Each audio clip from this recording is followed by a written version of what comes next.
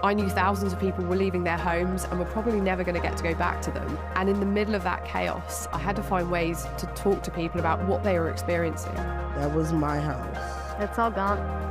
I think hearing one person's story helps viewers trust what they're hearing. Because when you can empathise, it helps you get an understanding of the bigger picture.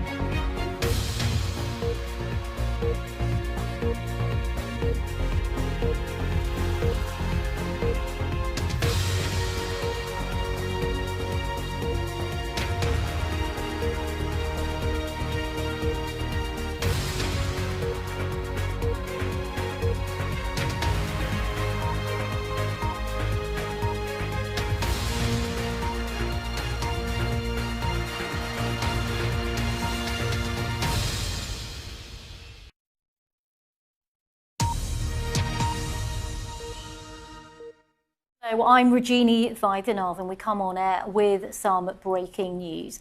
President Trump has just said that the United States has completed a successful attack on 3 locations in Iran. He delivered that news on a post on Truth Social. You can see that on the screen, that post just coming in the last 10 minutes or so. He said, "We've completed our very successful attack on the 3 nuclear sites in Iran, including Fordo, Natanz and Isfahan. All planes are now outside of Iran's airspace." Mr. Trump goes on to say that a full payload of bombs was dropped on the primary site, Fordo. Now, Fordo, of course, for context, is that underground nuclear site. The president says all planes are now safely on their way home. Congratulations to our great American warriors, the Post goes on to say. He said there is not another military in the world that could have done this. Now is the time for peace, President Trump says. And the Post ends saying, "Thank you for your attention to this matter." So just a reminder, if you're just joining this live coverage here on BBC News, President Trump has confirmed US involvement in terms of attacking Iran. He says that the US has completed a very successful attack on 3 nuclear sites in Iran, including Fordo, Natanz and Isfahan. He says all planes are now outside of Iranian airspace and that a full payload of bombs was dropped on the primary site, Fordo. Now, Fordo is worth mentioning because it is an underground site, apparently as deep as the Channel Tunnel, which of course connects the UK, or England, I should say, and France. And there was a lot of talk about needing the B-2 bombers for delivering the so-called bunker buster bombs. People saying that that was the only way to destroy Iran's underground nuclear facilities. Now, it's important to say it's not clear from this post from the president that those facilities have been destroyed. And at the moment, we don't have any reaction from Iran on this developing news, nor indeed from Israel, which, of course, has been attacking some of these sites. We've been reporting about attacks by Israel on Isfahan, for example, in the last day or so. Let's take you live to the White House. Now, the timing of this news quite significant because we know that President Trump landed back to Andrews Air Force Base a couple of hours ago. We were reporting that, and that he was meeting with his national security team. So it's likely that as soon as that meeting concluded, he then confirmed that the attack had taken place. So the breaking news there that the US has confirmed its involvement in supporting Israel in its attacks on Iran. If you're just joining us, just to recap the main points of the president's statement there, saying that 3 nuclear sites in Iran, including Fordo, Natanz and Isfahan, were targeted by the US. All planes, Mr. Trump says, are now outside of Iran's airspace. And significantly, the president saying that a full payload of bombs was dropped on the primary site, Fordo. Now, we're getting a little more information coming into us. A US official telling the Reuters news agency that B-2 bombers were involved in those strikes. Let's show you the B-2 bombers, some images of them. Now, they're incredibly large planes. We can hopefully show you what they look like on the screen. Now, these B-2s were moved to Guam, and we were reporting how they had been moved, these stealth bombers, to the Pacific Island territory of Guam. Now, what you need to know about these planes is that they are enormous, and they are the only ones capable of delivering the so-called bunker buster bombs, which could destroy Iran's underground nuclear facilities. A bit more detail about these B-2s is that they can carry two such weapons known as massive ordnance penetrators, which weigh some 30,000 pounds. And the B-2s reportedly departed Whiteman Air Force Base in Missouri en route to the Pacific Island nation of Guam. Now, there is, of course, a US military base in Guam there. A reminder of this significant news that we are bringing to you here on the BBC, and that is President Trump has confirmed US involvement in attacks on Iran, confirming on Truth Social what he's described as a very successful attack on 3 nuclear sites in Iran, including on Fordo, Natanz and Isfahan. All planes now outside of Iranian airspace. The president saying that a full payload of bombs was dropped on the primary site, Fordo. Now, we've talked a bit about Fordo in the last few days because this is an underground, believed to be an underground nuclear site, so deep, as we've been saying here on the BBC, that it's as low as the Channel Tunnel, which, of course, connects England and France. And that is why a lot of military experts were saying that it would require a buster bunker bomb to penetrate as deep as that to get to those underground nuclear facilities. It is important stressing that at this stage, we do not have any response from Iran.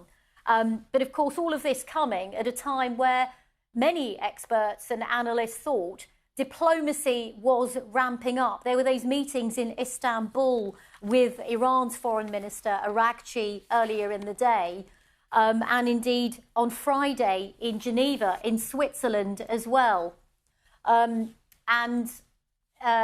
People did think that there could be some diplomatic breakthrough in terms of that. But one expert that I spoke to certainly saying to me about an hour or so ago that the feeling was that the only way to de-escalate the situation was for the US and Iran to engage in some way. And of course, that doesn't look likely now, given that we've just had this breaking news about these US strikes on 3 nuclear sites in Iran. Let's just remind you of the 3 sites that have been attacked. I think we can bring you a map of Iran. Now, the 3 sites that were attacked by the US were Fordo, Natanz and Isfahan. And as I say, the significant one there, which the president has referenced, is Fordo. Mr. Trump saying a full payload of bombs was dropped on Fordo, congratulating American troops as well, saying there is not another military in the world which could have done this, saying now is the time for peace. But I think it's safe to say that it could be quite likely that there will be some sort of Iranian response to this. I'm joined now in the studio by our North America correspondent, Jake Kwon, to get a little bit more analysis and reaction to this news. Jake, there was a lot of talk about whether President Trump might buy some time. He said he'd give it another 2 weeks. But indeed, when we heard that B-2 bombers were being moved, it felt like there could be something imminent. I mean, this is the second surprise, isn't it? President Trump was talking about peace and negotiation, perhaps his patience running out. And he was talking about there was a 2-week deadline for there to be a negotiation with the Iranians.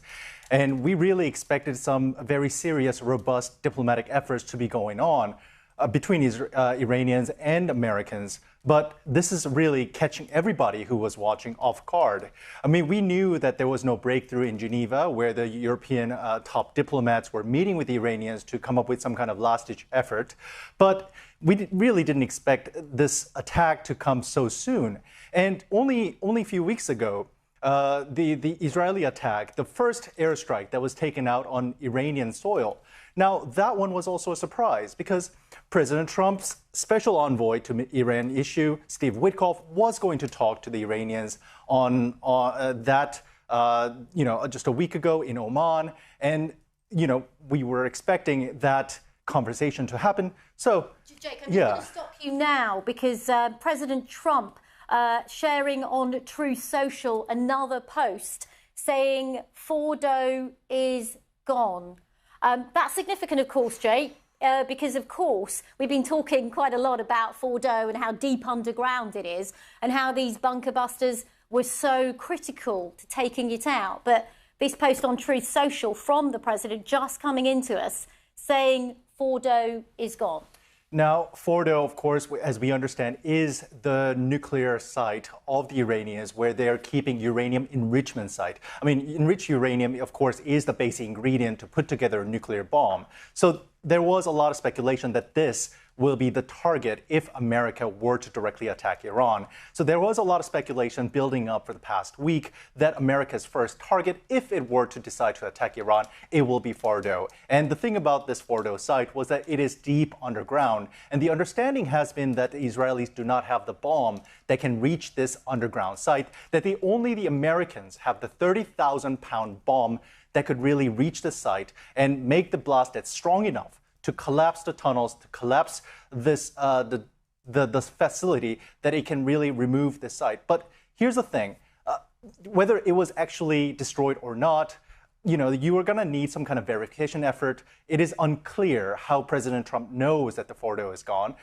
It may be he's getting some kind of assessment, but I think we'll really need to see for some kind of more further confirmation on whether Fordo is truly destroyed. Well, that's it, Jake, because at the moment, we've only seen these posts from President Trump. We've had no reaction from Iran. As I was mentioning earlier, Jake, in the last couple of days, there's been a bit more fervent diplomacy. Certainly, we saw those EU foreign ministers on Friday in Geneva meeting with Iran, and even in Istanbul, leaders from Muslim-majority countries. So in some ways, even though this was on the table, it's a bit of a surprise. It really is. Like I was saying earlier, this is probably the second surprise that we're seeing.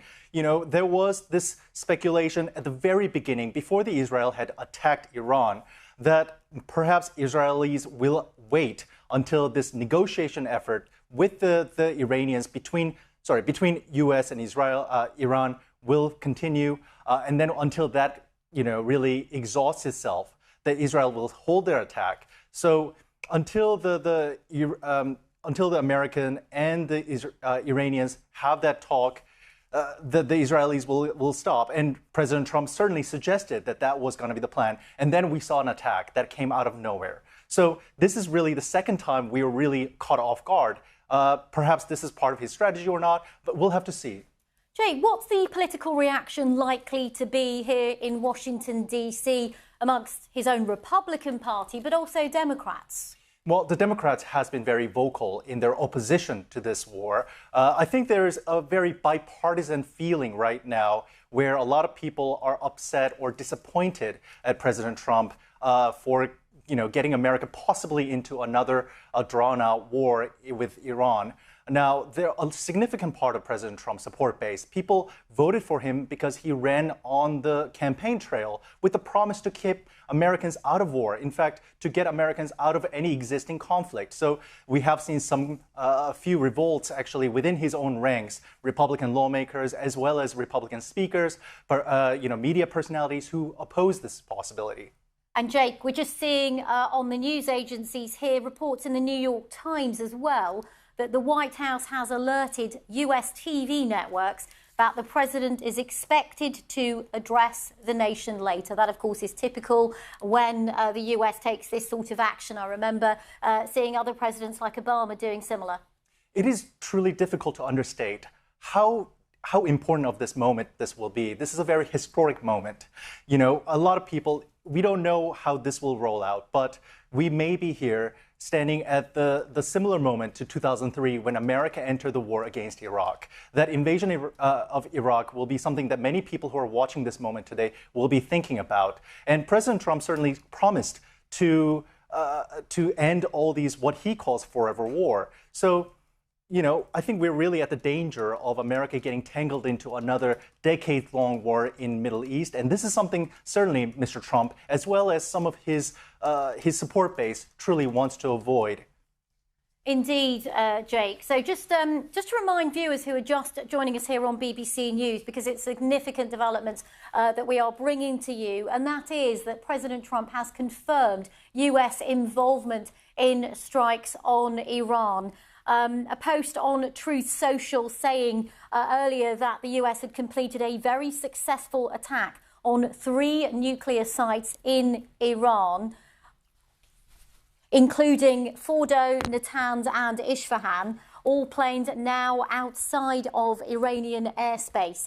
Mr. Trump saying that a full payload of bombs was dropped on the primary site of Fordo. And as we're showing you now, a second post on Truth Social there saying Fordo is gone. It's important to remind viewers that we have not had any confirmation of what the president is saying there. We don't know yet from Iranian state TV, which is our likely source, I would say, that Fordo nuclear site has indeed gone. What we do know so far is only really what we're getting from a social media post from the president, which in many ways, I suppose, is typical of the way messages are now communicated. We're still waiting to hear a response from the Department of Defense and from the State Department as well, perhaps. Now, we're just getting more information as well into us. The Reuters news agency saying that Mr. Trump has said Iran must now agree to end this war. I'm not sure whether that's coming from Truth Social as well.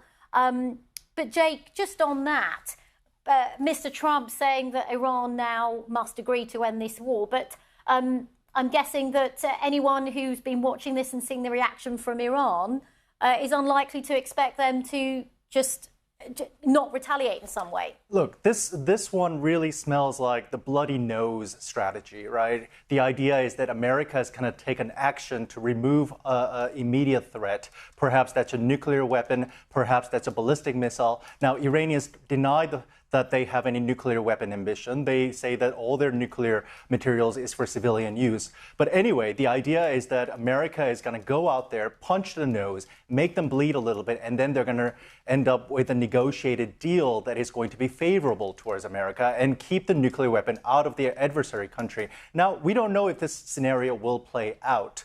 There are these risks. Iranians have already very vocally, explicitly have said that once they are attacked by Americans, they will retaliate. They have made a very thinly veiled threat that they will attack American assets, American troops in the region, which number 40,000 people. So there is a very real risk of Iranians now shooting missiles at American targets in the area, as well as their proxies like Houthis. Houthis have threatened that once America attacks Iran, they will start attacking American ships that are going through the Red Sea region. Okay, Jake Kwon, do stay with us. We'll be back with Jake in a moment. I'm just going to update you on what we know so far, and that is that President Trump held a national security meeting at the White House about an hour or so ago, and then shortly after, we got this statement from him, a post on Truth Social, where he said that the US had completed a very successful attack on 3 nuclear sites in Iran, including Fordo, Natanz and Isfahan. He said all planes are now outside of Iranian airspace. Mr. Trump saying that a full payload of bombs was dropped on the primary site of Fordo. And then there was a post later from the president saying that Fordo had gone. Mr. Trump saying that all planes are safely on their way home. Congratulations to our great American warriors, he said. There isn't a military in the world which could have done this. Important to say that at the moment, I haven't seen any reaction from Iran to this. Indeed, no confirmation that Fordo has gone, as the president said. No reaction yet from Israel either.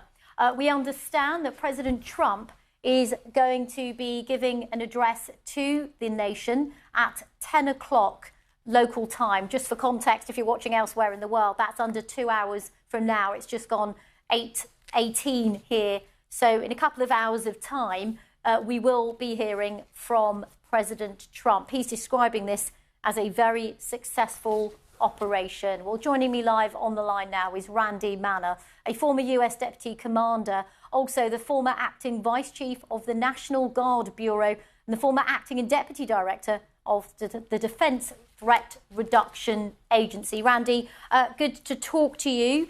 I'd just like to get your reaction to the news as we are getting it so far. Well, it is somewhat a surprise that he told the world 2 weeks and then he gave him about 2 days. I believe this is a very risky, dangerous situation we are about to enter. I certainly hope for the soldiers, sailors, and airmen that are in the area that they are going to be safe. This is one of those situations where militarily the Iranians are likely to do something to attack those bases.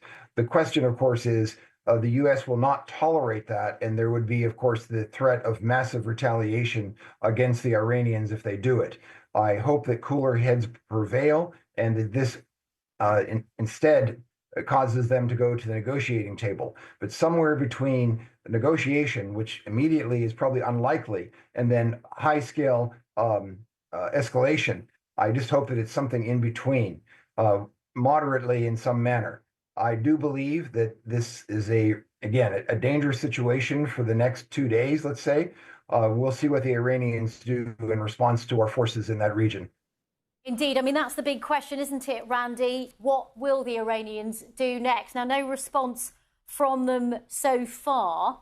So I guess we can't guess anything at the moment. I want to ask you this, though, Randy, because, of course, President Trump said that he would mull over this for maybe a fortnight. And so there was a sense a couple of days ago even that perhaps the imminent possibility of US action had gone away. Yes, it was somewhat of a surprise to everyone. That probably is part of the equation to be able to move rapidly once the president made the decision to do the attack.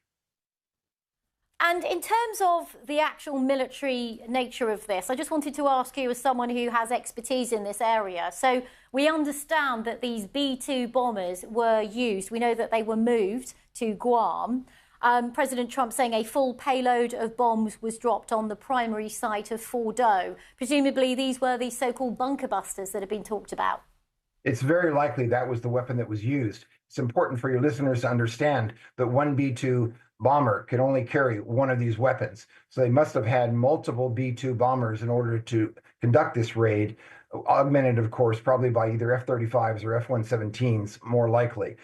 This is something where dropping one single weapon on it is unlikely to have completely collapsed everything, but doing a strike package of multiple weapons, the likelihood is very high. And in terms of the involvement in terms of the US military, President Trump saying in that post, congratulations to our great American warriors. There isn't another military in the world that could have done this. I was talking to Jake Kwon, our correspondent, a moment ago. Is there some possibility that there could be further involvement now, and maybe including more members of the US military? I think the most important thing is to see what does Iran do in response. Again, as I mentioned, it is absolutely the case where the U.S. has always said there would be massive retaliation if any harm was to come to our bases in Qatar, Bahrain, and Kuwait. And that's very important for us to be watching in the short run. Randy, do stay with us. We're just going to bring in another expert, but I hope you can stay with us, Randy. Yes, Let's speak now to Ben Talibler, Iran Programme Senior Director at the Foundation for Defence of Democracies. You know quite a lot about Iran and nuclear sites, because we were talking about it when you were on about an hour or so ago. So let's just go over these 3 sites to help give our viewers some context. President Trump saying that Fordo nuclear site in Iran has now gone. We were talking about Fordo as a deep underground nuclear site, as deep as the Channel Tunnel, for example. We've got a map on the screen there. So I wonder if you could start by telling us about the significance of Fordo being taken out, if indeed that is the case. So pleasure to be back with you. History was really made in the past hour between when we last spoke. Fordo, if you had to liken it to something, is really the crown jewel of the Islamic Republic of Iran's atomic enterprise.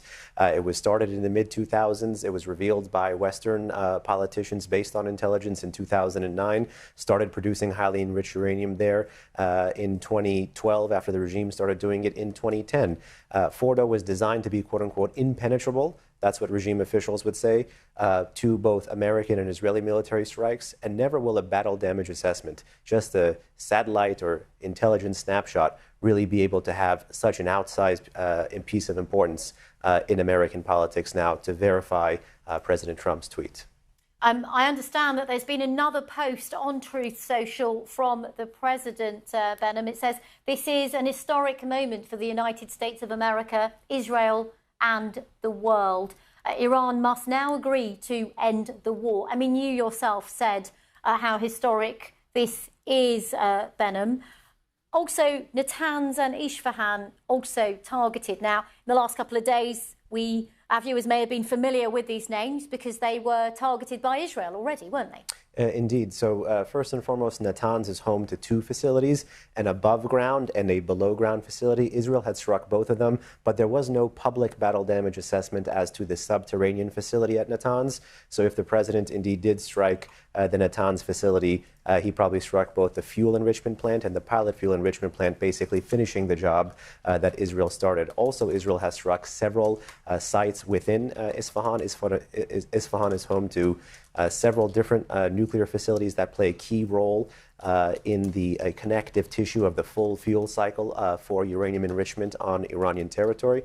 These relate not just to conversion, but to fuel fabrication and centrifuge design and assembly as well. So in this strike with those three sites, Donald Trump has crippled the Islamic Republic of Iran's known nuclear program. So, Benham, you are an experienced Iran watcher. Caveat, of course, with all of this is we don't have any response yet from Iran, and it's unclear what exactly they are likely to do. But nonetheless, as someone who has watched Iran and what it's done in the past, what do you think is a possible next move? There is evidence to suggest that Khamenei would escalate, Khamenei being the 86-year-old supreme leader of Iran, and there is evidence to suggest that he won't escalate. The evidence suggests that he will is basically one driven by pride, hubris, and the regime's quest for status. A quest for status, they believe, can help them with their security. And if Khamenei reads this strike not as a counter-proliferation strike, but as the beginning of a larger counter-regime strike or a decapitation strike, he may be more inclined, actually, to respond for the purposes of saving face. He may say, if I'm going down, we're basically taking everybody with me. That may be Khamenei's calculation. But Khamenei also is the second supreme leader in the Islamic Republic's 46-year political history. He is actually the longest-serving contemporary autocrat in modern Middle Eastern history, and he didn't get to be that way by being overly risky, contrary to some of the musical chairs he's played with military commanders over the years. So he may see that there is an off-ramp in President Trump's tweet to negotiate, and he may use that to buy time. There is equal evidence in the 46-year history of the Islamic Republic to suggest that it too is stalling and deciding, given the fork in the road. That's really interesting, isn't it, actually, Benham? Because obviously history knows in decades past how acrimonious the relationship's been between the US and Iran. Precisely. OK, do stay with us, Benham. I'm just going to update viewers, if you're just joining us, about this significant news that we are just bringing you here on BBC News, and that is that President Trump has confirmed US involvement in strikes on Iran. On Truth Social, President Trump saying that the US had completed a very successful attack on 3 nuclear sites, most significantly including Fordo, which he said in another post had now gone. Now, Fordo is the nuclear site which is deep underground. At the moment, we don't have any response from Iran. We know that President Trump has said he will address the US public in less than 2 hours from now. In about 90 minutes from now, he is going to deliver an address to the nation. Mr. Trump saying that a full payload of bombs was dropped on the primary site of Fordo. Mr. Trump saying that all planes are now safely on the way home. He said, congratulations to our great American warriors. We know President Trump is going to be addressing the nation at 10. We're getting a bit more reaction here. Senator Lindsey Graham, Republican, saying this was the right call. The regime deserves it. Well done, President Trump. To my fellow citizens, he says, we have the best Air Force in the world. So we're starting to get more reaction to the story. But of course, quite significantly, nothing yet from Iran. I'm still joined by Ben Talebler from the Center for Defense of Democracies, an Iran expert who's in the studio with me. Ben, we were talking a little bit about the significance of these 3 nuclear sites. How much does Iran's nuclear enrichment program depend on these 3? It depends a great deal on these 3 because the 2 known sites for uranium enrichment are Natanz and they are Fordo. So those 2 known sites for Iran's uranium enrichment was struck. One reason I keep stressing the word known is because every single known or open or overt uranium enrichment site in Iran was once a covert or secret or undeclared uranium enrichment site. So one wonders, and certainly hopes not, that there will not be an intelligence game of cat and mouse after this. For example, just a week and a half ago, when the International Atomic Energy Agency Board of Governors passed a resolution in Vienna against Iran's nuclear program, that was really the morning before Israel's surprise attack against Iran's nuclear program.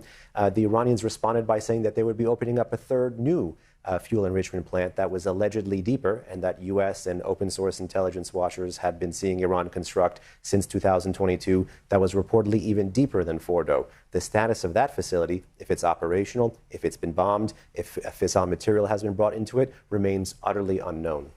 Just in terms of the location of these, are there any civilian populations near these sites? Could there be a possibility that civilians may have been struck in this too? Well, certainly Isfahan is a major population center. There are nuclear facilities, this Isfahan nuclear complex, which actually the Chinese helped with many years ago, on the periphery of the city. Fordo is near, for example, the holy city of Qom, closer to Iran's mountains. And then actually Natanz is also on the outskirts further south of another major population center nearer to the city of Isfahan, but it does have a population center within it.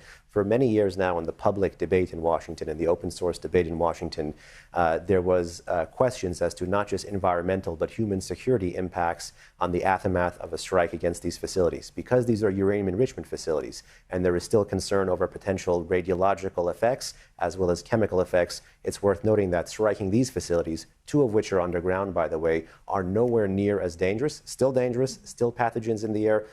Ingestion is a big concern, but nowhere near as dangerous as striking an active reactor, which thus far has not been struck. Benham, let's go straight to American physicist David Albright, an expert on Iran's nuclear program and a former weapons inspector. Thanks for hanging on, David. I just want to get your reaction to what we've heard from the White House. Well, it's certainly a surprise that it happened tonight, although I must say there's been chatter all day that this could be the night. But it is surprising that it has taken place. Now, we don't know what exactly was hit beyond Fordo, and I would emphasize that if you bring in the heavy hitters like the United States, you probably should not be looking at the Natanz fuel enrichment plant. This was basically 25 feet underground. And we think Israel hit it with some earth penetrators and probably did serious damage. And the International Atomic Energy has also said that the facility was heavily damaged. But nearby is a mountain complex, and that is even more deeply buried than Fordo and beyond the capability of Israel to take out. And not too long ago, Iran announced that it had built a new enrichment plant, heavily fortified. It didn't say where it was, but it said it was getting ready to deploy centrifuges. So I would be questioning whether it was this mountain complex. It's under a mountain called Pickaxe Mountain. If the, let's say, at least the entrances and the ventilation shaft for that facility have been hit to try to put it out of operation, that would be a very significant accomplishment and set back the nuclear program even further. At Isfahan, I mean, probably what I would be looking for if they hit the tunnels. Iran, back in about 2007, built a series of tunnel complexes or tunnel entrances. We don't know what's inside. Next to the Esfahan site, and they declared it to the IAEA, the international inspectors, that was part of the Esfahan nuclear complex.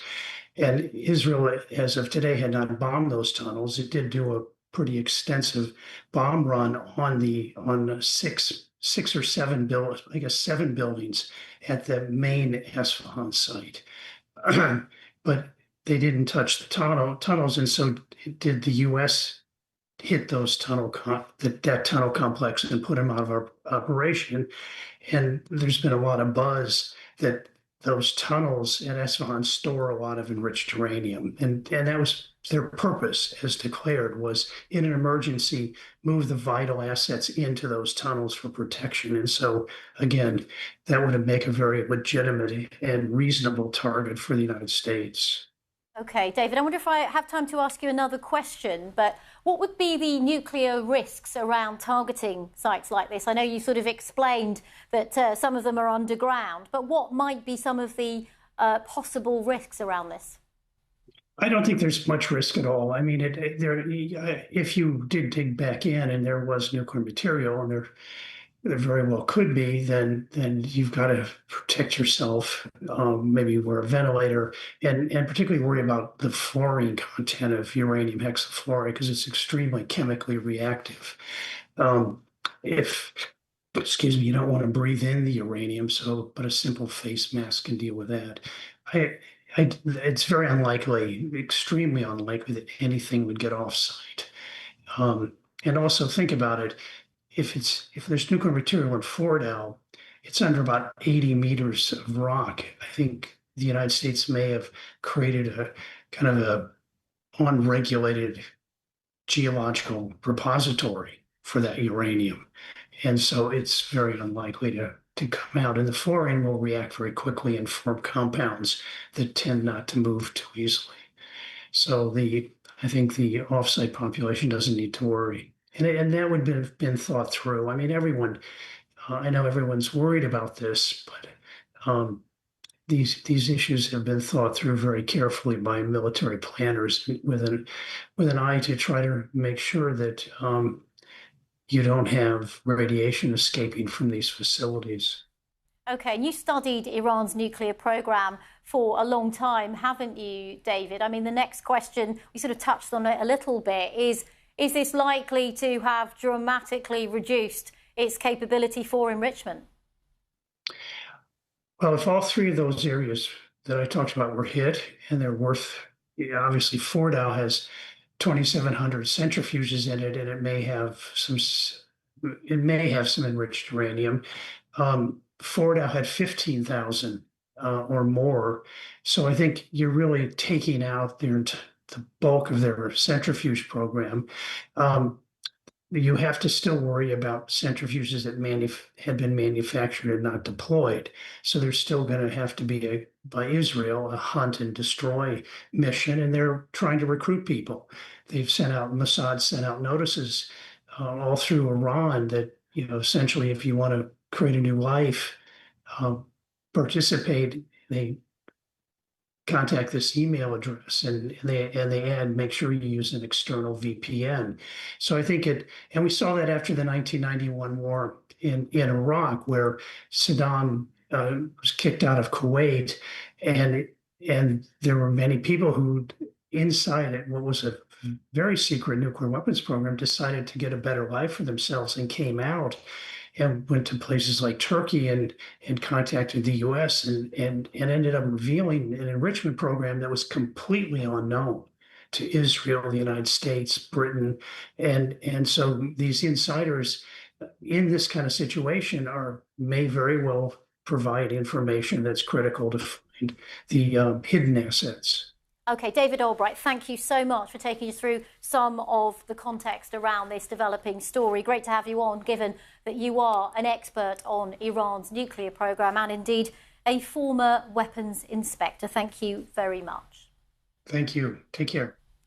You're just joining this rolling coverage here on BBC News. Let's just bring you up to date on what we can tell you. Well, in the last hour or so, President Trump confirmed American involvement in an attack on Iran. In a post on Truth Social, the president said that the US had completed what he described as a very successful attack on 3 nuclear sites in Iran. I'll go through the 3. One of them is Fordo, the other is Natanz, and the other Isfahan. And in a separate post, President Trump said that Fordo was now gone. Now, Fordo is the nuclear site that is understood to be quite deep underground. The president's saying that all US planes that were involved in this action are now outside of Iranian airspace. He said a full payload of bombs was dropped on the primary site. Now, what you can see on this screen there are American B-2 bombers. Now, we understand that they were the planes involved in this action, and it was a couple of hours ago that we were reporting that those B-2 bombers from the US had been moved to an American military base in Guam. Now, President Trump is due to address the American people in just under 90 minutes from now. He's going to deliver an address to update the American people and indeed the world on this military action. It's interesting, the timing of this, because it was only a couple of days ago that the president said he would have a think about whether or not to join Israel's actions on Iran and maybe give it another fortnight or so. So in some ways, some experts that we've spoken to say that this news of tonight's action came as a bit of a surprise. We know that the National Security Council met at the White House this evening here in Washington. It's about 8:40 p.m. here in Washington, and President Trump is due to address the nation at 10 p.m. He's been posting on Truth Social saying now is the time for peace. I should say that at this stage, we have not had any response from Iran on this, nor indeed any confirmation of what President Trump is saying, indeed confirmation in particular about whether the Fordo nuclear site has now gone. We also don't have any reaction from Israel, who of course have been attacking Iran for just over a week. So at the moment, that's what we know. President Trump confirming US involvement in an attack on 3 nuclear sites in Iran, including Fordo, Natanz and Isfahan. Let's join Ben Talibler again, who joins me in the studio here. We have heard confirmation of 3 nuclear sites being targeted and potentially being taken out by the US. How much will this degrade Iran's nuclear enrichment capabilities? When it comes to known enrichment sites, this significantly degrades, if not destroys, the known enrichment facilities, as well as some sites related to the full domestic fuel cycle, such as Esfahan, for example. But when it comes to the fact that every single known Iranian enrichment site was once an unknown enrichment site, this still raises a larger intelligence question about potentially going after storage facilities that were undeclared, or tunnels, or warehouses, or things that would have been put as a Plan B type of scenario by the Islamic Republic, given that there had been talk of war for potentially 2 decades once Iran's nuclear program, and in particular its nuclear enrichment facilities, became known to the public. Is there any scope now for a diplomatic way forward? I ask this because, of course, we've seen Iran's foreign minister meet with a range of different people. He met on Friday in Geneva in Switzerland with European foreign ministers, and then today in Istanbul in Turkey with the leaders, or not leaders, I should say, his counterparts from Muslim majority nations. So is there any diplomatic path forward through that channel? Well, it's not clear through that if it's going to be through that channel, but certainly the Islamic Republic of Iran, even per the president's latest online message, has every incentive to try to come to a diplomatic solution and to kind of hit pause and accept the fact that it basically failed to negotiate away its domestic enrichment capability and then instead simply had that enrichment capability taken away. Now, perhaps if the regime wants to respond for face-saving purposes, that would almost certainly guarantee a wider U.S. entry into this conflict, dating back to even the first Trump administration. The cycle of violence that ended with the killing of Iran's chief terrorist in Iraq, Qasem Soleimani, in January 2020 actually began when the Iranians actually, via proxy, killed a U.S. service person in Iraq. So if the regime instead chooses to respond and doesn't see the diplomatic off-ramp that the president had mentioned, things certainly have the potential of widening. Okay, Venom, do stay with us. Just a reminder, of course, that we are continuing our coverage of the news that America has attacked Iran. President Trump saying it was a successful attack on 3 nuclear sites in the country. We're just seeing reports from the Israeli public broadcaster Kan, citing an Israeli official saying Israel was in full coordination with America on this attack. We know that Israel did need the so-called bunker buster bombs, which were able to take out sites that were deep underground. And so there had been a lot of speculation about whether the US would support Israel. And indeed, that has come to fruition. Yoav Gallant, Israel's former defense minister, saying the world is now a safer place. It is a bold decision for the US. It is a bold decision for Israel and for humanity. Well, I'm joined now by Barbara Starr, a broadcaster who's covered the Pentagon for many, many years. Barbara, it's good to have you on BBC News. What's your take on what we are hearing so far? Well, I think we're right now just hearing very sketchy, not very complete, if you will, information. There is a long way to go to find out exactly what has happened here. So first of all, let's take the president at his word that U.S. pilots dropped bombs and all U.S. planes are out of Iranian airspace safely. That is the best news right now because that means all U.S. pilots are safe. That is very good news for everybody. But now the hard work should begin. They need to figure out exactly what they did destroy.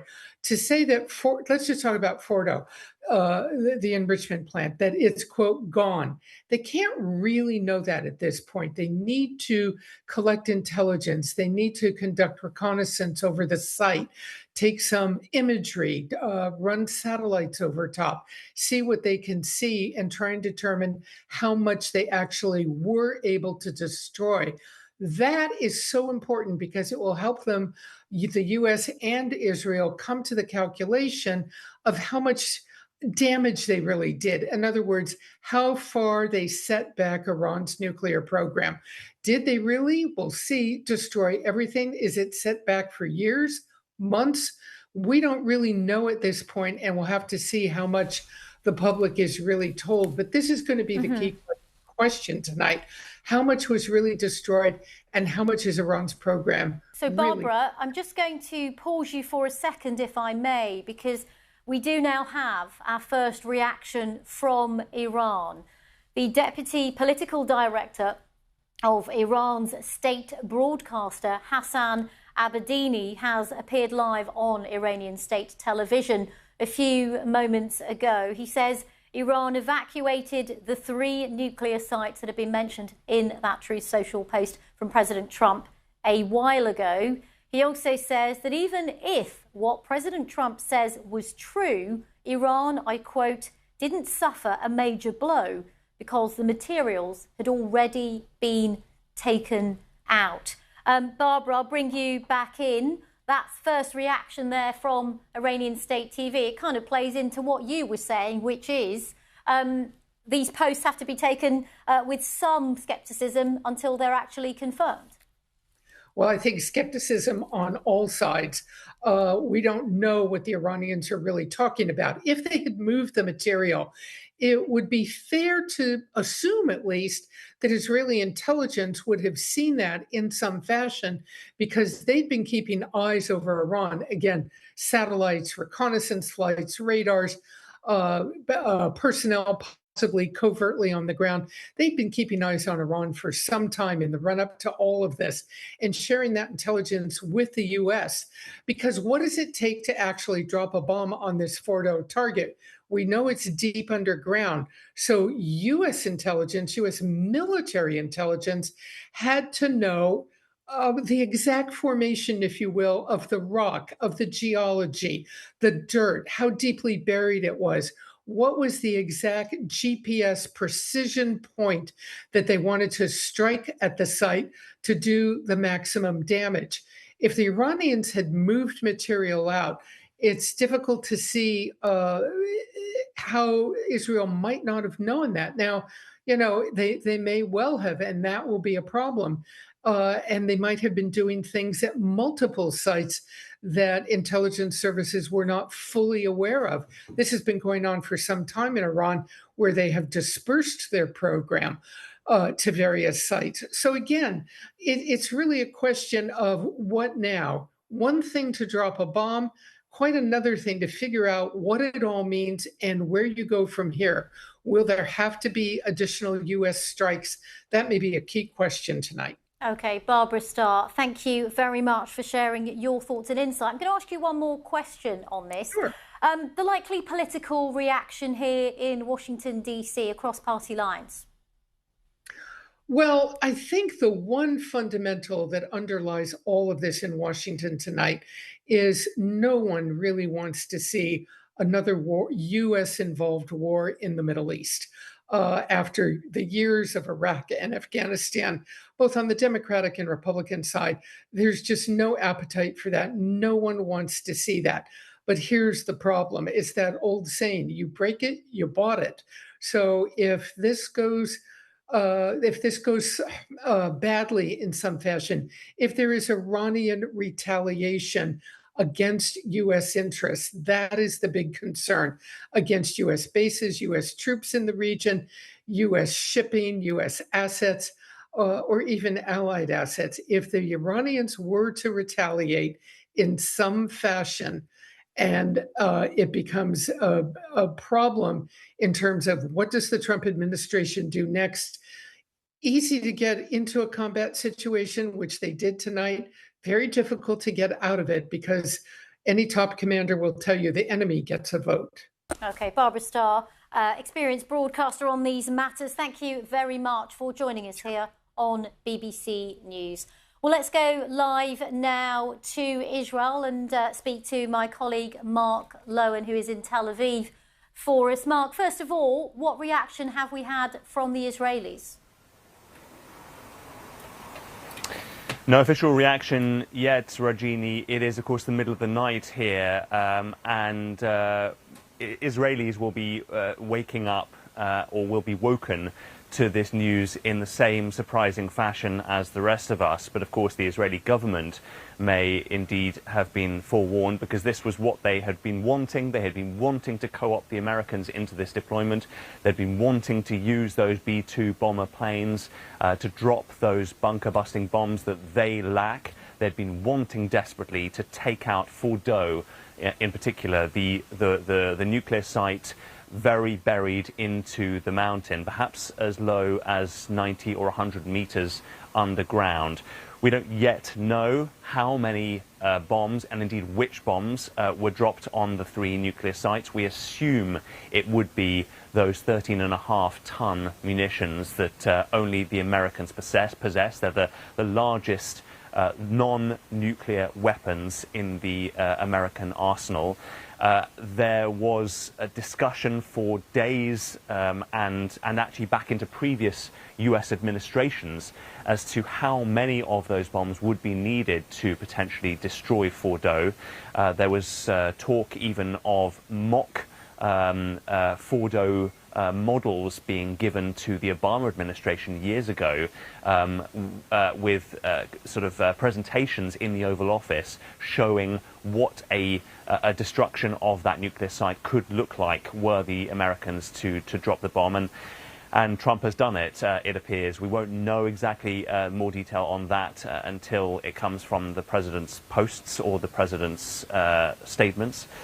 But, 2 days after he gave Iran this 2-week window for diplomacy, he has gone in. Mm-hmm. It changes the dynamic of this war entirely. It makes it completely unpredictable. Indeed. We now don't know what the reaction will be from Iran. We don't know what their military reaction will be. And so we are in very, very uncharted territory now. Mark, I'm just going to jump in because we're seeing on one of the agencies that an Iranian official cited by the Tasnim news agency has confirmed that part of the Fordo nuclear site was attacked by, I quote, enemy airstrikes. We've heard that these attacks were the US acting in coordination with Israel. Just tell us more about that from an Israeli perspective, given that's where you are. Yeah, I mean, I'm just trying to see actually whether there has been any kind of word yet from the Israeli government, and I'm just going to ask my team here to keep an eye on that and to feed me any lines that are coming in. I mean, the Israelis had been pushing for this for a very long time. They had been. There have been statements in the last couple of days from various Israeli officials saying, they believe that Trump will be on the right side of history. They believe that Trump would be listening and sending in the military at the right time. Of course, in the United States, there's not the same kind of cross-party political fervor for this. Here in Israel, polls show that the majority of Israelis want this war and want the destruction of the Iranian nuclear sites. About 70% of Israelis were backing this war against Iran. In the US, of course, you've got the splits in the MAGA movement. I'm just going to jump in because you probably haven't seen this yourself, but I'm seeing that Yoav Gallant, Israel's former defense minister, has said the world is now a safer place. He said it is a bold decision for the US, for Israel, and for humanity. So starting to get some reaction, Mark. Yes, Yoav Gallant, kicked out of the government here as defense minister on difficult terms with Benjamin Netanyahu, but very much portraying that kind of united political support that I was mentioning here. It is the Iran war has crossed the political lines here. So Yoav Gallant, it appears, is the first of the Israeli ex-ministers to react. We haven't yet had anything from the foreign minister or the current defense minister. We've got some lines coming into us saying that there are changes to the home front command destruction, determined that at 3:45 a.m. local time, so that was literally 10 minutes ago, immediate changes will be made to the home front command instructions. That's basically the national security advice which is given to Israelis as to how close they should be to bunkers and how free they should be to operate. And they say that as part of the changes, it was decided to shift all areas of the country from partial and limited activity to essential activity. That a recognition that what has happened in the last hour greatly increases the risk and the vulnerability to Israelis. So the instructions include a prohibition on activities, gatherings and workplaces, except for essential structures. So we're beginning to get a sense of how the strikes there may be impacting daily life here. OK, Mark Lowen, thank you very much for those updates from Israel. We'll be back with Mark throughout our coverage. Ben Talibler's still with me here in the studio. I'm just going to say, Ben, we're hearing a little bit more from Iranian officials who've been speaking to the Iranian Broadcasting Corporation. One saying nuclear sites struck by the US do not contain materials which cause radiation. What's your thoughts on that? Well, if the Iranian official is sending his message clearly, and I think he's trying to intonate what the regime has been doing, and there's no way yet to verify that, then he is saying or bragging that the regime has engaged in diversion of the fissile material that was enriched, including to high levels at a facility like Fordo. So on the one side, this is a public relations message to the Iranians saying, yes, the facility may be gone, but the fissile material, the thing that actually you use to create a nuclear weapon, is not gone. At the moment, there is no way to verify that. It probably will take, at a minimum, up to 24 hours for a full, complete battle damage assessment from the United States of America. But if this is true, that means that there is loose, unaccounted for fissile material in the Islamic Republic of Iran. And the risk of that is what the regime will dangle to avoid a counter-proliferation strike from becoming a counter-regime strike. Okay, just in the next minute or so, just want to mention this as well, that the security deputy governor of Isfahan has confirmed that there were several explosions heard in Natanz and in Isfahan. He said, we saw attacks near the nuclear sites.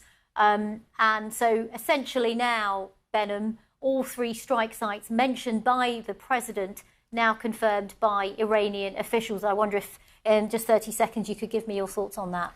Well, this is the regime trying to put, you can say, meat on the bone behind President Trump's tweets and comments about strikes on these facilities. But because they come amid a wider war, because they come amid a whole host of comments made by regime officials, this is them trying to update the public, but also water down the impact of these strikes at the same time. So managing expectations is what the regime has been doing, because lest we forget, they fear the Iranian people more than any foreign government, and their most important war in the short term is the media war. Okay, Ben Talibler, thank you very much for sharing your thoughts as an Iran expert. And of course, we are also in tandem running a live page on the BBC News website, which has plenty of updates and reaction as we are getting it in. This is BBC News. I'm Regini Vaidyanathan.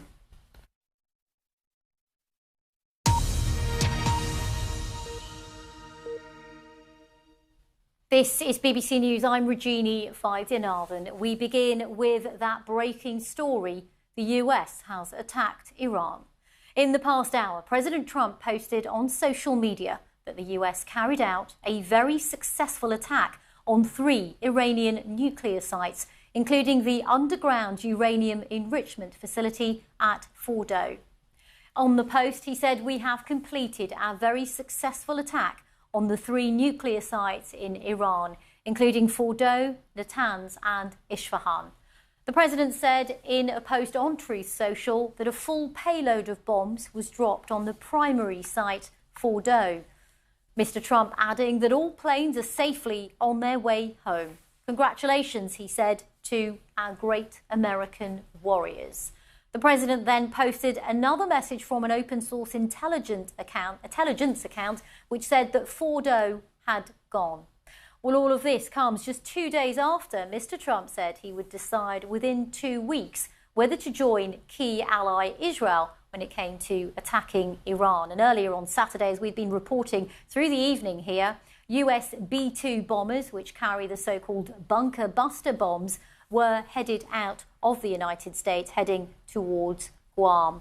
Well, first of all, let's get some reaction from Israel. We understand that Israel knew about the US's actions on this, and it was all done in coordination.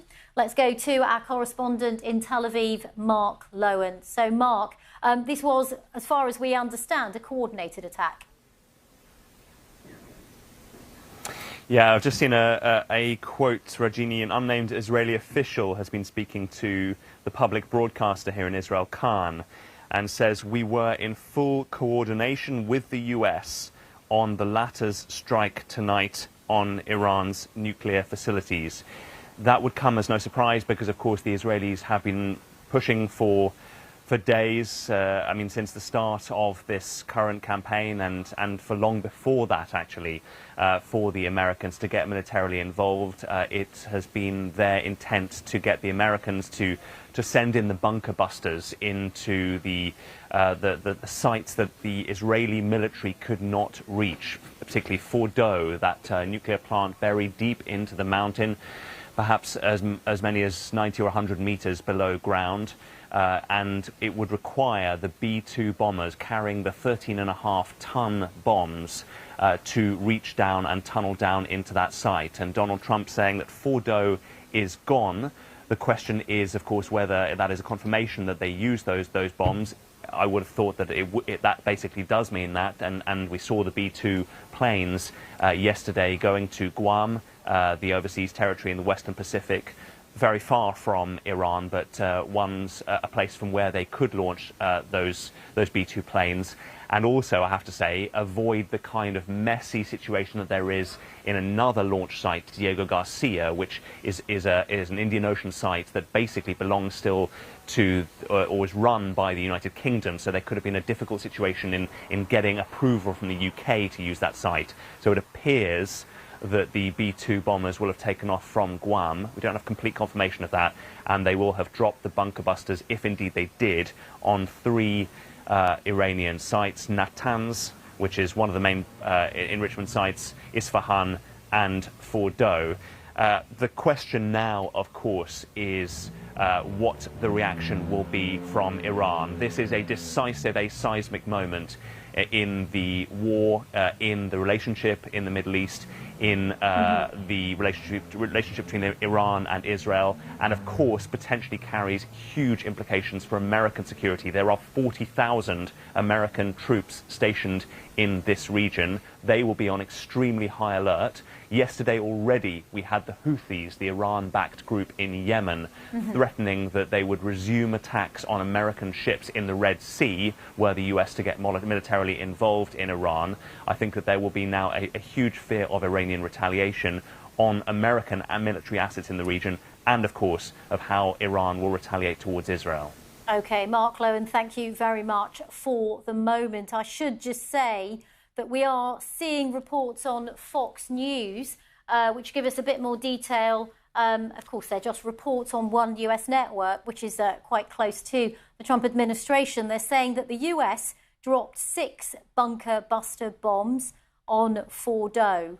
So that's what Fox News is saying.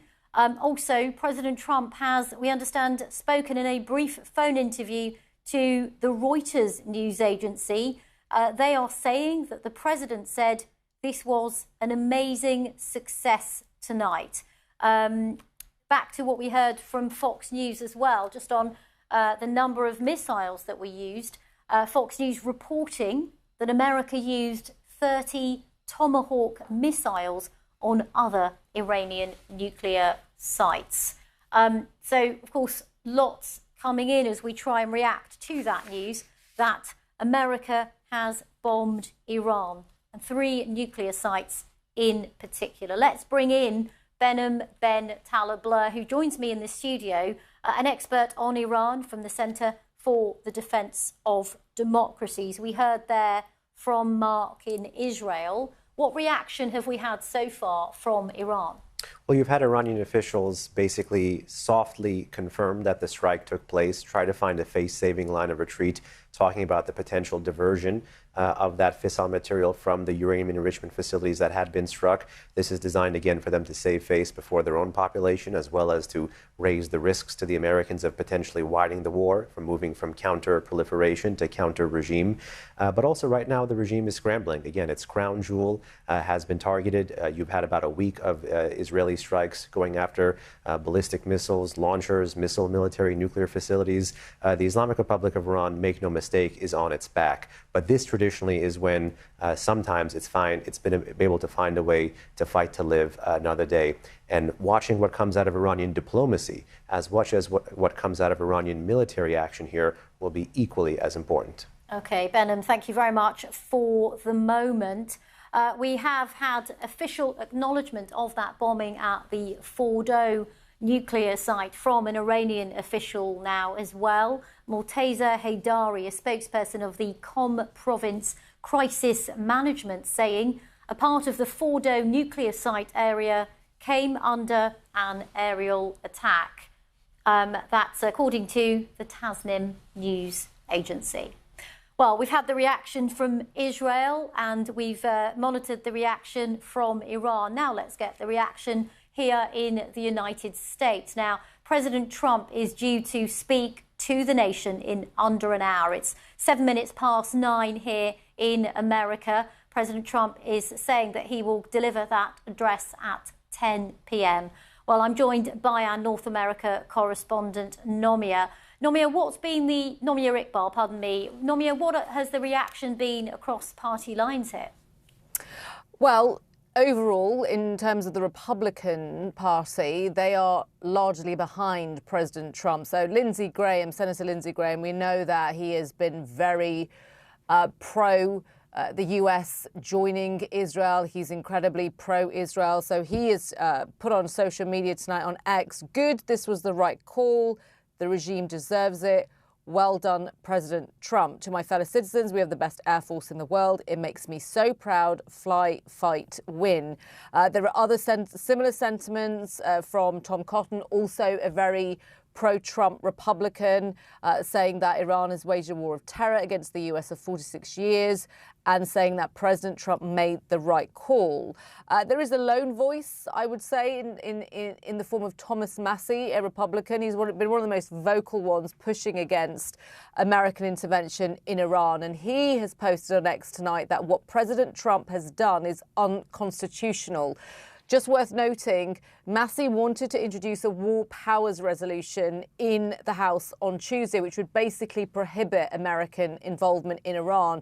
So the Constitution's Article 1, Section 8 basically gives the power to declare war to Congress, but the president also has war powers in the Constitution. So those two articles have been this big source of constitutional debate. I mean, basically, Massie's argument is if you want to bomb, you've got to get our approval. But we know historically that presidents have often ignored that, and as is the case, Donald Trump has done that as well. But as I say, the majority of the Republican Party are in support of what the president's done this evening. And Nomia, I'm just seeing that John Fetterman, a Democratic senator from Pennsylvania, vocal backer of Israel, has just written on X saying, as I've long maintained, this was the correct move by the president. Iran is the world's leading sponsor of terrorism, he continues, and cannot have nuclear capabilities, he adds. Nomia, what do you think public support would likely be over this? Was there any polling done in the last couple of days as the president was debating whether or not to get involved?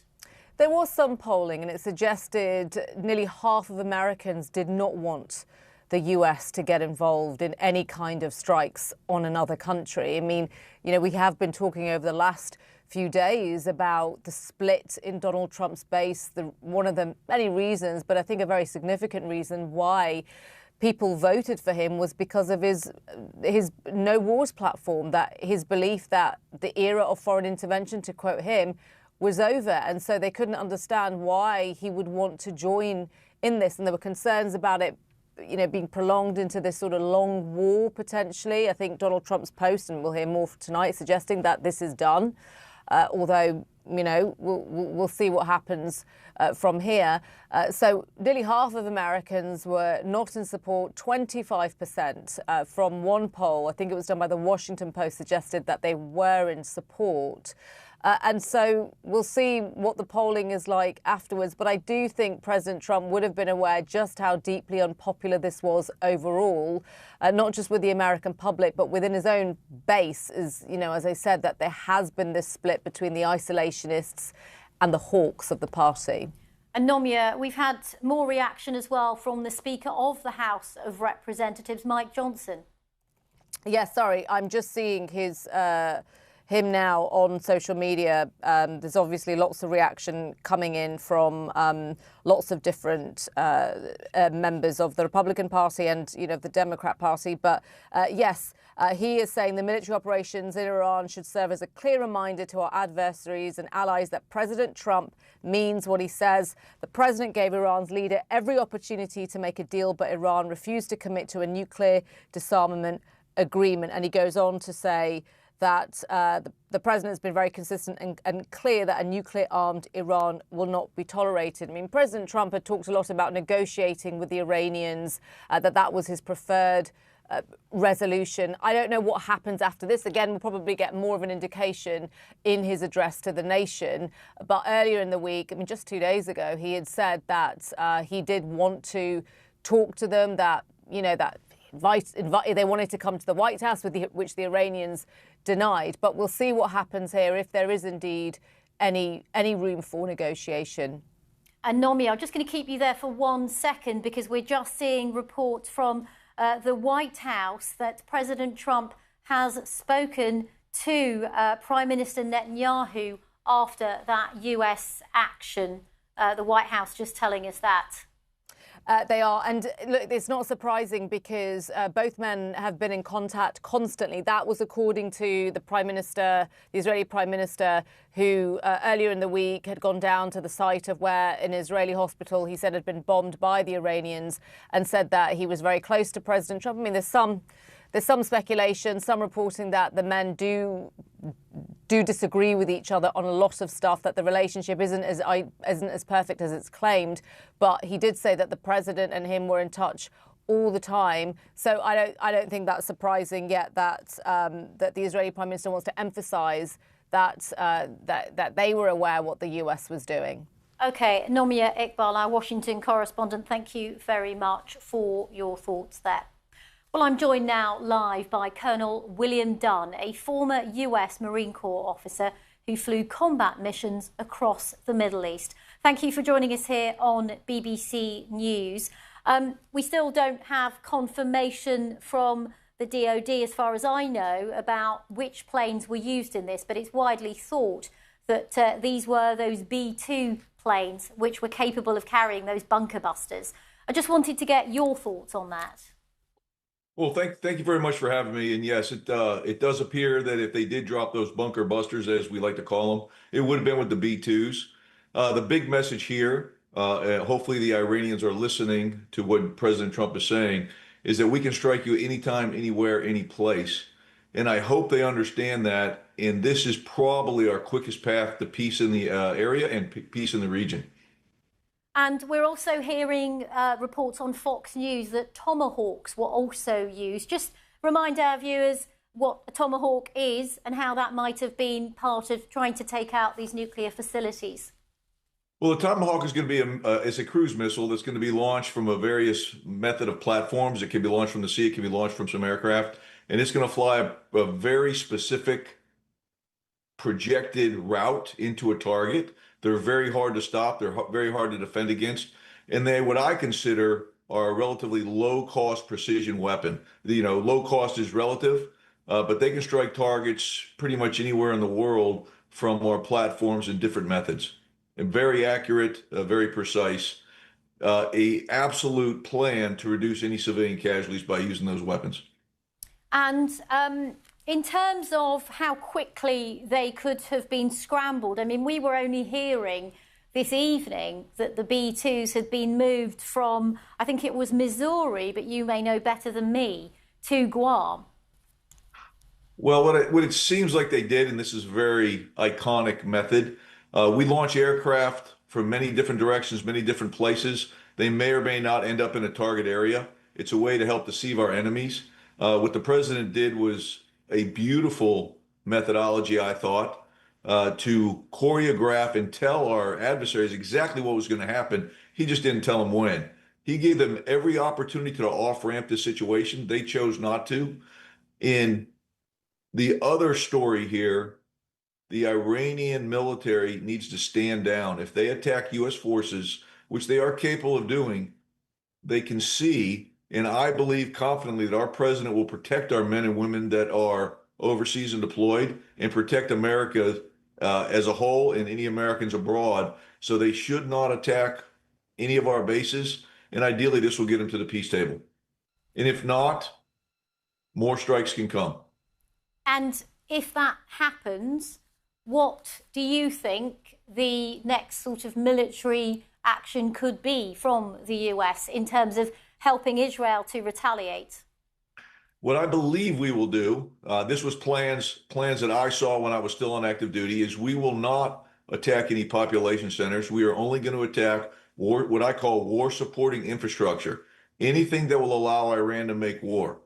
what the Iranian people should understand, and they have an opportunity here to help with, if you want to call it regime change or a better path, we could strike, or Israel could strike, any economic target at will.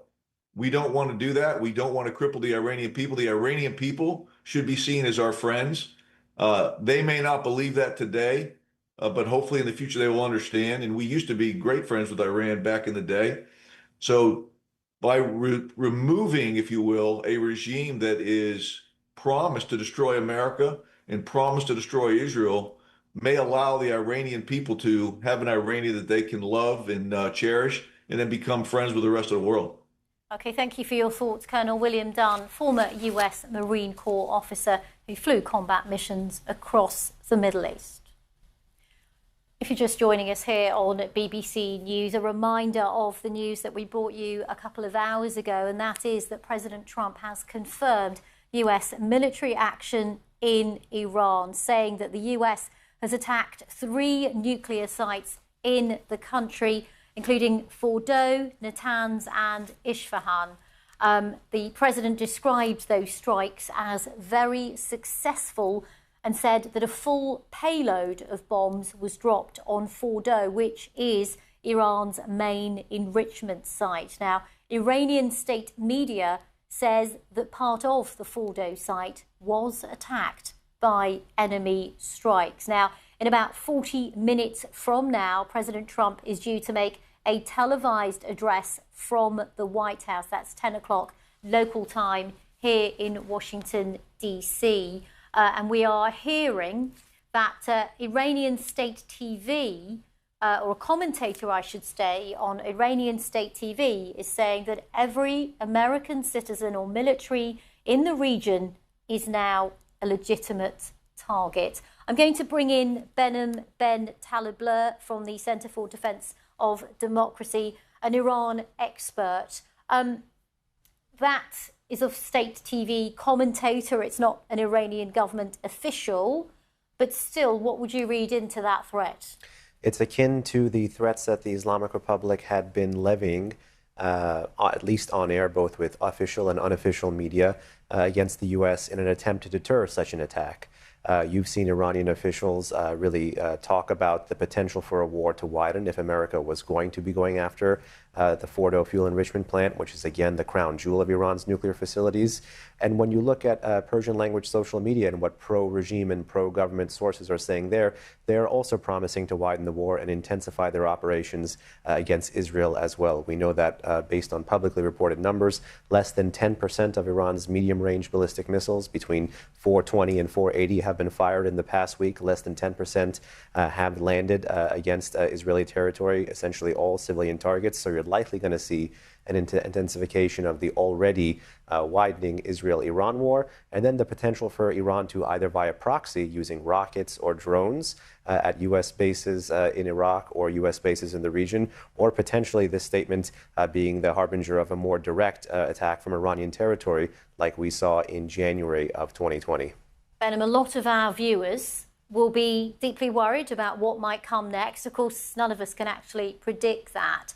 But in terms of who Iran might have as an ally in the region, just take us through who might be supporting Iran, just as we know, of course, the US has been very closely coordinating with Israel. Well, that is indeed the challenge and really the predicament the government of the Islamic Republic of Iran put itself in. It has no state allies today. Its sole state ally in the Arab world, the Assad regime in Syria, really fell late last winter, as we saw with the rise of Mr. Shara, Mr. Jolani, and the other HTS-backed rebel officials. You've seen Iran create or co-opt, however, at the non-state level, an architecture of transnational terrorists, proxies, militias in places like Iraq, Syria, Yemen, Gaza, and Lebanon. But the Israeli military campaign against these proxies, called the Axis of Resistance, has essentially neutered the long-range strike capabilities, the political infrastructure, and the military capabilities of two of them that flank Israel, Hezbollah in Lebanon and Hamas in Gaza. That leaves the Houthis, which the U.S. battled for nearly 2 months in Yemen, and the Iran-backed Shia militias in Iraq, which traditionally have attacked U.S. bases, as well as those on the border with Syria. These two do not have necessarily the political wherewithal to enter at the same level that the state of the Islamic Republic of Iran has. But if you're looking abroad, those are whom the Islamic Revolutionary Guard Corps, which sits at the head of this axis of resistance, may be looking to. I'm just going to read you this. We're getting a bit more details about some of the diplomacy leading up to those US strikes. Our partners, CBS News here in America, are saying that the US reached out to Iran diplomatically on Saturday to say that the strikes are all it plans to do and that, I quote, regime change efforts are not planned. Benham, your reaction to that? Well, one, it's quite clear that President Trump, or at least what President Trump has been saying and signaling in public, is greatly believed to be and now known to be the same thing that which he's signaling and saying in private, meaning the president has not been interested in regime change operations this entire time. Yes, he was critical of the Obama-era nuclear deal, but indeed he wanted a drastically different one, a better one. He wanted his own. He was unable to get that with the Iranians in his first term. He was unable to get that within the 60-day window he gave the Iranians in his second term. Now, how much of this message that he has communicated to the Iranians in private, how much of that is filtered through the lens of the Islamic Republic's revolutionary ideology, the lack of willingness to trust a message from America, particularly from President Trump, who they have particular enmity with from term one.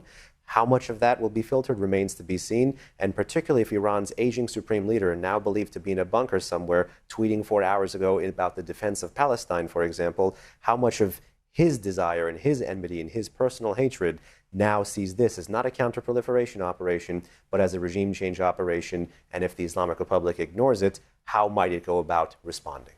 One more question for you, if I may, as someone who watches Iran very closely. What do you think the Iranian people are likely to be thinking about this and those calls from some quarters for regime change? Because we know amongst many people they are unpopular. Yes, the government of the Islamic Republic of Iran is drastically unpopular on the Iranian street. You've seen boom and bust cycle of anti-regime protests really from 2017 go away from reform and really seek wholesale change of the system. Now, the Iranian people have been unable to achieve that wholesale change of the system because they are outgunned by a much stronger national security state.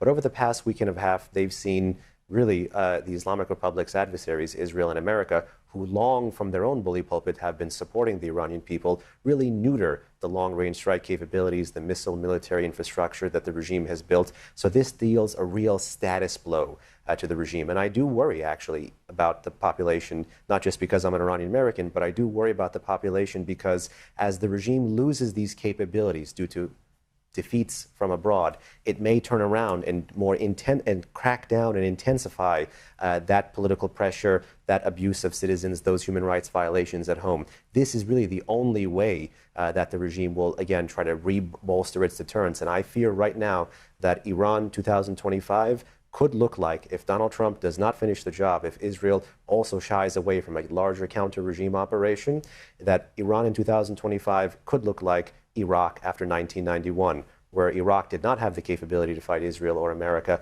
but what happened there was a totalitarian terror was locked in for a decade that ultimately pulled in the U.S. a decade later in a larger land war. Okay, Ben and Ben Talebler, thank you very much for all your contributions this evening. I do understand that you have to leave us now, but thank you very much for sharing your insights. Just a reminder, if you're just joining this rolling coverage here on BBC News, that President Trump has confirmed that the US has struck 3 nuclear sites in Iran, the Fordo site, the Natanz and the Esfahan site. Mr. Trump posting on social media that a full payload of bombs was dropped on the site of Fordo. He said there is not another military in the world that could have done this. Now, we understand that this was done in coordination with Israel, who were aware of this happening. Iranian state media has confirmed those strikes, saying that part of the Fordo site was, I quote, attacked by enemies. And in just over 30 minutes, the president is going to make a televised address to the nation from the White House. Well, joining me now is Colonel Brendan Kearney, the former Chief of Staff for the US Marine Corps Forces. Thank you very much for waiting patiently. It's good to talk to you here on BBC News. What do you make of what we've heard so far about this military operation? Well, it's not a surprise. I mean, we've been anticipating this for the last couple days. There's certainly been open source reporting in terms of aircraft movement, aircraft carrier movement into the region. And President Trump has been very frank with what he intended to do. He was trying to give peace a chance, but seemingly some indicators have shown him that the chance is up. So I'm not surprised at all that this operation is ongoing. Have you ever come into any sort of contact with the B-2s yourself? Can you tell us more about, if it's confirmed that they were used, just how they operate?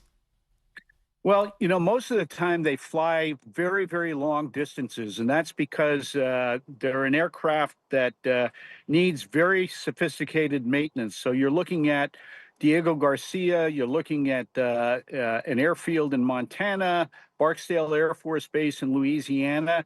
I have seen them operate. However, I was retiring just as they were coming into full operational capability, but I certainly know what aircraft like them and B-52s can do, as I witnessed that myself in the first Gulf War.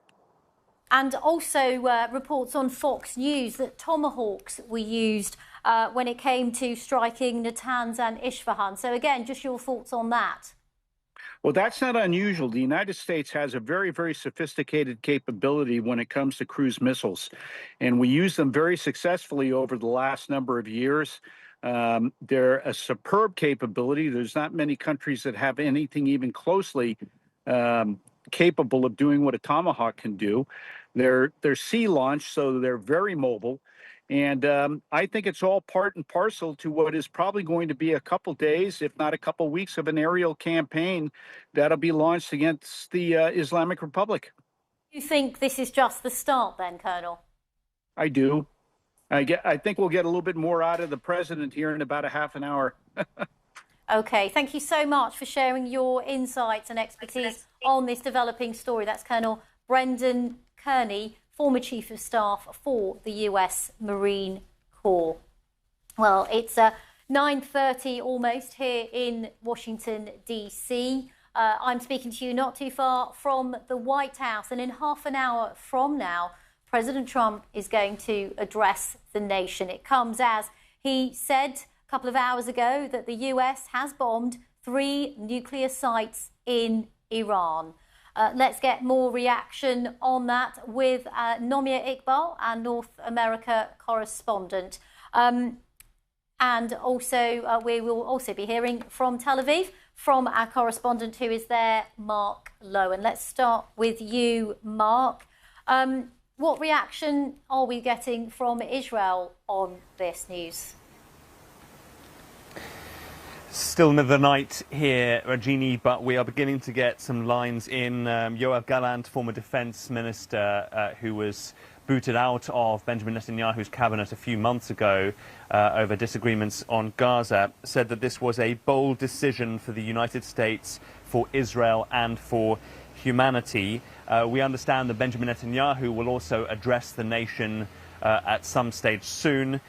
Donald Trump spoke to Mr. Netanyahu, we understand, after the strikes, but also gave Israel the heads up shortly before the American bombers went into action. And there are reports that a small group of top Israeli ministers were huddling together from 10 p.m. local time last night, which was about 5 hours before the strikes were announced, until there was news that the strikes had happened at 3 a.m.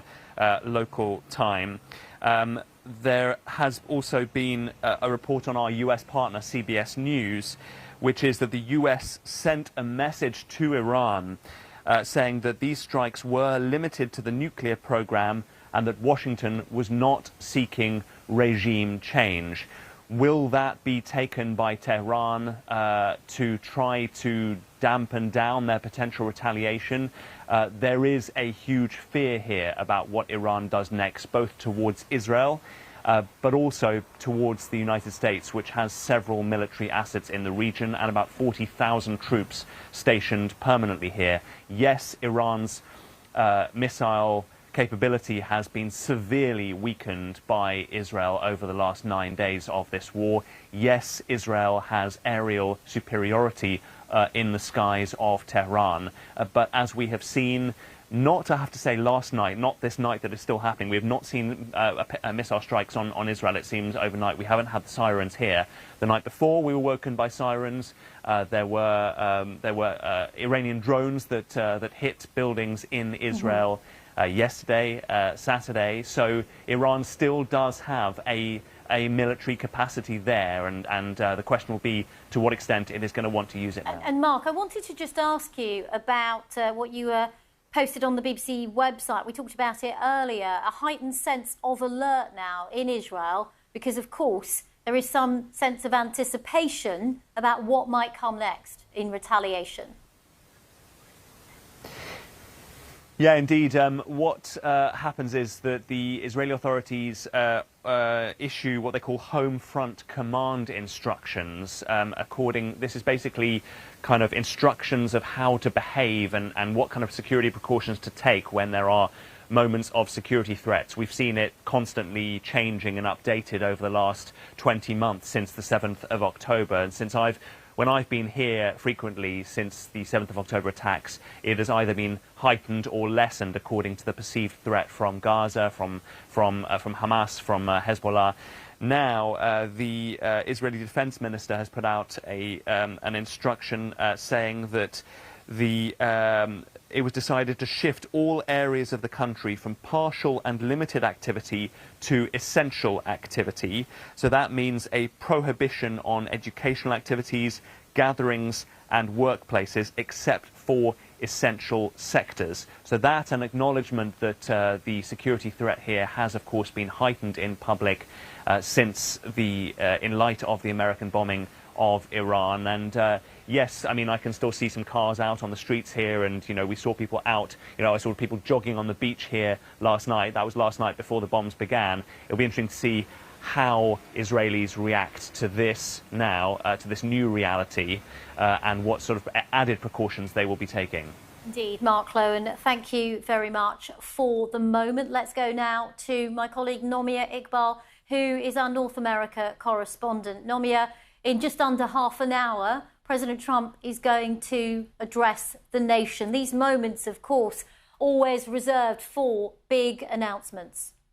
And what an announcement it is. I mean, even the fact that he had posted up on his social media platform that the US had bombed Iran, I think was completely out of the blue in a way. I mean, over the last few days, of course, there's been so much speculation. We were at the White House day in, day out, speculating on what decision the president would take. But then 2 days ago, he said that he would decide within 2 weeks. And so the temperature had lowered. And now this announcement that the US has joined Israel in striking Iran, exactly what it involved, from our CBS partner station, which I know you've been saying on air. Yes, this big bunker buster bomb was used. It was 2 per target. And the US is said to have reached out to Iran diplomatically. And they have said that regime change efforts are not planned. So we'll see if Donald Trump encapsulates all of that in his address to the nation. I think, there'll be many Americans wanting to know why the US joined Israel in doing this, given that there have been polls over the last week or so suggesting that nearly half of Americans had been against any kind of an intervention by the US. And Nomia, what's interesting is just a couple of days ago, President Trump sort of indicated that he might be waiting and mulling over any sort of military action, because he said he'd give it a couple of weeks. So in some ways, this announcement, which was, of course, posted on Truth Social before we hear him speak from the White House, came as somewhat of a surprise. Definitely. I think, it is a surprise that it isn't. It's in the sense that we knew that the US was planning something. We knew that President Trump was weighing up his options. But I think once he'd announced, it'll be within 2 weeks, it was a case of, okay, let's return to it in 2 weeks. That would have taken us to July. There was some speculation that he was doing it, that time scale would have been a day before his big, beautiful bill was expected to pass, or he wants it to pass in Congress. So there was lots of speculation. And then also Donald Trump is very known for like always giving things 2 weeks or 3 weeks.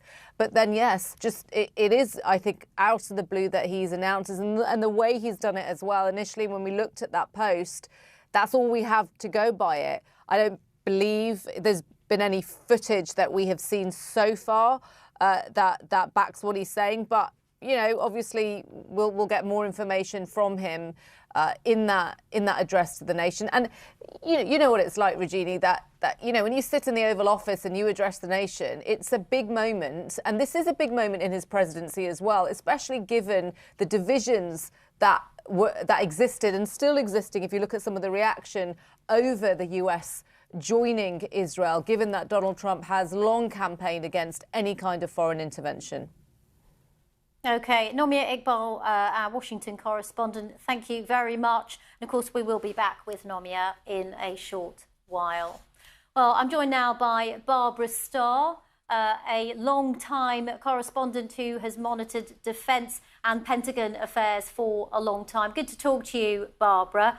Barbara, we're hearing that senior Department of Defence officials have confirmed that the GBU-57A, to be technical, massive ordnance penetrator, also known as the bunker buster, was used in the attack. What more are you hearing from your defence sources? This is what was expected, at least for the Fordo facility, which is buried deep underground and is that very sensitive enrichment facility. They wanted to use this 30,000-pound bomb because they wanted essentially, for lack of a better phrase, a clean kill, if you will, against the site. Drop the bomb, drop multiple bombs, destroy as much as you can, and get out. And that's essentially what has happened tonight. The pilots have all safely returned out of Iranian airspace. That is very good news. But now, you know, what next? What comes next? Well, there's going to have to be an assessment of exactly how much damage was done, how far the Iranian nuclear program has been set back. This will be calculated on the basis of perhaps satellite or radar imagery, or even communications intercepts that they may be able to get. And help them make a calculation. How much damage was actually done? Do they need to go back and restrike the target? Or are they pretty much done? How far has the program really been set back? Second thing, Rennie, tonight is what happens next in the region? The Iranians, will they launch some kind of counterstrike against the U.S.? And what we mean by that, of course, a strike against U.S. embassies, U.S. troops in the region, U.S. assets, U.S. personnel, U.S. civilians. There's thousands and thousands of Americans in the region, and now thousands of troops, of course, including the 3 aircraft carrier groups that are assembling in the immediate region. A lot of U.S. defenses are there.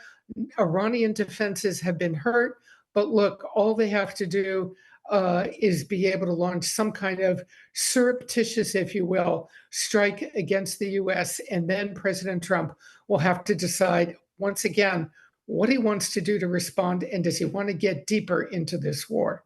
And Barbara, defence-wise, what could deeper involvement mean? It's a question often that is asked around these things. Could that mean boots on the ground?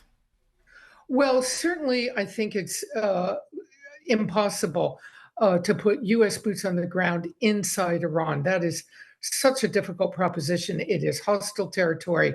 If boots had to go in to assess the damage on the ground, there are other personnel from other countries that can do it. It would be very covert. Could the U.S. do it? Yes. I think it's unlikely we'll ever know much about that. I think it's unlikely that they will. They will look for other partners in the region to conduct such a dangerous mission. But expand the thinking a little bit. What if the Iranians were to launch some kind of missile strike against U.S. troops in the region, against U.S. shipping, U.S. military ships, U.S. bases, U.S. embassies? then the president is going to have to decide how to respond. And part of that response is, of course, beefing up security even more. That could lead to ground forces in some of these neighboring countries to protect U.S. assets. But this is something that's very politically difficult. Here in the United States, there is a lot of opposition, after the years of Afghanistan and Iraq, to even the hint of U.S. troops getting involved in some kind of land war in the Middle East. Okay, Barbara Starr, thank you very much once again for sharing your thoughts, and we will hopefully be back with you throughout the evening. Well, just a reminder that in less than 20 minutes from now, President Donald Trump is to address the nation from the White House here in Washington, D.C., to share more details after he posted on Truth Social saying that the U.S. had struck Iran. 3 sites in particular, nuclear sites, he said, the Fordo, Natanz and Isfahan. He said that all planes that were involved in those US strikes were now outside of Iranian airspace. Mr. Trump saying that a full payload of bombs was dropped on the Fordo site. He said, congratulations to our great American warriors. Well, let's get more reaction from Iran, or people who are watching Iran at least, by joining Bahman Kalbasi, our correspondent from the BBC Persian service. And of course, Bahman, the reason why you have to monitor events from outside Iran is because you are unable to report from inside the country. Just tell us more about what you are seeing on Iranian state TV, what officials are saying. Well, first, in the first maybe 20, 30 minutes, there was a confirmation that this happened, partly by news that was broadcast on television, on state TV, in subtitle form, and then some commentators and hosts started talking about it, one promising retaliation, one going as far as saying this is a war Donald Trump started, but this is a war that we will end.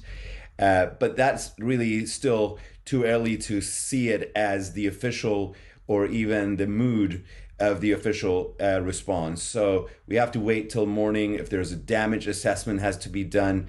The other officials that came out in the last hour have been giving 2 information. One is that the sites have been attacked, but they don't go into much detail other than saying some damage has been done to Fordo, but not entirely destroyed, is the sense that they're trying to give it. The other thing they're saying is that all nuclear material has been moved out of these sites already. So if Donald Trump or the US administration was thinking that this is lulling Iranians into complicity, it seems that they were expecting this despite the 2 weeks, talk of 2 weeks diplomacy. They seem to have thought that any minute an attack could happen in Fordo, and so therefore, they're claiming they have taken all nuclear material out of there, and they've then added that for that reason, there is no worries about radioactivity from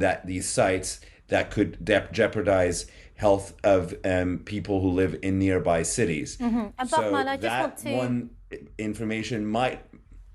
just want to jump in on that, because what we're hearing from our partners at CBS News is they are saying that America reached out to Iran diplomatically on Saturday to say the strikes were all it plans to do and that regime change efforts are not planned. So a sense there that the US, I mean, of course, we'll hear from President Trump in about 15 minutes' time, says that this is one and done.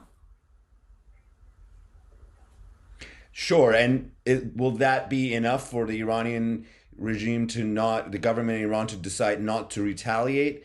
That's unclear. It's still a very humiliating moment for them, but it is very important that after a week of Israeli attacks, the public in Iran wants this to end. Hundreds of civilians have been killed by Israel. Israel has killed families. Entire families have been wiped out in residential buildings in the middle of the streets. So these are seen as horrific situation that is this only a 7-day war has caused. There, at least much of the public would be hoping that the government won't respond, so this ends, and there's a line drawn underneath it. So they would have to take that into effect as well, into the consideration as well. But they would also have to think about their supporters. They have talked about this nuclear facilities for years. They have spent tens and tens of billions of dollars protecting it, losing hundreds of billions of dollars in sanctions for it. So highest price have been paid. And if they're all destroyed, what do you have to show for it? And that could put pressure on them to respond somehow. But let's remember, the first term of Donald Trump, he attacked and killed a senior Iranian general. The response that came from Iran was missiles shot to a US base in Iraq. And that was the end. So could there be an understanding that Iran uses some missiles to show some reaction, but that doesn't go far enough for US to have to react again? That could also be a possibility. It has been tried at work last time. Is the message that they've sent that we don't want regime change? I don't think the regime was particularly worried that America is going to come and change their rule in Tehran, but they most certainly do want to show that they are still have some sort of a deterrence or want one, or that they're not going to sit there like a duck and be hit by Israel and US. At the end of the day, 2 nuclear power countries have attacked a non-nuclear power country in a week. So we'll see how they respond. Okay, Bahman, do stay with us. Let's go straight back to Israel and rejoin my colleague Mark Lowen. Mark, I understand that we've had the first reaction now from Prime Minister Benjamin Netanyahu. What's he been saying? I'm actually literally just watching it while we speak, Rajini, because it has just come through to us. But I will give you a little flavour of the, I was halfway through it, but I'll give you the flavour of what he said at the start. He said, "Congratulations, President Trump. This is an awesome and righteous move that will change history." There was also a couple of lines that came through in a written statement. Let me just find that now. He said, "President Trump and I often say peace through strength. First comes strength, then comes peace. And tonight, President Trump and the US acted with a lot of strength." We understand that President Trump and Prime Minister Netanyahu have already spoken by phone. A senior Israeli official said that the White House gave the Israeli a heads up before the bombing began. There was a small group of Israeli ministers who were huddling from 10 p.m. local time. That's 5 hours before the strikes, before the confirmation of the strikes, and they were sort of watching it all happen overnight. But clearly, there will be delight from the Israeli government, but that something that they have long called for, long craved, long dreamed of in the eyes of Benjamin Netanyahu, who has been talking about this since 1995. He has been taking every public occasion he could to warn of Iran's imminent nuclear threat. That he has finally got a response and the ear of an American president who has not only kind of allowed or sort of acquiesced in a sense for Israel to go into Iran, but has now sent American bombers themselves into Iran, despite all the queasiness that there is in Donald Trump's political movement, despite all the questions that there are in the Republican base, despite all the worrying echoes that people have constantly pointed out from 2003 when America went into Iraq and toppled Saddam Hussein. When they joined the mission to topple Colonel Gaddafi in Libya, both countries losing their long-time despots and leading to political chaos. President Trump has gone in with a strike on the nuclear facilities that, according to our American partner CBS News, the White House has passed messages to Iran saying that this is not a strike seeking regime change, it is a strike against the nuclear facilities. But what comes next? How does Tehran respond militarily towards Israel? How does Tehran respond against the American military assets in the region? The US has 40,000 troops stationed in this region. This is a perilous moment for them, and it is a perilous moment in terms of what comes next in Iran. How does the Ayatollah respond? His back's to the wall. You know, is there going to be some kind of uprising in Iran? We haven't seen evidence of that yet. But clearly, Iran still has a military capability. It has been firing drones, missiles and the like, and rockets towards Israel. in the last few days. And on top of that, Rajini, yesterday we had a threat from a part of its defensive shield, the Houthis in Yemen, who said that they would start resuming attacks on American shipping in the Red Sea if America started bombing Iran. So, a reminder that yes, Iran has been severely weakened. Its defensive shield in this region has been weakened, but it still has bite. OK, Mark, do stay with us. I'm going to bring Bahman Kalbasi from the BBC's Persian service, who's been monitoring what we're getting from Iran, into the conversation there. Mark, talking about the position in Israel and saying it kind of depends now on what the Ayatollah and the Iranian government does next. What is some of the conversation that you are seeing in Iran about what might come next? Really, the only source right now is the state television. And there's one host that's sitting there and talking about the response and what has happened. At some point, he says maybe Donald Trump is bluffing, maybe the damage wasn't so big. And then he also says, but if it's a war that Donald Trump started, it's a war that we will end. We had told the Americans through the Swiss government that is a protector of American interest in Iran, that if you attack, we will respond. All of that is sort of stream of consciousness coming from him. It is far away from what the official response is going to be. We are just awaiting the Iranian Atomic Energy Agency to come up with a statement that could happen any second. I was just looking at my phone, seeing if it's come out yet, not yet. And so just come in, that could Bahman. give us a better sense of whether they've just... that statement has just come in. I was waiting to see if it had come. I can just tell you some of what it says. You've got it? Yes. Yeah. Go ahead. Yes, I got it. Yeah. And in it, they basically saying that this attack has happened and it is a violation of NPT and international law. And Americans have said via Donald Trump's post that this has happened. And then we expect the world community to condemn this, as this is a violation of international law. That's basically where they leave it, and they say their institution is still committed to defending the Iranian rights to have a peaceful nuclear agency or nuclear cycle. So they're not in a position to say what is going to happen next.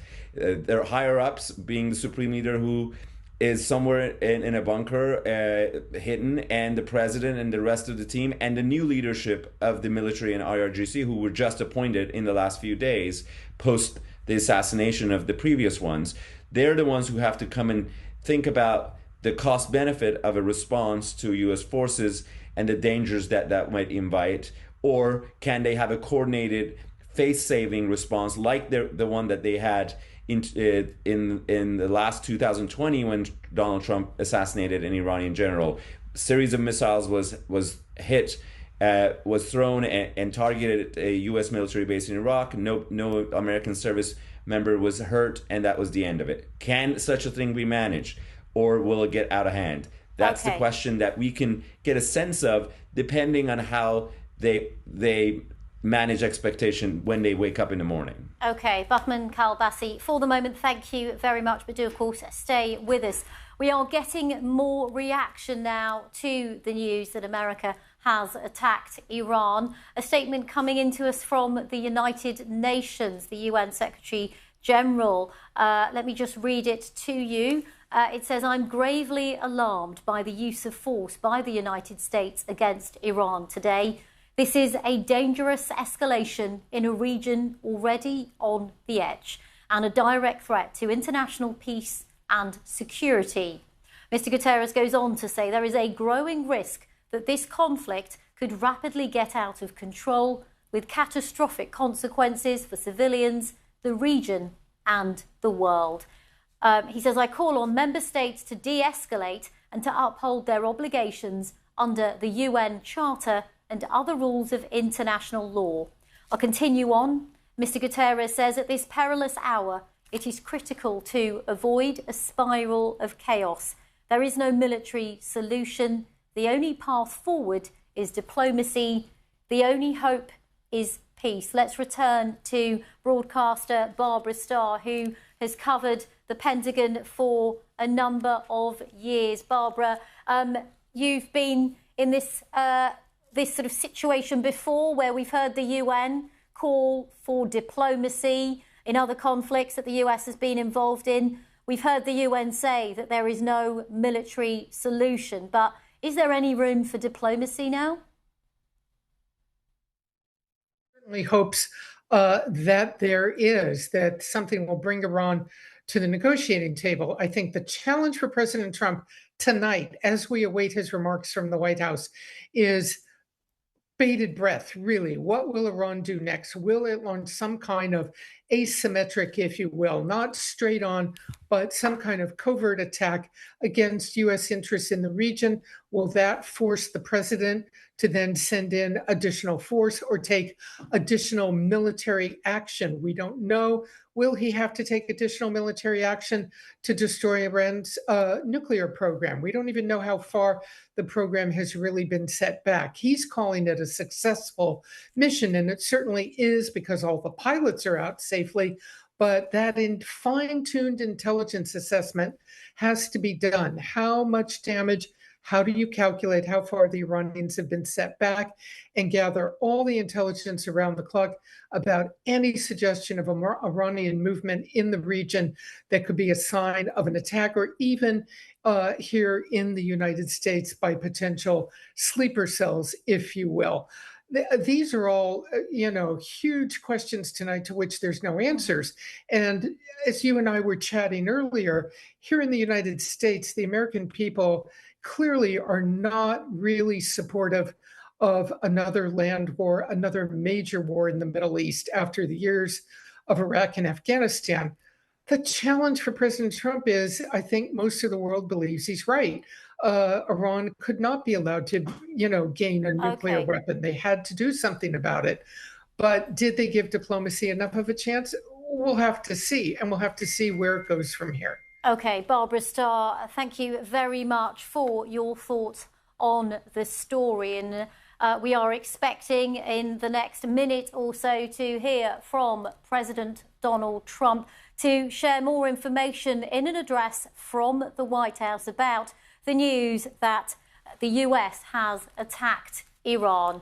US President Donald Trump saying the US bombed Fordo and other nuclear sites in Iran. This is BBC News. I'm Regina Vaidyanathan. Do stay with us as we will bring you that live.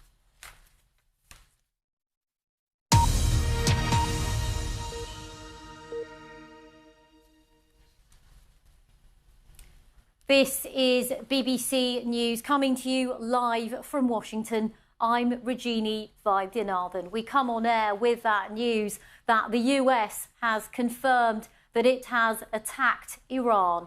President Trump posting on the Truth Social platform that the US had completed what he said was a very successful attack on 3 nuclear sites in Iran. He said that a full payload of bombs had been dropped on Fordo, which is Iran's main enrichment site.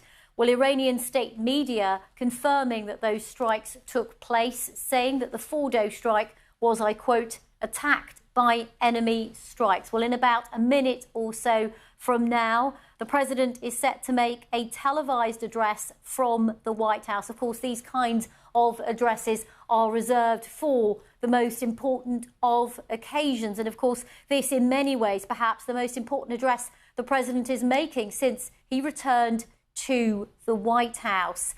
Now, it was reported before President Trump posted on Truth Social that the US was sending B-2 stealth bombers to the island of Guam. Now, we can show you there the White House. The podium has been set for that address. Not coming from the Oval Office, interestingly, but of course, this is also a location where other presidents before him have stood and addressed the nation. As we wait for the president, there he is. He's walking to the podium. Let's have a listen in.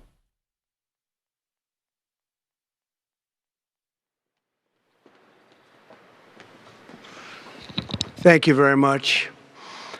A short time ago, the U.S. military carried out massive precision strikes on the 3 key nuclear facilities in the Iranian regime: Fordo, Natanz, and Esfahan.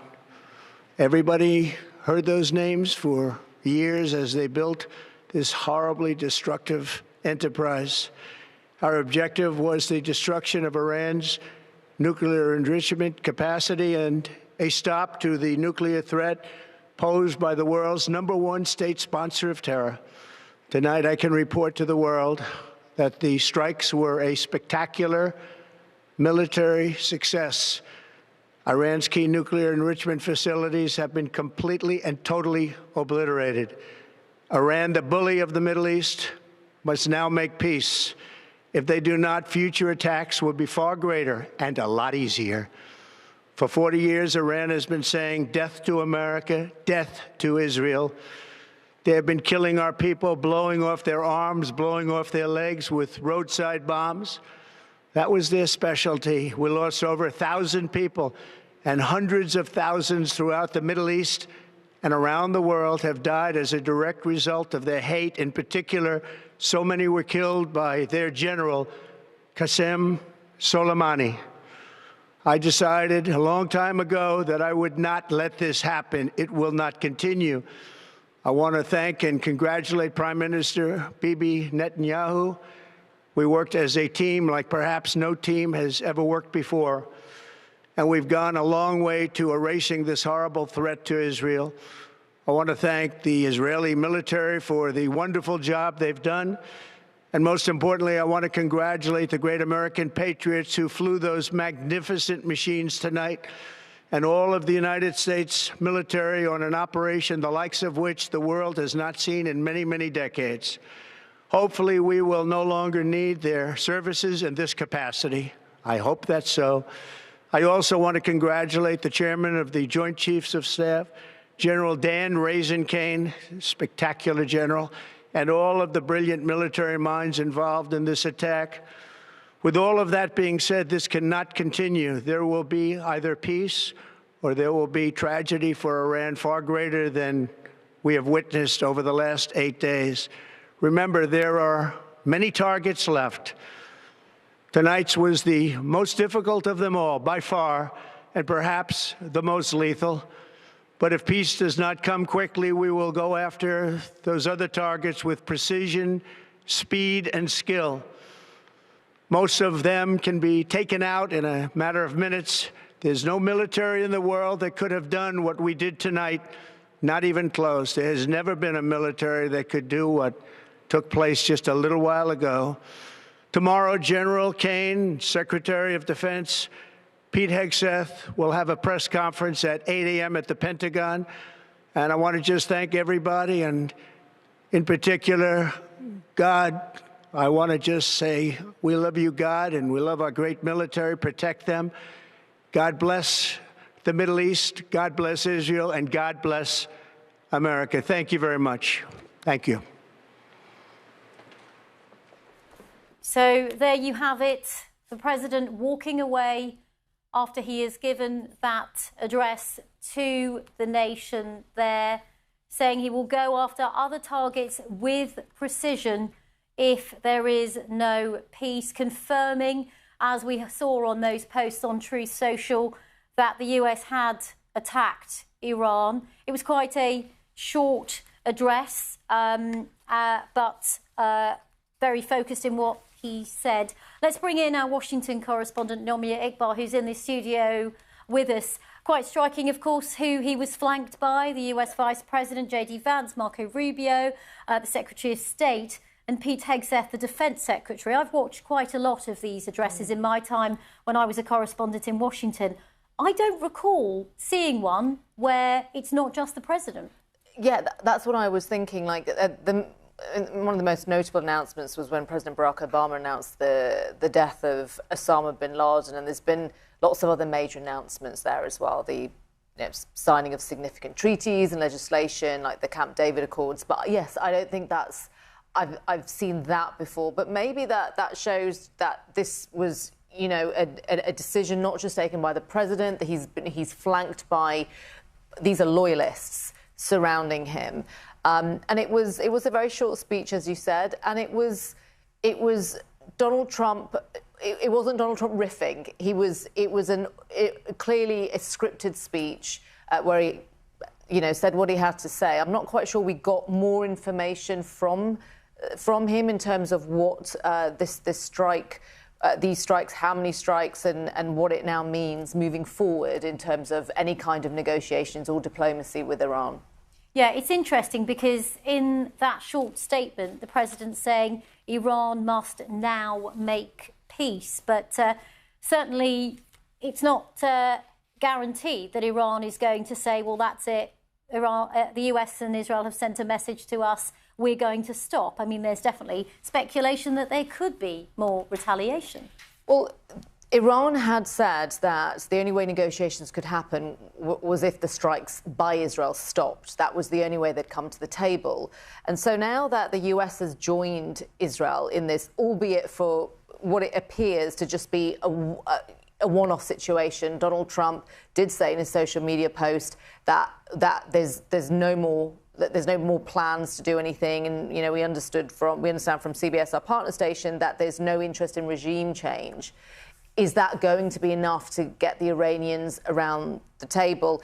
I think there's also some confusion, which, you know, of course, we'll get more of an understanding as we continue to report on exactly what has happened, because there are some suggestions that the Iranians have already moved uranium enrichment to another location, and what has this actually achieved? Has this just set Iran back or not? So it's still not entirely clear at this stage, I think, what's happened. Indeed. Nomia, do stay with us. Well, President Trump has just addressed the nation, confirming that the US has attacked Iran. He said that those strikes were a spectacular success. The president said everyone heard those names. He's referring to the nuclear plants, Natanz, Fordo and Isfahan.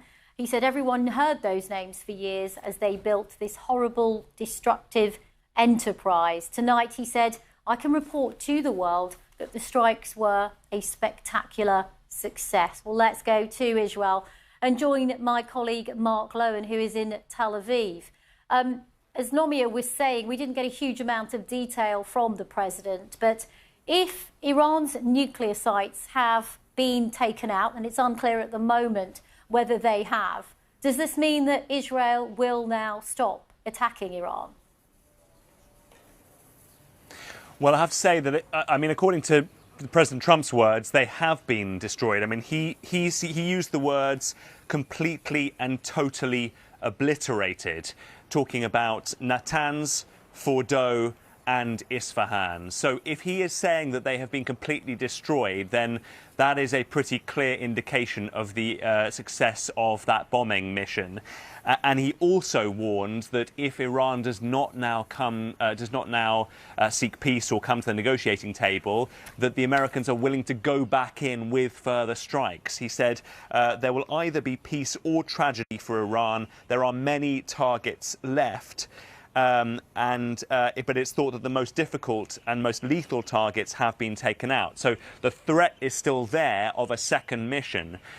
But as you rightly say, we now kind of throw it forward to see how that, first of all, how Iran is going to respond, and second of all, whether Israel kind of continues to push on with its bombing campaign. We've already had a video statement released by Benjamin Netanyahu. Let me just give you a flavour of what he has had to say. He congratulated America and said, congratulated Donald Trump and said, your bold decision to target the Iranian sites is awesome and it will change history. He said the US has been truly unsurpassed. History will reward this mission. And he said Donald Trump acted to deny the world's most dangerous regime the world's most dangerous weapons, and called it a pivot in history, saying that it could potentially lead to peace. So the question is whether Israel will kind of see now what the response is from Tehran before they continue to send in Iranian missiles and before they send in Israeli missiles and Israeli rockets, or whether they kind of follow up the American mission with more of their own. That clearly we will find out in the coming hours. Okay, Mark. Nomia just wanted to pick up on something you said, so I'm just going to bring Nomia Iqbal back in from the studio. I mean, at the moment, Donald Trump has said that they have destroyed all the nuclear facilities. It's worth mentioning that there's no actual footage that we have seen so far to confirm what the Americans are saying, what President Trump is saying, and also a bit of uncertainty from Iran as well. Also, just to add, I think we're getting more reaction, aren't we, Regini, from members of Congress as well. And this move by Trump has been hugely unpopular by some members of the Republican Party, like Thomas Massie and Marjorie Taylor Greene, who all wanted to have a vote on this. And I think there'll be a lot of debate about the legalities of what the Americans have done. There's a lot of division between international experts when it comes to law, international law, on whether this was legal by the Americans. Okay, Nomia. Let's bring in Mark Kimmett, former Deputy Assistant Secretary of Defence for the Middle East. Good to have you on the programme, Mark. Thank you. President Trump says these sites have been obliterated, but as my colleague Nomia Iqbal points out, at the moment we haven't seen any footage of this, and at the moment it's unclear whether Iran may have moved any enrichment it may or may not have had at these sites to other places. I just wanted to get your assessment on whether you think this has decimated Iran's nuclear capabilities. Well, first of all, I'm not really sure obliterate and decimate are military terms. It is clear that there's been a substantial attack on those facilities. Fox is reporting they use as many as 6 bunker busters on it, which is absolutely unprecedented. I would say that I feel confident that the Fordo facility is out of operation, probably destroyed, but it's going to take bomb damage assessment, the formal BDA process that's used by the military, to get a sensing of just how much of the facility was destroyed and how much is operational. The issue about the fuel and the possible movement of the enriched uranium, that's a moot point. That's not what the facility was attacked for. It produced enriched material. It didn't necessarily store enriched material. I would suspect, and many have suspected, that the enriched material is elsewhere for this very reason. They wanted to separate the production from the inventory. So we'll just have to see. There's a lot of unknowns. I would say that there's a greater chance that with 6 bunker busters going into that facility, that there's a greater chance than not that facility is out of action. OK, let's bring Barbara Starr in again, long-time broadcaster who's covered the Pentagon for many years. What is your take on what we heard from the president, Barbara? Well, Rennie, I think one of the most interesting things we heard the president say, and I took some notes, so let me come very close to a direct quote here. He said that these strikes, if you will, go a long way to erasing the threat to Israel. He didn't say the threat is gone. He didn't say, to the best of my knowledge, that the nuclear program is obliterated for all time, something that wouldn't be very feasible anyhow.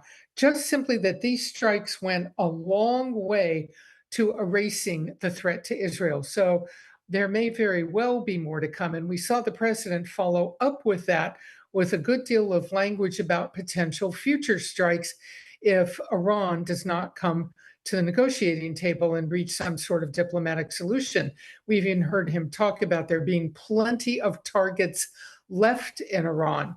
So this becomes very interesting because the more you have U.S. strikes inside Iran, the more risky it is, the more it may cause Iran, of course, to launch retaliatory strikes of some sort against U.S. interests forcing the president then to react in the region with stronger U.S. action, more protection for U.S. personnel and embassies in the region. So I think tonight we have really just seen, if you will, the beginning of the beginning. I mean, now we have to see where it all goes. And this language that the president has used this evening, what else is he going to be willing to do? What else does he want to do? What else do the Israelis want him to do? Okay, Barbara. Mark, I just want to get your reaction to what Barbara's just said. Well, first of all, I'd say it's great to hear Barbara Starr again. I've known her for more than 20 years. She's very much missed in Washington, D.C. She was a steady, solid reporter, and there are very few like her for dogged determination. We're lucky to have her, aren't we, Mark? Please carry on. You indeed are. You indeed are, and I'm lucky to call her a colleague. I would tell you that I think Barbara is exactly right. We have set back, I think the president was saying, we've set back the nuclear program, but there's absolutely no way to suggest that it has been destroyed for all times. That will happen either from repeated attacks or from a negotiated solution where Iran is willing to abandon its program out of either fear or an understanding that they no longer can revive it. So as Barbara said, this isn't over. We still got a ways to go. But I seriously am hoping that this is one and done by the United States. The more that we can convince the Iranians that this was an extraordinary situation that requires extraordinary measures, and we're not going to get into a protracted war with Iran, I think the sooner that the U.S. soldiers, facilities, and embassies in the region can go back to normal operations. Yeah, thanks, Mark. Of course, we're going to be staying with Mark, Barbara, Mark as well in Israel, and indeed my colleague Nomia Iqbal, who is in the studio with me. Nomia, the president saying in that address there will be either peace or there will be tragedy for Iran, far greater than we have witnessed over the last 8 days. This is a risky strategy in some ways, is it, for the president? President Trump, I think, would rather not go into war. I mean, this is someone, as we have been saying over the last few days, that campaigned on a platform of no wars, against foreign intervention. He even said that back in May in Saudi Arabia, the era of foreign intervention is over. I think his preference has always been to make a deal that perhaps putting pressure on the Iranians in this way would force them to the table. And who knows, what will come after this? That it appears that the US feels like this is done. Okay, we've done this. We've carried out the strikes on the nuclear facilities. From that, I'm not quite sure if that means that the threat is entirely over. Donald Trump didn't say that. But perhaps he's hoping that there is still a possibility of some sort of negotiation. I guess the question is, are the Iranians willing to do that? Are the Iranians willing to talk to the Americans? Indeed. Of course, it's harder for us to get information from inside Iran because the BBC is unable to report from inside the country. It's not allowed to. We do have, of course, colleagues from the BBC's Persian service who monitor events from outside the country, and certainly we have been monitoring reaction as well. We heard from the Iranian state media earlier saying that part of the Fordo site was, I quote, attacked by enemy strikes. And this all comes as earlier Iran's foreign minister, this is before the strike, said that US involvement in the conflict would be very, very dangerous. Let's go back to Mark Lowen, who is in Israel for us, just repeating that phrase that we heard from Iran's foreign minister, saying that American involvement would be very, very dangerous. There could be some sort of retaliation where you are.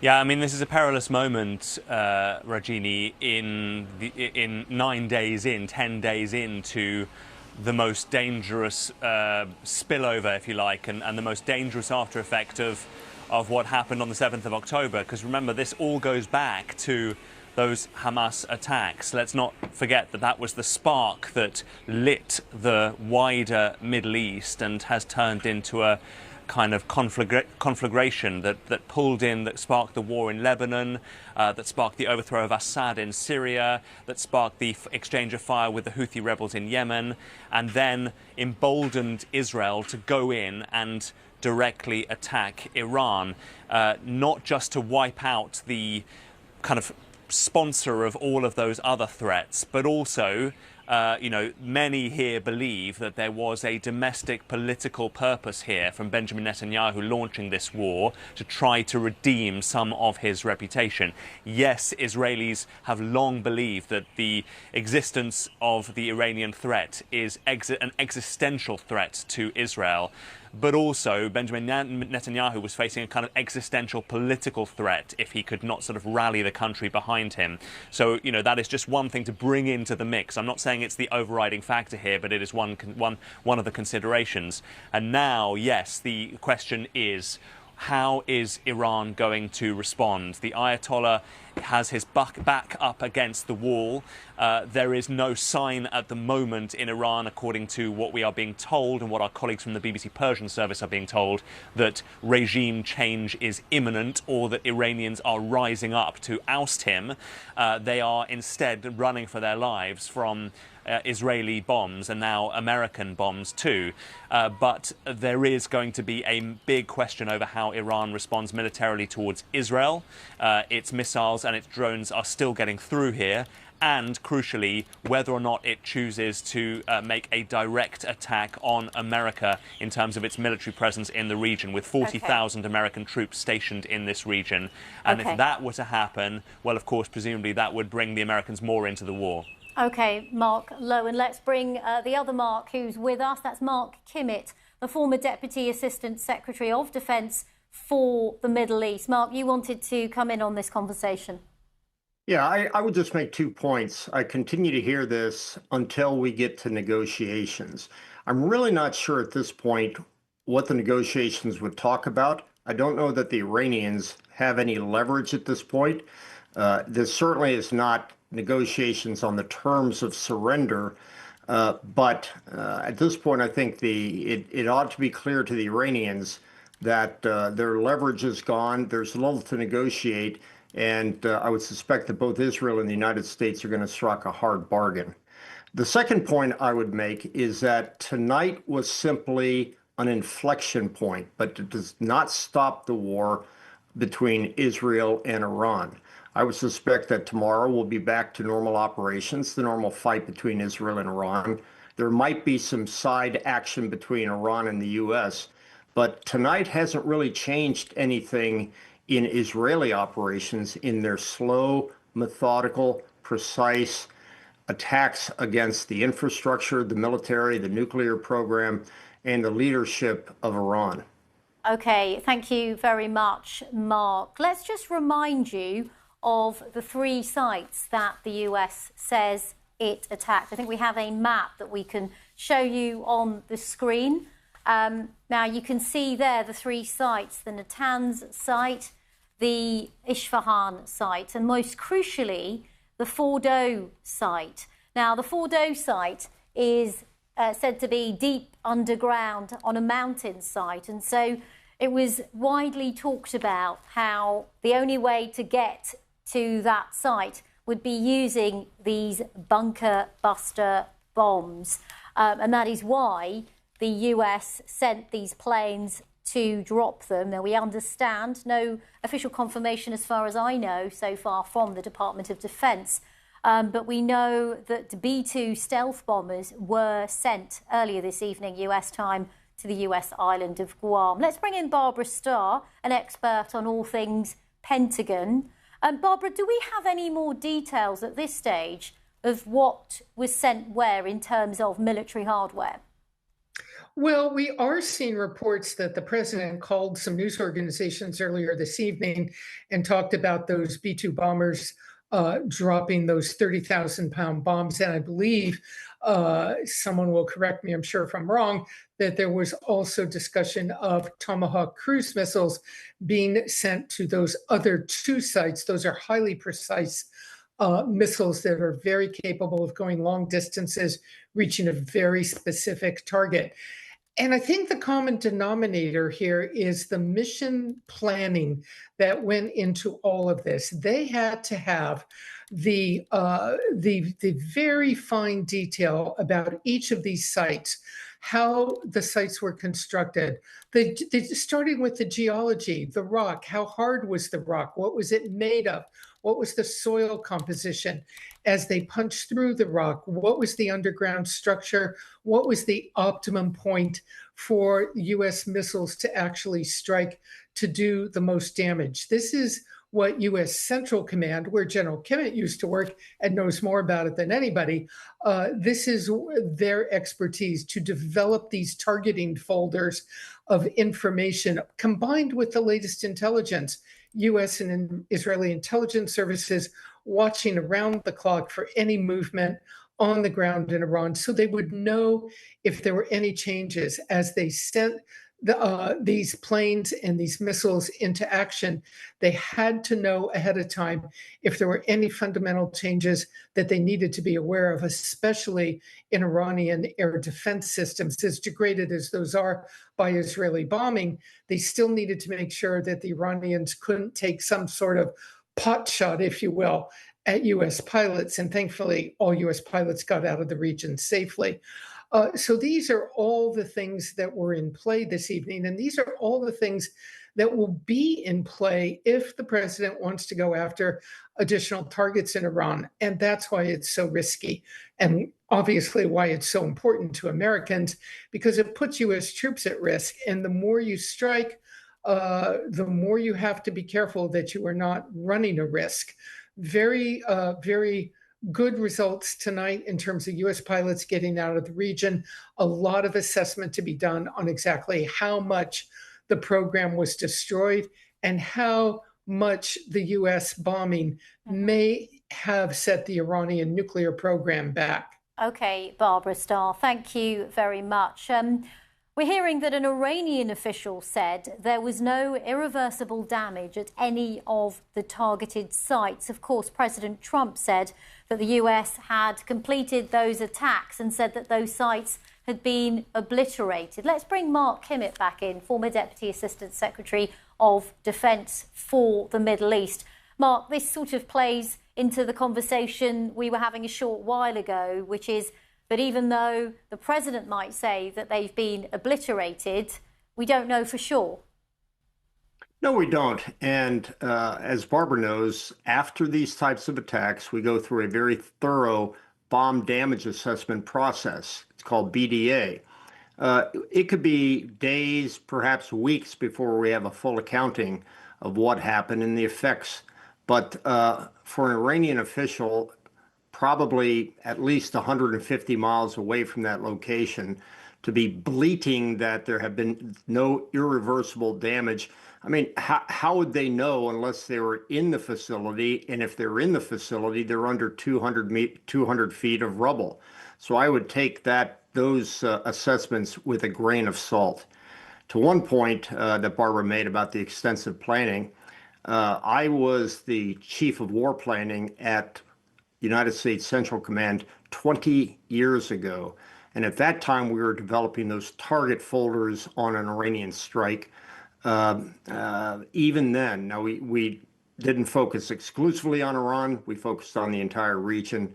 But a lot of that information she's referring to was developed 20 years ago, and over the last 20 years has only become more and more refined. So this wasn't a pickup ball game. This was thoroughly planned and rehearsed and planned for years. Since you mentioned it, could I ask you a little bit more about what else was in those target folders that may have been drawn on for today? I think Barbara covered it pretty well. I think that obviously further intelligence was developed after the last 20 years, the sharing that goes on between allies as more information becomes available, as new technology is introduced. We didn't have a great capability in the old days for intercepting digital transmissions.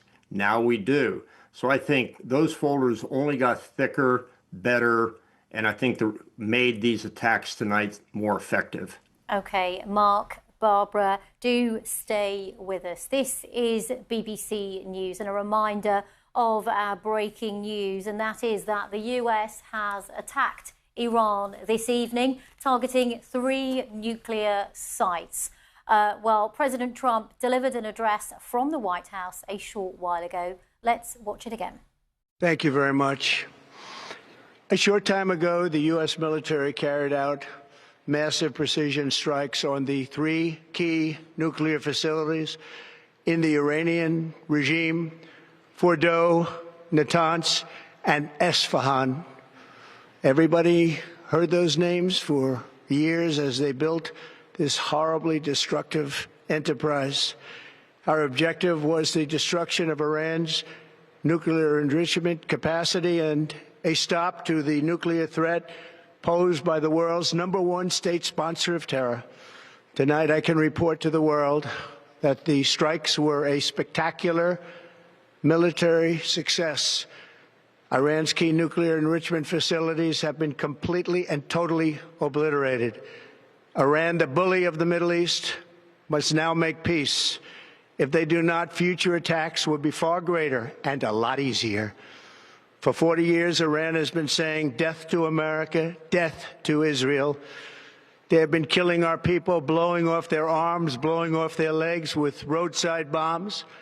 That was their specialty. We lost over 1,000 people, and hundreds of thousands throughout the Middle East and around the world have died as a direct result of their hate. In particular, so many were killed by their general, Qasem Soleimani. I decided a long time ago that I would not let this happen. It will not continue. I want to thank and congratulate Prime Minister Bibi Netanyahu. We worked as a team like perhaps no team has ever worked before. And we've gone a long way to erasing this horrible threat to Israel. I want to thank the Israeli military for the wonderful job they've done. And most importantly, I want to congratulate the great American patriots who flew those magnificent machines tonight, and all of the United States military on an operation the likes of which the world has not seen in many, many decades.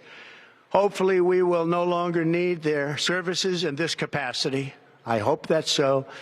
I also want to congratulate the chairman of the Joint Chiefs of Staff, General Dan Raisin Kane, spectacular general, and all of the brilliant military minds involved in this attack. With all of that being said, this cannot continue. There will be either peace or there will be tragedy for Iran far greater than we have witnessed over the last 8 days. Remember, there are many targets left. Tonight's was the most difficult of them all, by far, and perhaps the most lethal. But if peace does not come quickly, we will go after those other targets with precision, speed, and skill. Most of them can be taken out in a matter of minutes. There's no military in the world that could have done what we did tonight, not even close. There has never been a military that could do what took place just a little while ago.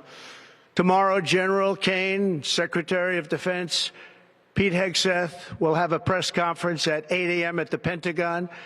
And I want to just thank everybody, and in particular, God. I want to just say we love you, God, and we love our great military. Protect them. God bless the Middle East. God bless Israel, and God bless America. Thank you very much. So there you have it in full again. President Trump's statement from the White House, from the East Room there. You saw in those images that he was flanked by his top team, by the Vice President J.D. Vance, by the Secretary of State Marco Rubio, and the Secretary of Defense Pete Hegseth. Well, the White House in the last few moments has just released this picture. This shows J.D. Vance, the Vice President, alongside President Trump in the famous Situation Room. It is the Situation Room in the West Wing of the White House where the military decisions are made. And you can see the two men, the Vice President and the President, sitting around the table. There will have been others in the room, of course, as those decisions and calls were made ahead of the US striking Iran. Well, let's go back to the region and join Mark Lowen, our correspondent who is in Tel Aviv. We've also got Mark Kimmett and Barbara Starr. And you can't see them in the boxes, but Nomia Iqbal and Bahman Kalbasi. So we will bring you full coverage from every angle. But let's start with Mark Lowen, who is in Israel. Mark, I want to widen this out, really, and get a regional take from you, because we heard there from President Trump hoping that Iran will now de-escalate. But what do you think the regional reaction will be, particularly from others who maybe are more aligned with Iran? Well, yesterday, Iran's foreign minister was at a meeting of the Organization for Islamic Cooperation held in Istanbul. And Turkey's foreign minister and Turkey's president spoke there and very, very strongly condemned Israel's bombing campaign in Iran. Of course, there is a whole host of bad blood between the Turkish government and the Israeli government, so no real surprise there.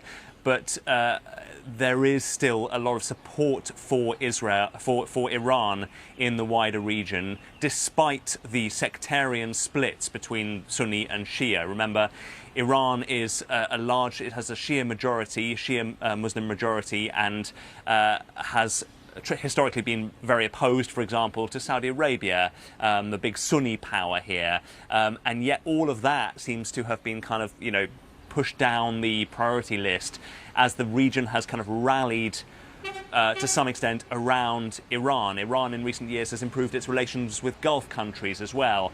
And meanwhile, Israel's campaigns in Gaza and Hezbollah and Lebanon, for example, have really isolated Israel even more in the region, has led to fury from its neighbors. So, if you're speaking about the region as a whole, Rajini, Israel has, very much gone out on a limb, ever more so in what it is doing in Iran, and yet it has the support of the world's most powerful country and the world's most powerful man, and that is the only thing that mattered to Benjamin Netanyahu. For 30 years, he has been warning of Iran being very close to developing a nuclear weapon and intent on doing that. Those warnings have fallen largely not on deaf ears, but have not been responded to with a kind of desire from the US to get involved militarily. And now he has Donald Trump in the White House, who has acted with him in cooperation. And in Benjamin Netanyahu's response to what has happened in the last couple of hours, he has directly congratulated and thanked Donald Trump. He gave a video statement saying that congratulations to Donald Trump. Your decision to target it is awesome and righteous. Mm-hmm. The US has been truly unsurpassed. History will reward you. So he is absolutely delighted that his warnings have finally been heeded by the Trump administration. OK, Mark Lowen, assessing developments from the region. Thank you very much. I'm just going to bring Nomia Iqbal, our Washington correspondent, who's in the studio with me, into this discussion, because Nomia, President Trump posting again after he delivered that address to the American people. What's the latest post that he said? Yes, he often does that, where he's given his official speech, then goes on to his social media platform to add further to his comments. He's basically said any retaliation by Iran against the United States of America will be met with force far greater than what was witnessed tonight. Now, he's urging Iran to basically make peace. And he said that in his address, warning them that future attacks would be far worse and a lot easier, he said. What that means, we don't know. He clearly wants to get them to the negotiation table. But if they don't, is he saying that he might go as far as regime change? They've not said that they would do that. But that would, of course, counter everything that he said about not getting involved in foreign wars. But it's clear that he is ratcheting it up and saying there's more of this to come if you don't get round the table. But what is out of his control right now is how the Iranians will respond.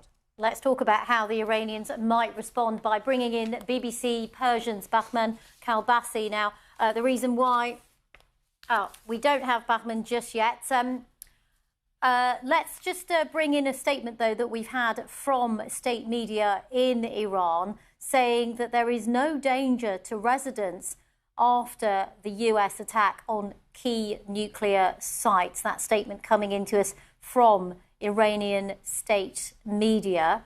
Let's bring in Barbara Starr, a long-time Pentagon correspondent, now a senior fellow at the USC's Annenberg Center on Communication, Leadership and Policy. Barbara, President Trump is hoping that this is one and done, as Mark was saying earlier, but there is, of course, the possibility that there will be retaliation. I think there is very much that possibility. I'm not sure I know of any element of conflict in the Middle East where things are one and done. Life just reasonably doesn't work that way. And so the president's going to have to be quite aware, as he will be by his advisors, of getting deeper into this. If the Iranians strike at U.S. facilities, at U.S. troops, at embassies, there will have to be a U.S. response. And I don't think anybody's really sure tonight what it would take to get the Iranians to some sort of diplomatic solution. What would that even look like? We don't know. So, as we've been discussing all night long, there's a very long way to go on this. And the Pentagon certainly must be planning tonight, looking at additional targets to be ready to present to the president should that be necessary.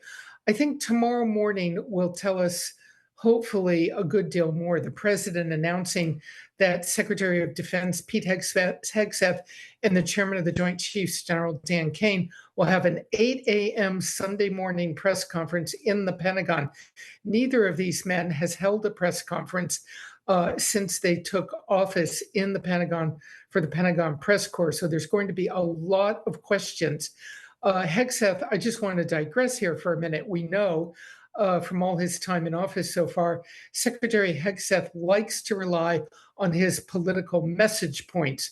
We don't know how far General Kane will go, but this will be a forum at 8 o'clock tomorrow morning to really question the two top officials about where the U.S. military strategy lies, how far it may go, what next steps they may need to be ready to plan for. So, as we said earlier, this perhaps is just the beginning of the beginning. Mm-hmm. Regime change, I don't know that very many people see that happening in Iran anytime soon. And Barbara, there are some reports that I'm seeing that one reason America may have struck multiple sites on Saturday, perhaps not waited longer, was that intelligence agencies estimated that Israeli attacks only set back Iran's nuclear program by about 6 months. As a defense expert yourself, what is your take on that? Well, that's entirely possible because the Israelis couldn't destroy the Fordo plant, which is so deeply buried underground. It was always going to require these heavy 30,000-pound bombs, the so-called bunker busters. Israel just simply doesn't have that kind of weaponry. So to deliver that kind of destruction, they were going to have to get the U.S. to come into this war. And now we will see, I think, what other targets the Israelis will feel that they need U.S. military action to go against. One of the other things that I think has emerged here a bit is you hear people talking about a so-called war of attrition. No country has an unlimited weapons supply. The Iranians have had a good deal of their air defenses destroyed, the missiles that they would use to try and bring down incoming Israeli weapons.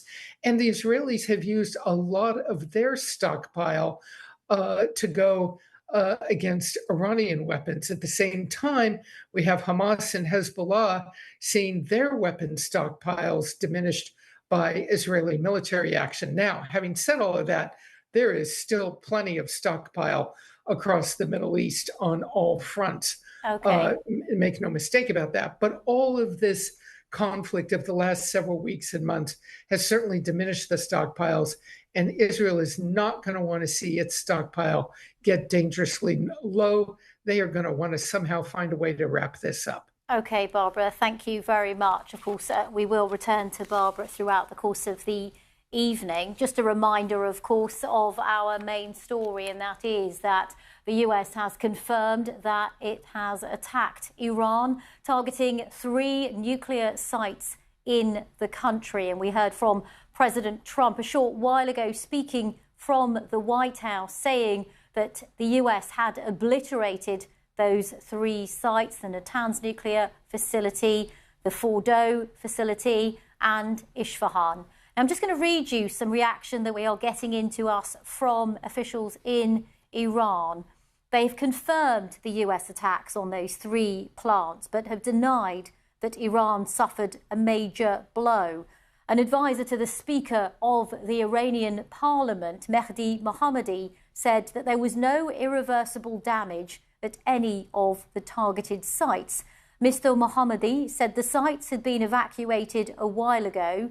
The Iranian Atomic Energy Organization said the bombing of the 3 nuclear sites was a barbaric violation of international law, especially the Nuclear Non-Proliferation Treaty. The agency said the attacks would not stop Iran's nuclear ambitions. Well, we've also had reaction from the Israeli Prime Minister Benjamin Netanyahu, who posted a video to his X account before the US president spoke, but of course after he confirmed that the attacks had took place. Let's have a listen. Congratulations, President Trump. Your bold decision to target Iran's nuclear facilities with the awesome and righteous might of the United States will change history. In Operation Rising Lion, Israel has done truly amazing things. But in tonight's action against Iran's nuclear facilities, America has been truly unsurpassed. It has done what no other country on earth could do. History will record that President Trump acted to deny the world's most dangerous regime the world's most dangerous weapons. His leadership today has created a pivot of history that can help lead the Middle East and beyond to a future of prosperity and peace. President Trump and I often say, peace through strength. First comes strength, then comes peace. And tonight, President Trump and the United States acted with a lot of strength. President Trump, I thank you. The people of Israel thank you. The forces of civilization thank you. God bless America. God bless Israel. And may God bless our unshakable alliance, our unbreakable faith. Reaction there from the Israeli Prime Minister Benjamin Netanyahu, and we know that Israel coordinated closely with the US ahead of those US strikes on Iran. Let's go to Israel and join my colleague Mark Lowen. We heard there from Prime Minister Netanyahu. The question is, what comes next from the Israeli perspective? Yeah, and that is still unclear, Rajini, as to whether Israel will continue with the missiles and rockets today or whether there will be a lull. I mean, I would have thought that there will still be Israeli military attacks today to show that, you know, as a follow-up warning, if you like, to show that this is not finished business as far as Washington and Tel Aviv are concerned, but we simply don't know what is in store now militarily between the two sides. Bear in mind that, of course, Iran has been militarily decimated over the last not just 9 days of this war, but also by having its proxies in the region so damaged over the last 20 months. Hamas, Hezbollah, the Houthis and other Iran-backed groups in Iraq. So Israel clearly felt this was the moment to act directly on Iran, and now finally to co-opt the Americans as well with the Israel very friendly government in office in the White House. But Iran's drones and missiles are still getting through here. They are still managing to breach the missile defense shields. We didn't have rockets overnight. We didn't have sirens overnight, as far as I know. We did not have phone alerts before the Americans went in. But, you know, Iran still has a stockpile there. It is burning through its missiles, just as Israel is burning through its interceptor missiles. So we will have to see whether there is a direct retaliation from Iran towards Israel, and indeed a direct retaliation from Iran towards American military assets in the region, with some 40,000 American troops stationed here. Okay, Mark Lowen in Israel, thank you very much. Let's show you the pictures that we got in from the White House a short while ago, from the Situation Room, which shows the President and the Vice President as those key decisions were being made. Now, that all came, of course, as we were told this afternoon that US B-2 bombers were sent to Guam. It gave us an indication that activity was ramping up. And then, of course, it didn't take long for us to get that post on Truth Social from the president saying that America had attacked Iran. Let's go to BBC Persian correspondent Bahman Kalbasi, who joins us from the US. But Bahman is monitoring events in Iran. It's because the BBC is not allowed, I should say, to report from inside Iran. Bahman, just give us more of a flavour of what the reaction is from Iran, not just from officials, but perhaps anyone else that you've spoken to as well. I mean, so many people are just waking up to the news early morning in Tehran. And the question on everybody's mind is, this was one thing that they feared would happen. Then what happens next? What will the government of Iran do in reaction? And depending on what that is, it could make things a lot worse for millions of people in Iran. Just in the last 7-8 days, they have experienced bombardments they hadn't seen in 40 years in cities across the country, civilians getting hurt, injured, and killed in the hundreds, and ordinary life completely interrupted. So that reality could become far more severe if the Iranian government attacks. So the question is that what the decision of the leadership is going to be? And everybody is sort of glued into reactions of the accounts associated with the Revolutionary Guards, to the state TV, what those people are saying. Clearly, we're not getting any senior government official on as of yet. So how they react, it's going to be a number of hours before we have that. But we've got the Atomic Energy Association of Iran, the agency in Iran, coming out saying this is complete violation of international law. The Non-Proliferation Treaty that Iran is a member of bans this as well, and saying, despite all this, as an industry, Iran's nuclear industry will continue to work. What that means, which ones are they referring to? Obviously, there is a big reactor in the south of Iran, that is power reactor. That one hasn't been attacked by America or Israel, and that is not necessarily a source of worry, because that's not when uranium is enriched. But are they referring to just keeping that, and that is the end of it?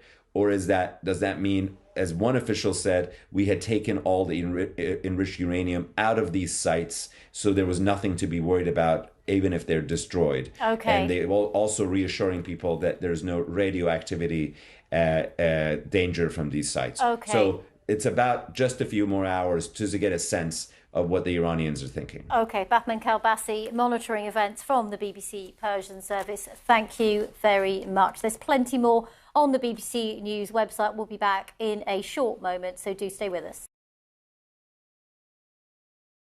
We just want to have enough money for retirement. And travel to visit our grandchildren. I understand. That's why at Fisher Investments, we start by getting to know each other so I can learn about your family, lifestyle, goals and needs, allowing us to tailor your portfolio. What about commission-based products? We don't sell those. We're a fiduciary obligated to act in your best interests. So how do your management fees work? We have a transparent fee structured so we do better when you do better.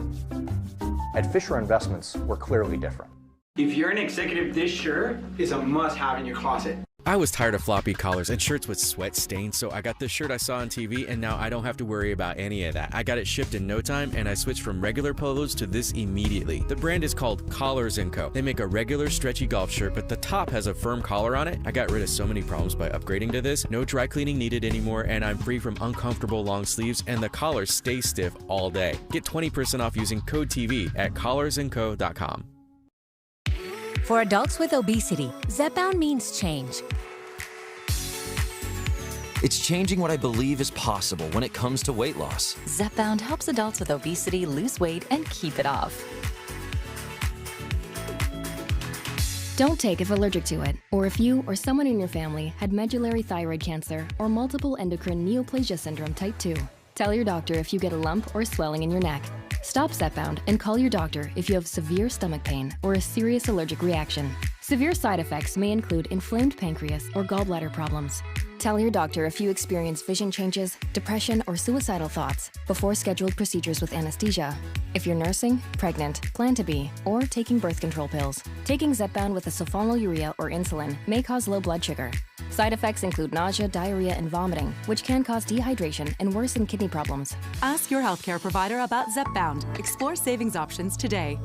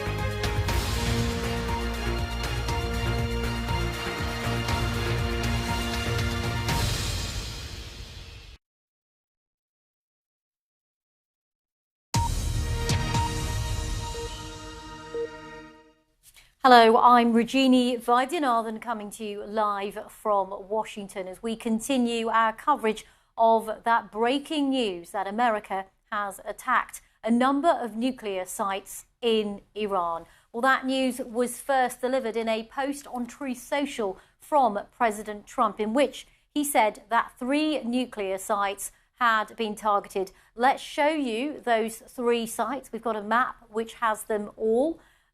The 3 sites were Isfahan, Natanz, and the most significant, the Fordo site, which is said to be deep underground at a mountain. And that's significant because the Israeli military said it could not get to the Fordo site without using these US bunker busters.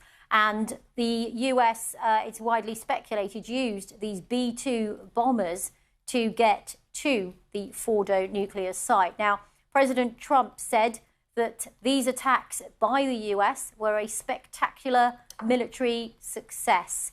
The Iranian state media responding, saying that the Fordo site was attacked by enemy strikes. At the moment, we don't have any verification to tell us the extent of the damage of the sites, although President Trump did say in an address to the nation that the 3 sites were obliterated. Well, let's first of all begin this hour by playing you back President Trump's address to the nation. Thank you very much.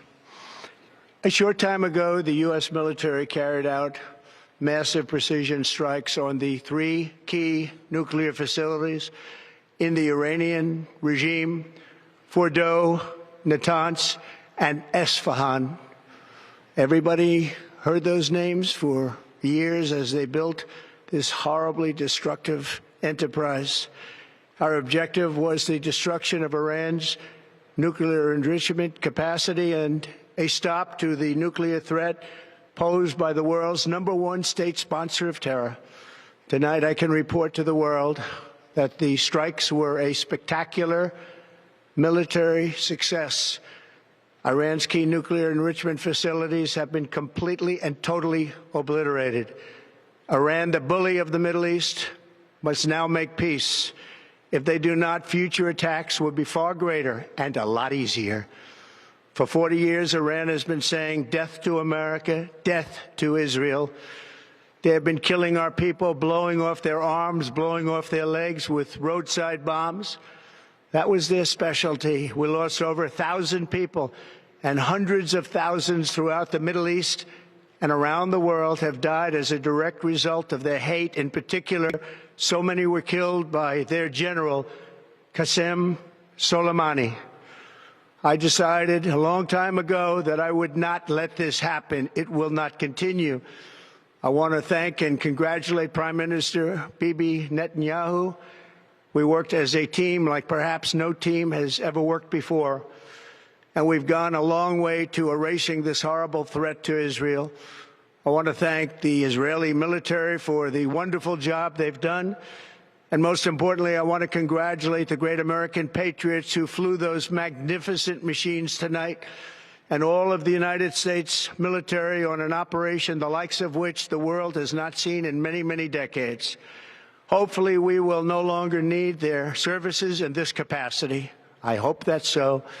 I also want to congratulate the chairman of the Joint Chiefs of Staff, General Dan Raisin Kane, spectacular general, and all of the brilliant military minds involved in this attack.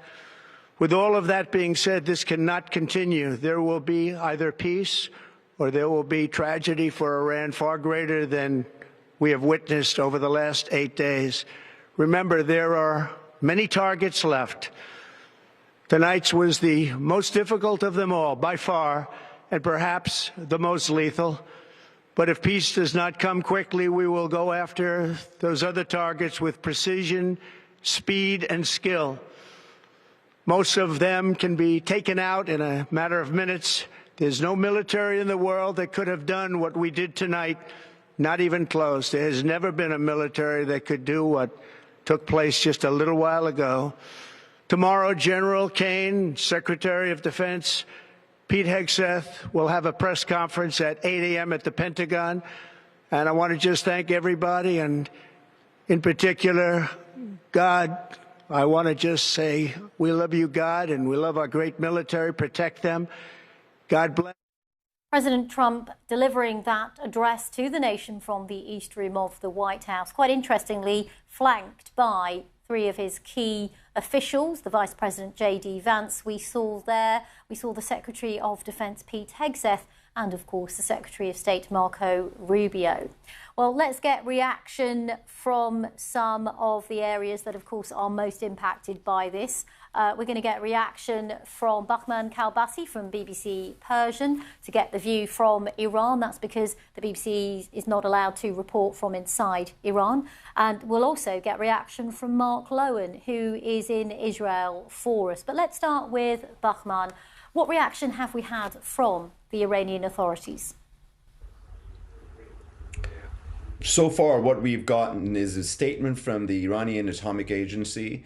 We've also heard the state TV. There's a host of a program that keeps reacting to the events as it comes in. At some point, he called this whole thing a bluff and said maybe it didn't really damage the sites much.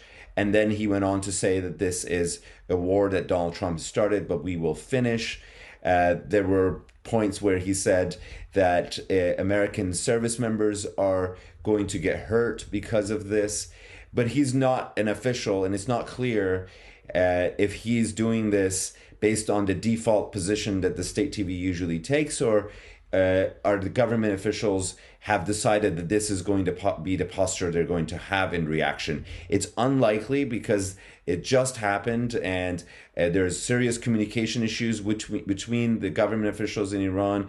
The supreme leader is hidden somewhere in a bunker. We just had a story a few hours ago where even the president couldn't reach him in time when Turkey tried to find a mediate between Donald Trump and Iran just at the beginning of the week, the past 7-8 days ago. So the whole new set of generals, they've taken over the positions of those who were assassinated by Israel. So it's not clear if the Iranian government is yet reached the conclusion in totality of what they want to do in response to this attack. So what the state TV says is all we've got so far, and the atomic energy statement, which basically says this is a massive violation of international law and a non-proliferation treaty. And the one official also saying all the enriched uranium were taken out of these sites anyway, so there was nothing there of value. That also, if true, it decreases the worry about radiation and that could affect populations living close to these sites.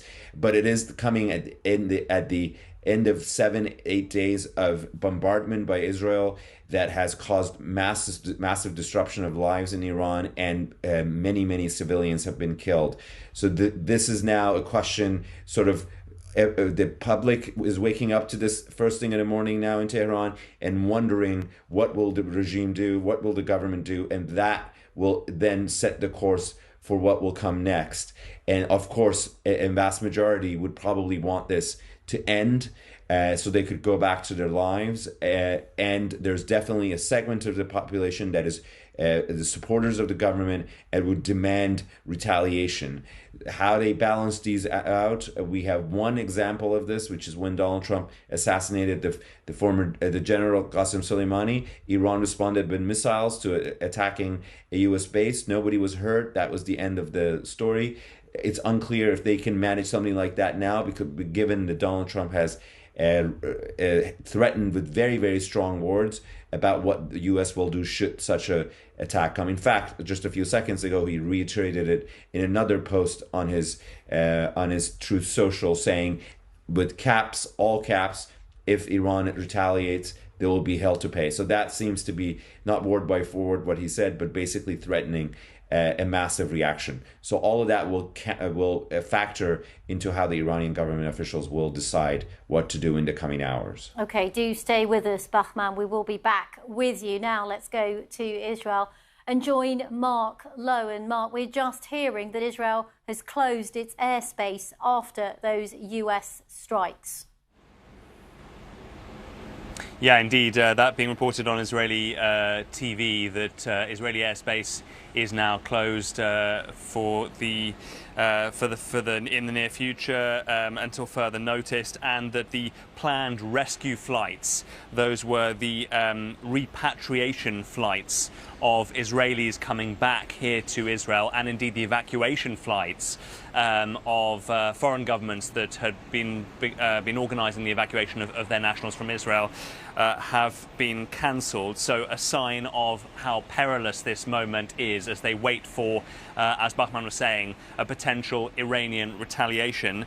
Benjamin Netanyahu posted a video online shortly before we heard President Trump speak live, in which he congratulated Donald Trump. It was a very direct video aimed at thanking Mr. Trump, saying, "Your bold decision to target with the awesome righteous mind of the United States will change history, and that the US has been truly unsurpassed, and that history will reward this action, that Donald Trump acted to deny the world's most dangerous regime the world's most dangerous weapons. And then there was a later statement in Hebrew, in which he talked about the phone call that took place between Trump and Netanyahu after the strikes began. He says Trump called him immediately after the US operation was finished to congratulate him, Netanyahu, in what he called a very warm and moving conversation. He congratulated me, he congratulated our army, and he congratulated our people.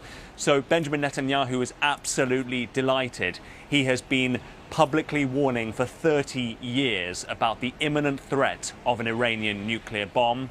He had to deal with governments in the West who tried to deal with Iran through diplomacy, launched an Iranian nuclear deal in 2015 to limit enrichment, and then Trump came in his first term, tore up that deal, and now Benjamin Netanyahu has his staunch ally in the White House who has acted in cooperation with Israel for this unprecedented military action. The question now, Rajini, is what will Tehran's response be, both towards Israel but also potentially towards American military assets in the region?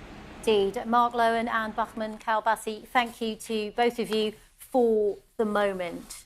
Well, let's show you these pictures that have come into us from the White House.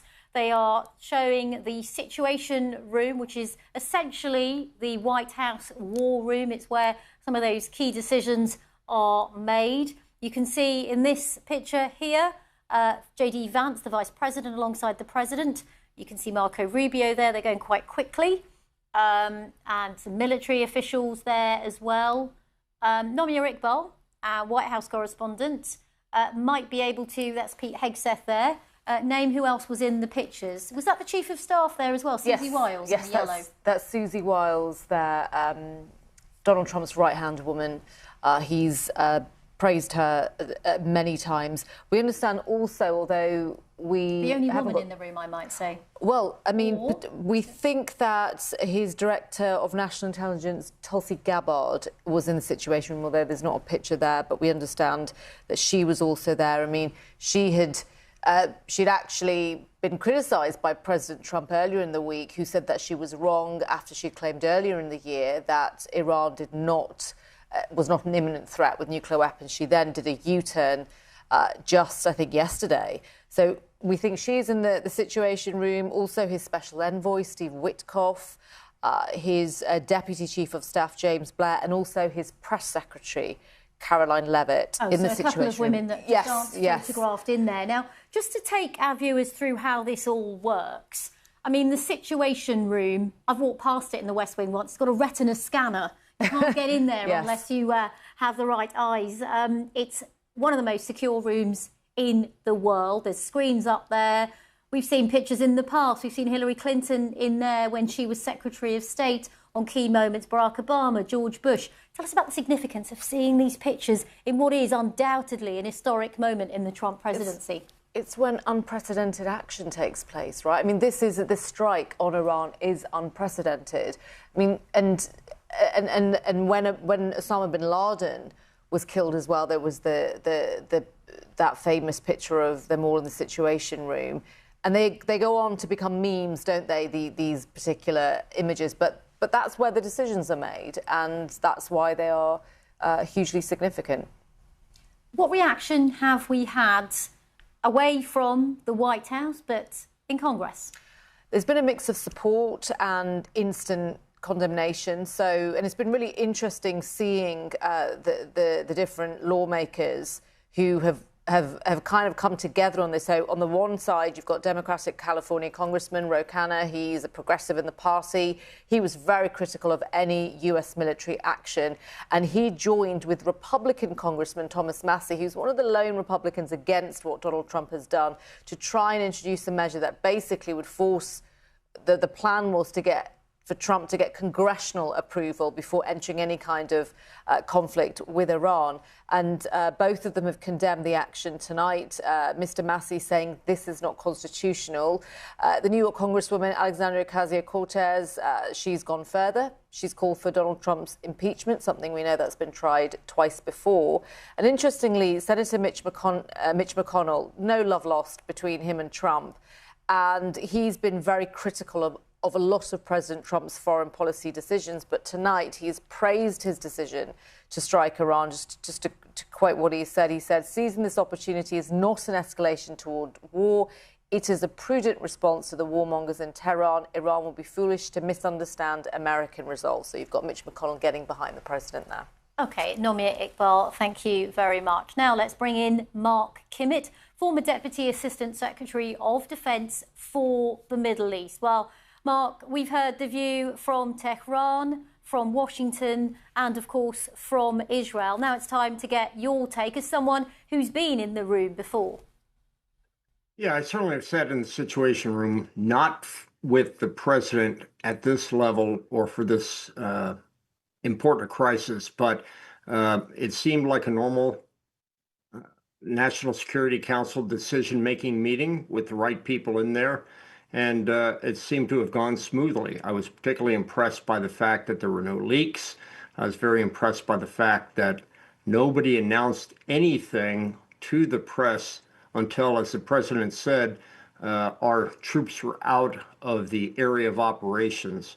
So I think if nothing else, we can applaud not only a terrific operation, but the fact that our troops were made safer by the fact that there were no operational security violations.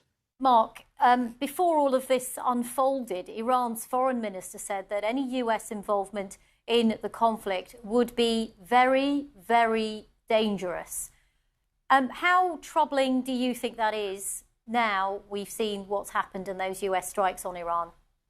Well, look, I don't think we would expect a Rashid to say anything. That's the normal kind of anything different. That's the normal bluster one hears from the Iranians. Now, that doesn't mean they don't back it up. I heard another correspondent tonight say there is a threat, a threefold threat: missiles, militias, and terrorism. It is normally the practice that the Iranians will respond. When we targeted Qasem Soleimani in 2020, they followed up with 12 ballistic missiles into Iraq. But I think history would show that Iran will respond, but it's almost a performative response rather than a serious response. Sadly, it is often the case that American troops are killed by some of those responses, but any notion that they are going to send enough missiles to blot out the sky as the Persians did at Thermopylae with their arrows, I don't think that's going to happen. The last thing the Iranians want is a full-scale war with the United States. If they think war with Israel is tough, in their currently degraded state, when you bring the strongest military in the world against you, that's not going to end well for Iran.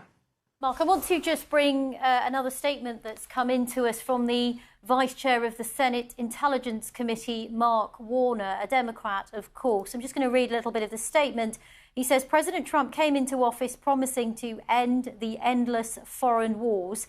Tonight, he took steps that could drag the United States into another one without consulting Congress, without a clear strategy, without regard to the consistent conclusions of the intelligence community, and without explaining to the American people what's at stake. He says there's no question that Iran poses a serious threat to regional stability and that the US must remain unwavering in its commitment to Israel's security.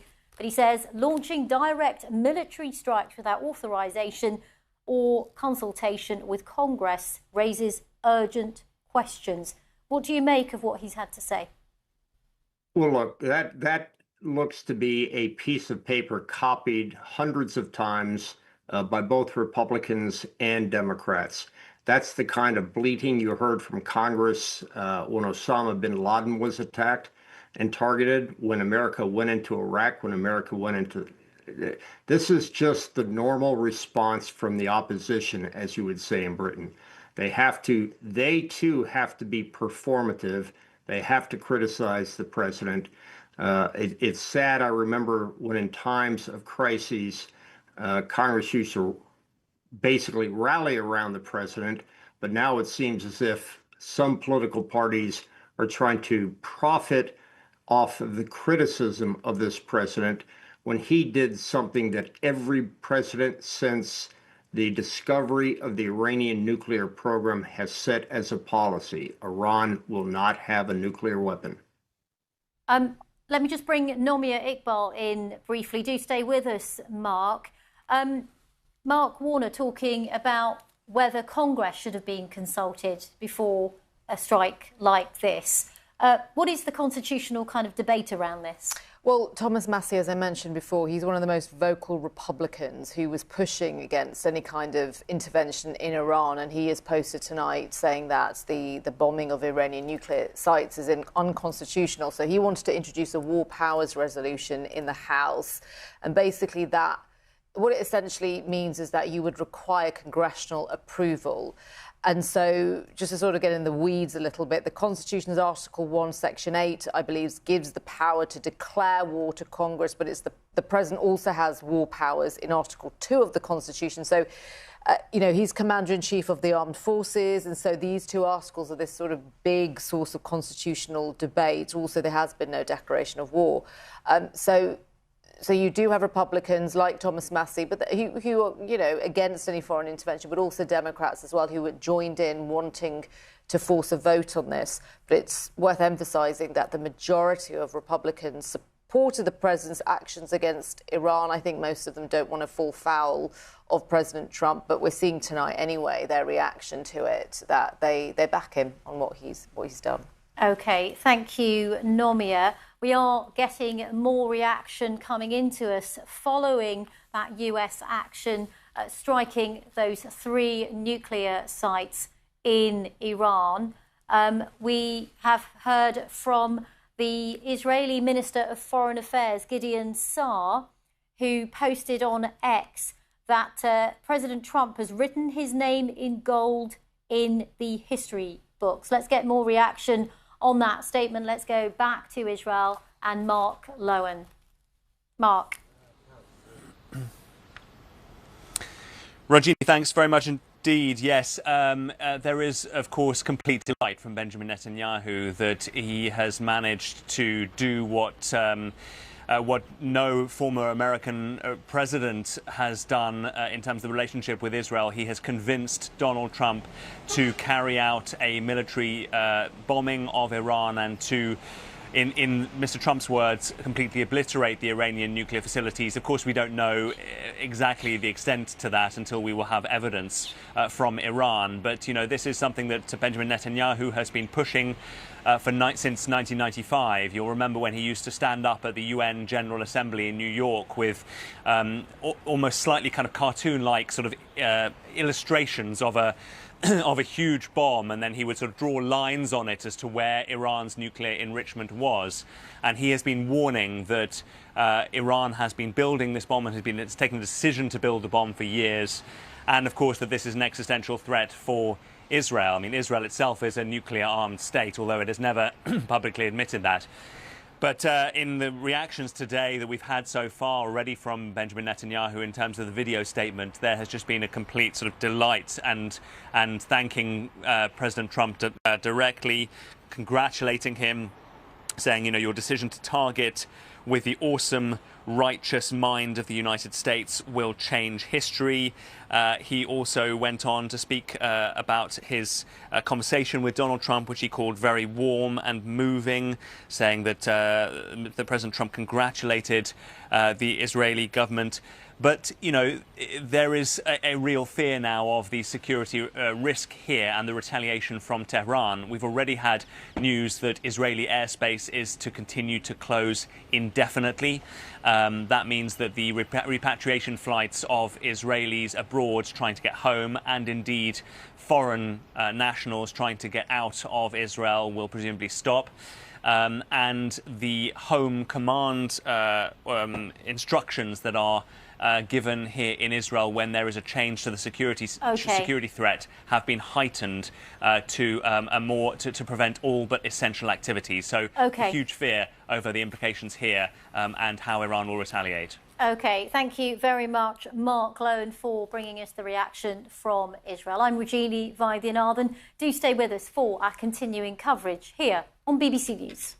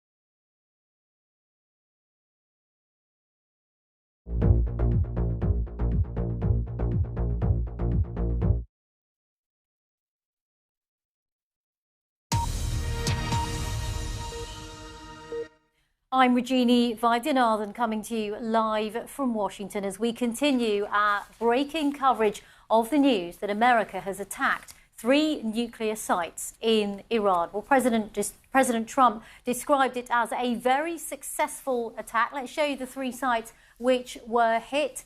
Fordo, Natanz and Esfahan, which includes, most significantly, the underground uranium enrichment facility at Fordo. Well, state media in Iran is reporting significant damage, but officials are saying that there are no signs of contamination or radiation. Well, let's show you these images that have come to us from the White House. They show you the Situation Room, which is essentially the president's war room. There you can see him alongside his top team as the decision to go ahead with those strikes was clearly being made. We know that the national security team was meeting at the White House this evening. Then, shortly afterwards, we got a statement on Truth Social from President Trump where he announced that those 3 sites in Iran had been hit. Well, they come just days after President Trump said that he was considering whether or not to support Israel's attacks on Iran. In some ways, he said he would mull over the decision for a fortnight. And so many people were not expecting this attack to happen on Saturday night. Well, let's replay you the statement that President Trump delivered from the East Room at the White House. He was flanked by some of his key officials, the Vice President, J.D. Vance, as well as the U.S. Secretary of State, Marco Rubio, and the Secretary of Defense, Pete Hegseth. Thank you very much. A short time ago, the U.S. military carried out massive precision strikes on the 3 key nuclear facilities in the Iranian regime: Fordo, Natanz, and Esfahan. Everybody heard those names for years as they built this horribly destructive enterprise. Our objective was the destruction of Iran's nuclear enrichment capacity and a stop to the nuclear threat posed by the world's #1 state sponsor of terror. Tonight, I can report to the world that the strikes were a spectacular military success. Iran's key nuclear enrichment facilities have been completely and totally obliterated. Iran, the bully of the Middle East, must now make peace. If they do not, future attacks will be far greater and a lot easier. For 40 years, Iran has been saying death to America, death to Israel. They have been killing our people, blowing off their arms, blowing off their legs with roadside bombs. That was their specialty. We lost over 1,000 people, and hundreds of thousands throughout the Middle East and around the world have died as a direct result of their hate. In particular, so many were killed by their general, Qasem Soleimani. I decided a long time ago that I would not let this happen. It will not continue. I want to thank and congratulate Prime Minister Bibi Netanyahu. We worked as a team like perhaps no team has ever worked before. And we've gone a long way to erasing this horrible threat to Israel. I want to thank the Israeli military for the wonderful job they've done. And most importantly, I want to congratulate the great American patriots who flew those magnificent machines tonight, and all of the United States military on an operation the likes of which the world has not seen in many, many decades. Hopefully, we will no longer need their services in this capacity. I hope that's so. I also want to congratulate the chairman of the Joint Chiefs of Staff, General Dan Raisin Kane, spectacular general, and all of the brilliant military minds involved in this attack. With all of that being said, this cannot continue. There will be either peace or there will be tragedy for Iran far greater than we have witnessed over the last 8 days. Remember, there are many targets left. Tonight's was the most difficult of them all, by far, and perhaps the most lethal. But if peace does not come quickly, we will go after those other targets with precision, speed, and skill. Most of them can be taken out in a matter of minutes. There's no military in the world that could have done what we did tonight, not even close. There has never been a military that could do what took place just a little while ago. Tomorrow, General Kane, Secretary of Defense, Pete Hegseth will have a press conference at 8 a.m. at the Pentagon. And I want to just thank everybody, and in particular, God I want to just say we love you, God, and we love our great military. Protect them. God bless the Middle East. God bless Israel, and God bless America. Thank you very much. Thank you. So that was President Trump speaking from the White House a short while ago. Well, joining me live now from Washington, D.C. as well is Politico reporter Daniel Littman. Daniel, thank you for joining us. One question that some senators are starting to ask is why Congress had not been briefed ahead of these attacks. I just want to ask you what your thoughts are on this and what the constitutional rules around this would be. Yeah, so this president in particular, he doesn't want to involve Congress that much in these types of matters of the state or even domestic matters. And with Congress being Republican, they are happy to give him that power. The only problem is that technically only Congress can declare war. And so Trump can act in an emergency situation, but no one is saying that Iran was about to attack or imminently about to attack the U.S. And so there's a lot of hackles from Democrats who may not necessarily, all of them disagree with this type of attack, but they want to feel like they have their say. And we did not see that today. And this is in keeping with presidents of both parties in the last few decades where they have struck foreign countries without getting Congress's approval. Daniel, in some ways, this came as a bit of a surprise because the president said he was going to weigh up the decision to support Israel and its attacks on Iran over the next 2 weeks. Just take our viewers through what the president was doing on Saturday and then, of course, the moment in which he sent out that Truth Social post. Yeah, so he was in New Jersey earlier today at Bedminster, his resort. He goes there because in the summer it's much cooler there than in Palm Beach, where it's sweltering. And then he had a meeting of his National Security Council and his top national security aides at 6 p.m. And so that's right around the time that they were putting, those planes were kind of coming back from Iran and striking their targets. And so they wanted to see it live and see how it was going. And I think it was almost a little bit of a kind of a false flag where they said, oh, within 2 weeks. So Iran thought they have 2 weeks to negotiate. But Caroline Leavitt, the White House press secretary, said he would make the decision within 2 weeks. So he could have made it the next day after her statement. And so I think he wanted to see how Iran would react when he called for a unconditional surrender, which of course they were not into, and they rejected that offer. And politically, I mean, we've discussed this with our correspondent Nomia Iqbal as well. There's been quite a lot of divided opinion about whether the US should have done this. Yeah, especially among some of his MAGA base who are more isolationist. They don't want to engage with the world that much. And so if the US gets in a long, extended conflict with Iran, even if it's just air power, we could be getting retaliatory strikes from Iran. And I think Trump was elected in large part because of the Iraq and Afghanistan wars, the forever wars into 2016.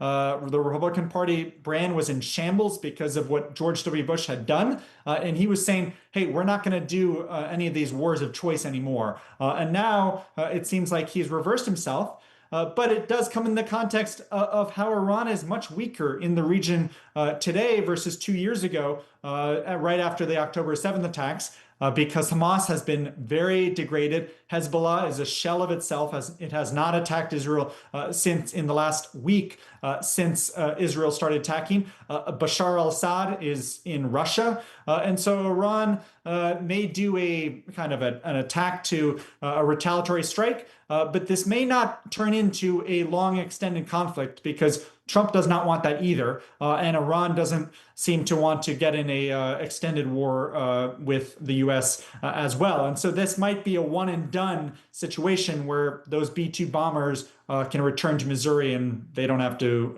engage in Iran anymore. Let's bring Nomia Iqbal in, who's in the studio with me. Senator Jack Reed, the top Democrat on the Armed Services Committee, saying that this was a massive gamble by President Trump. Yeah, bear in mind that these strikes, they are an extraordinary U-turn in some ways for a country, for a military that was supposed to be moving on. After all those forever wars in the Middle East, Donald Trump had campaigned on that. We don't want to get dragged back into this.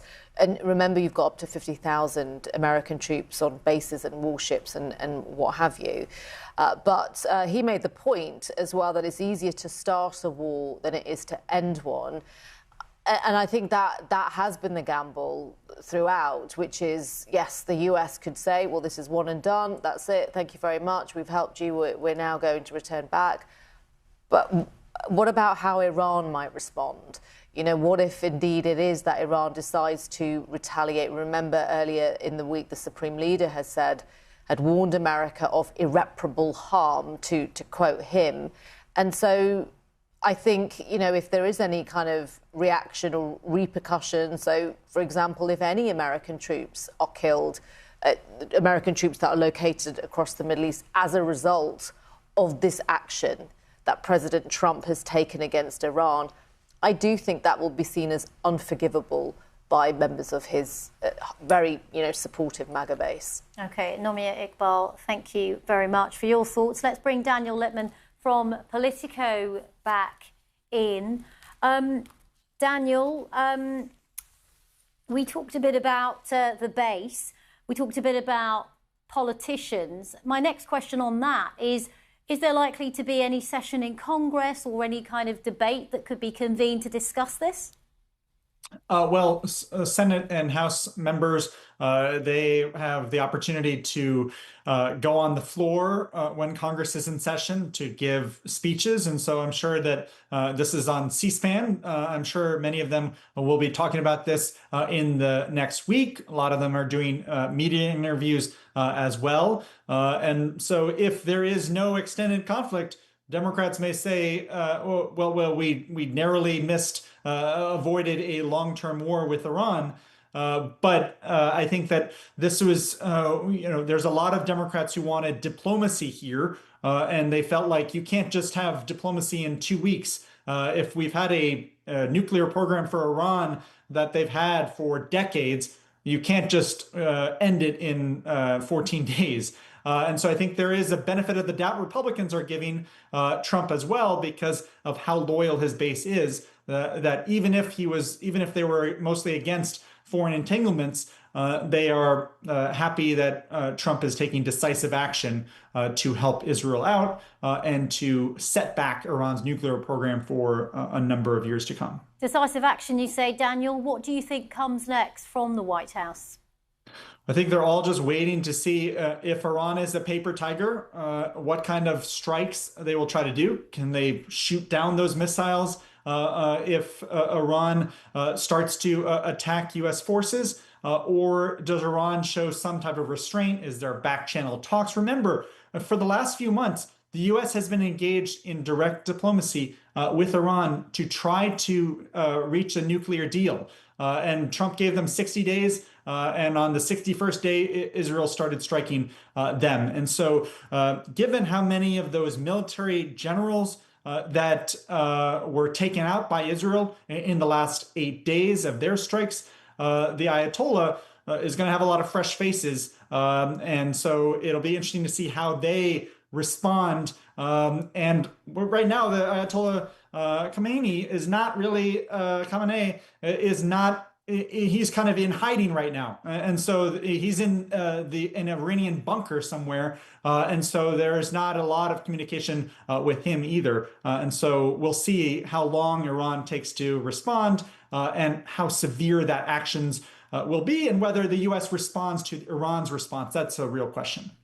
OK, Daniel Lippman from Politico, thank you very much for taking us through all the political reaction and the political possibilities. We appreciate it. Thank you. Now, joining me live is retired General Charles Hamilton. He joins us from Houston, Texas. Now, he was the Army's Deputy Chief of Staff for Logistics and was deployed to and held commands on 3 occasions in Afghanistan. Welcome to the programme. The first question I wanted to ask you is, I'm just seeing some reports that the strikes on Saturday marked the first time that the US Air Force had ever used the 30,000-pound bunker-busting bomb called the GBU-57 Massive Ordnance Penetrator, it's a long title, in combat. Just tell us how significant that is then. Hey, well, thanks for having me on, and that is definitely a true statement. But we have rehearsed with those particular weapon systems many times. And in fact, in many cases, we've studied, Fordo and using that scenario as a basis to rehearse and make sure that we could put all the right things, the right distance. Those aircraft that were used to bring in the bunker busters were B-12s. They can be refueled in the air. So again, that mission had been rehearsed, and we had actually flown those into that airspace before from the United States. Quite familiar with them yourself then, General? Yes, and very. Of course, we're talking about how they were moved from the US to Guam. How much time would it have then taken for them to be deployed on Iran? Well, once they started moving, it kind of came into the public view. So it took, several hours, but we moved it incrementally. A lot of that, was done secretly. The public saw what obviously the military wanted them to see. They probably wanted some information to get out. And I think, as was mentioned earlier, I think we were looking for a response from Iran once it was leaked that they were moving. And once we didn't get that response, I think that helped the president make his decision to conduct a military strike.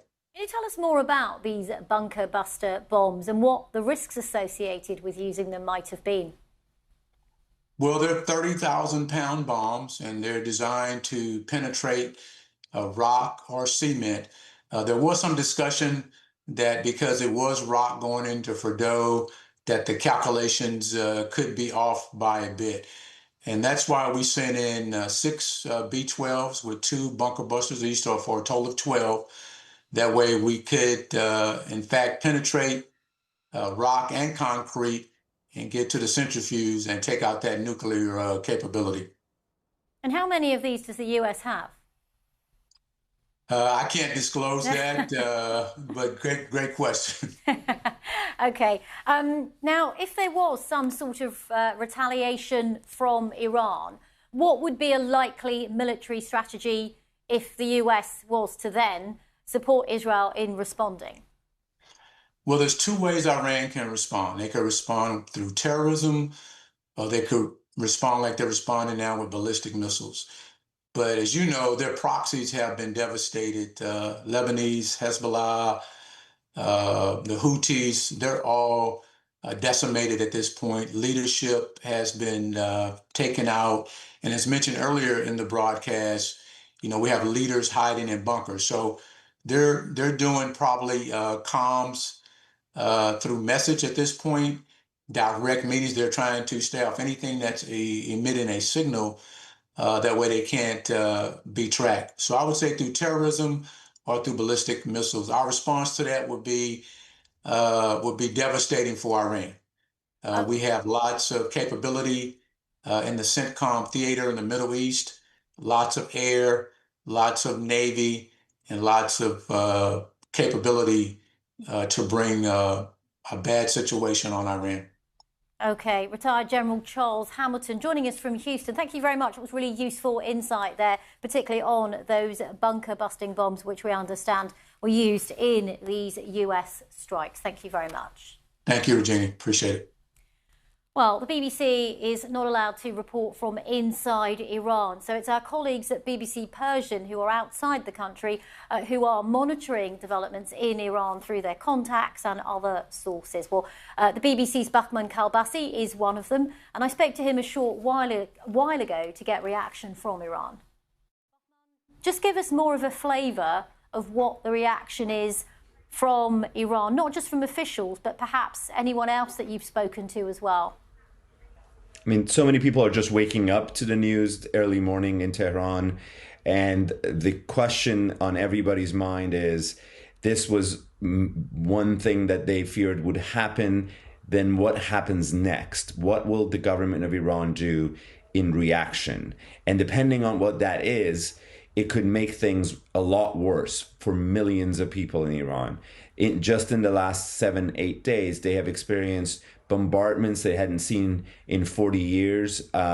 In cities across the country, civilians getting hurt, injured, and killed in the hundreds, and ordinary life completely interrupted. So that reality could become far more severe if the Iranian government attacks. So the question is that what the decision of the leadership is going to be? And everybody is sort of glued into reactions of the accounts associated with the Revolutionary Guards, to the state TV, what those people are saying. Clearly, we're not getting any senior government official on as of yet. So how they react, it's going to be a number of hours before we have that. But we've got the Atomic Energy Association of Iran, the agency in Iran, coming out saying this is a complete violation of international law. The Non-Proliferation Treaty that Iran is a member of bans this as well, and saying, despite all this, as an industry, Iran's nuclear industry will continue to work. What that means, which ones are they referring to? Obviously, there is a big reactor in the south of Iran, that is power reactor. That one hasn't been attacked by America or Israel, and that is not necessarily a source of worry, because that's not when uranium is enriched. But are they referring to just keeping that, and that is the end of it? Or does that mean, as one official said, we had taken all the enriched uranium out of these sites, so there was nothing to be worried about, even if they're destroyed? Okay. And they were also reassuring people that there's no radioactivity danger from these sites. Okay. So it's about just a few more hours to get a sense of what the Iranians are thinking. That's BBC Persian's Bahman Kalbasi. Well, we are getting more reaction from across the world and across the political spectrum on those US attacks on Iran. Another one that's come in from Hamas, which has described the strikes as blatant aggression. In a statement, Hamas said the attacks were a flagrant violation of international law and a direct threat to international peace and stability. An unsurprising statement, perhaps. Nomia Iqbal is still with me here in the studio.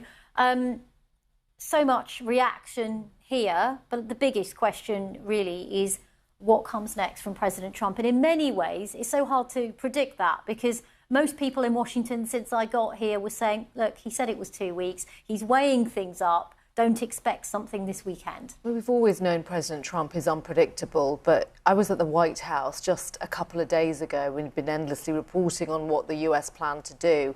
And when he had said, I will decide within 2 weeks, it was almost like okay, let's lower the temperature and let's look at this in a couple of weeks. And then now, 2 days, I think it is, that he announced that this strike has happened. Now, I think there'll be a lot of speculation over why that was. Did he say 2 weeks to sort of lure the Iranians to a false sense of security? Was it that negotiations behind the scenes? We knew that his Middle East envoy Steve Witkoff was talking to the Iranians. Did they fall apart?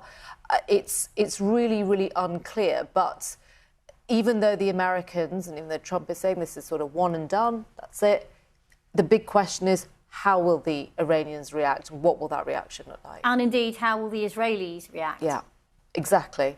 On that, it's unclear whether those nuclear sites have been taken out completely, although President Trump in his statement used quite strong language saying that they had been obliterated. In some respects, I think that's what I think that's what you expect him to say, because he is trying to make the point that, we went in, it was one and done, that's it, we've pulled out, we're not going to return to it. And it was almost as if, and even, when the speculation was happening last week, that if the Americans were going to go in, it had to be strategic in order to avoid being dragged into the kind of foreign war that Donald Trump has long campaigned against, but as this evolves, we'll see just exactly what the damage is and, you know, exactly how much of a setback this is for Iran. OK, Nomia Iqbal, thank you very much. Well, just a reminder of our main story, and that is that the US has struck 3 nuclear targets in Iran. President Trump calling those strikes a spectacular military success. Iranian state media saying part of the Fordo site was attacked by what they said were enemy strikes. This is, of course, a hugely significant moment in the Trump presidency. There's more on the BBC website. I'm Regina Vaidyanathan. Thanks for watching.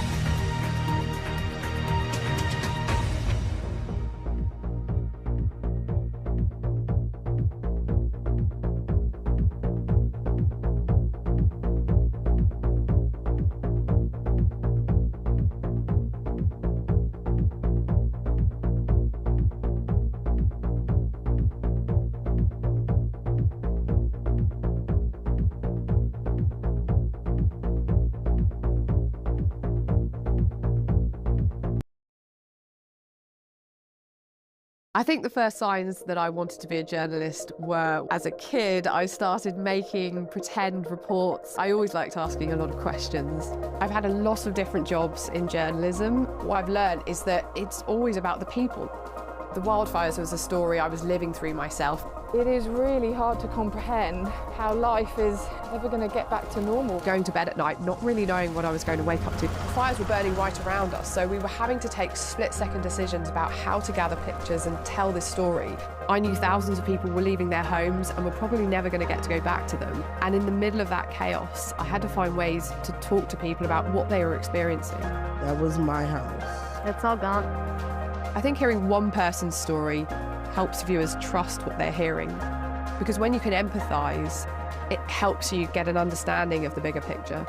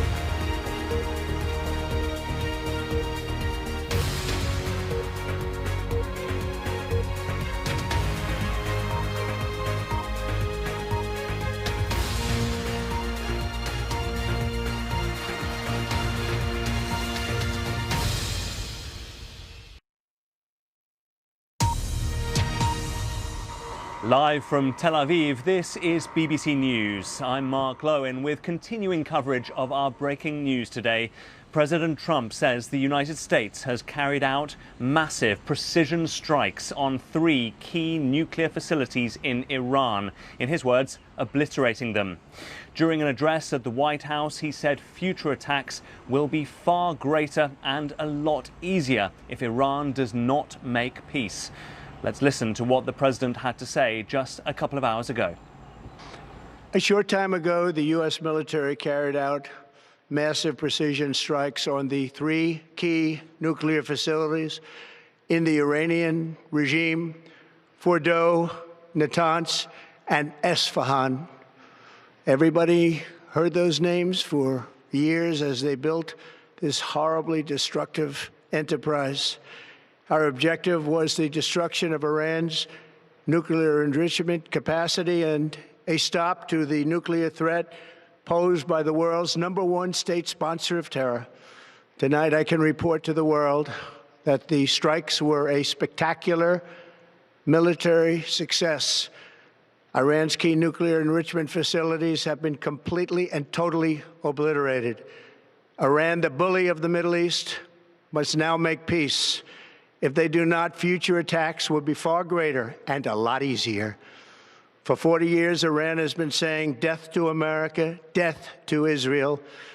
They have been killing our people, blowing off their arms, blowing off their legs with roadside bombs. That was their specialty. We lost over 1,000 people, and hundreds of thousands throughout the Middle East and around the world have died as a direct result of their hate. In particular, so many were killed by their general, Qasem Soleimani. I decided a long time ago that I would not let this happen. It will not continue. I want to thank and congratulate Prime Minister Bibi Netanyahu. We worked as a team like perhaps no team has ever worked before. And we've gone a long way to erasing this horrible threat to Israel. I want to thank the Israeli military for the wonderful job they've done. And most importantly, I want to congratulate the great American patriots who flew those magnificent machines tonight, and all of the United States military on an operation the likes of which the world has not seen in many, many decades. Hopefully, we will no longer need their services in this capacity. I hope that's so.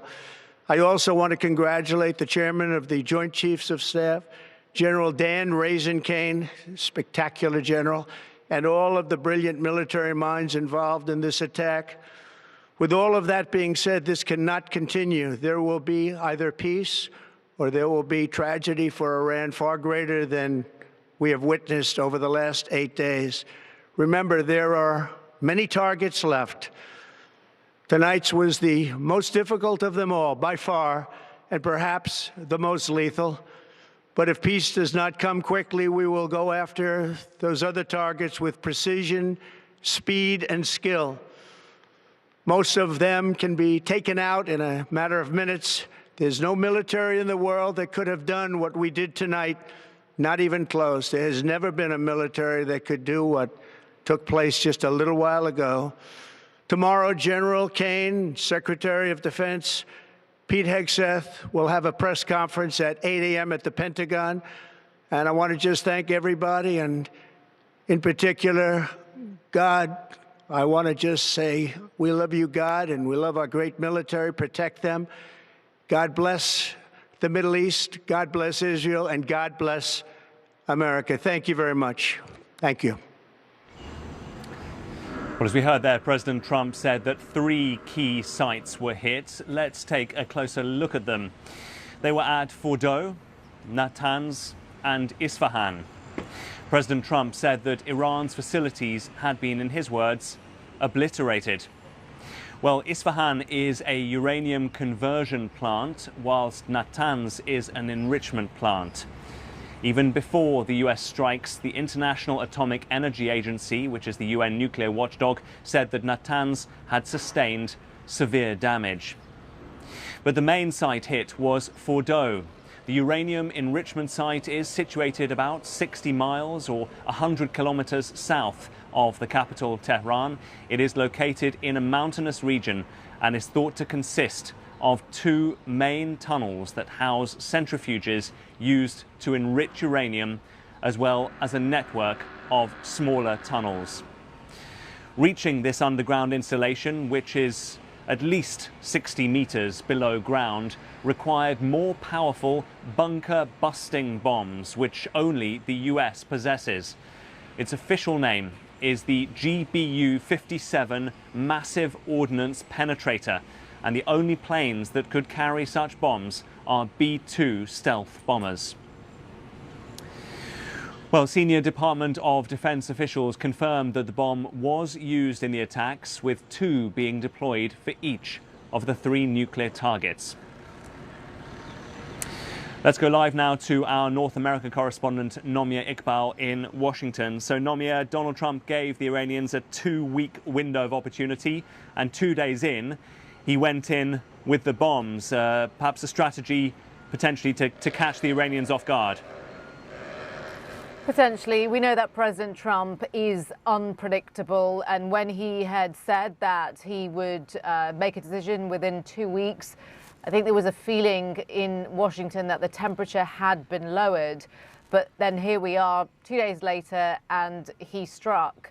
Now, it may be, yes, that it was to sort of lure the Iranians into a false sense of security. Perhaps negotiations between the Iranians and Steve Witkoff, his Middle East envoy, had broken down. We're not quite sure. But what's interesting now is what comes next. Donald Trump was very forceful in that address he gave to the nation, flanked by his closest advisors, in which he said that, you know, this is it, and we will hit back harder if they don't make peace. And so will the Iranians now want to negotiate? They may decide, well, actually, we don't, given that we are being still bombed by Israel, and now we're having American bombs fall onto us from the skies. So I think really it's very much a waiting game to see how the Iranians will react. And if they choose not to negotiate, Nomia, then potentially this could leave a lot of American military assets in this region very vulnerable, with some 40,000 American troops stationed in the region and a history of Iran and Iran-backed attacks on various American military assets that could potentially increase. And that will leave President Trump hugely vulnerable. It appeared in his speech that he wanted this to be one and done. We've struck these sites, and that's it. We've now, you know, there's no more action coming from America. But then also he sort of contradicted himself within his address, saying that if the Iranians did negotiate, there would be potentially more attacks. And I think that will be, this is already a seismic moment, by the way, in President Trump's presidency, but even more so if he then gets prolonged into a war of some kind with Iran. It's not what the American public want. There are enough polls that suggest nearly half of them do not want any action in the Middle East. You know, this kind of intervention is what Donald Trump has long campaigned against. Although there is also the public appetite to do something about Iran, but not to have that foreign intervention. And I don't think President Trump, certainly his Vice President J.D. Vance, who wants a more restrained foreign policy, would want to be drawn into anything further. But as I say, we have to see how the Iranians react. And I think if any Americans were killed, you mentioned up to 40,000 Americans as a result of the action that the US has taken in striking Iran, I do think that Donald Trump's supporters, and we know they're very faithful, will feel betrayed by him. Yeah, and already we've had a warning yesterday from the Houthis in Yemen, the Iran-backed group there, saying that they would resume attacks on American ships in the Red Sea if the US got involved militarily in Iran. So we will wait to see whether that materializes. Nomia, you mentioned the public reaction, the public queasiness over this. Also split reactions politically within the Republicans and within the kind of MAGA base. Just give us a sense of some of the reactions that we're getting through on both sides of the political divide at the moment. There's been a mix of cheering support and instant condemnation. Within the Republican Party, you do have the hawks and the isolationists. The isolationists are people very high profile here, such as Republican Thomas Massie and the Congresswoman Marjorie Taylor Greene, who did not want any intervention. In fact, Mr. Massey has said that this is unconstitutional, and he had joined with members of the Democratic Party who are seen more to the left, very liberal, in trying to force a vote on this, basically saying that if the president wanted to attack Iran, he has to get congressional approval. We do know that historically presidents have ignored that and gone ahead with actions. You've got the Congresswoman Alexandria Ocasio-Cortez from New York, who's gone even further, calling for the president to be impeached. We know that that's happened twice before. But I should say that the majority of the Republican Party do support President Trump on this, whether it's because they don't want to fall out of favor with him or because they genuinely think he did the right thing. Depends which lawmaker you're looking at. But on the whole, he is being supported by his party. And I think the fact that the Vice President, J.D. Vance, was with him when he addressed the nation was very interesting. I think that may have been a way potentially to project unity. As I mentioned, Mr. Vance has long been against any kind of foreign intervention, taking a slightly measured approach on social media over the last few days over speculation if the US was going to get involved.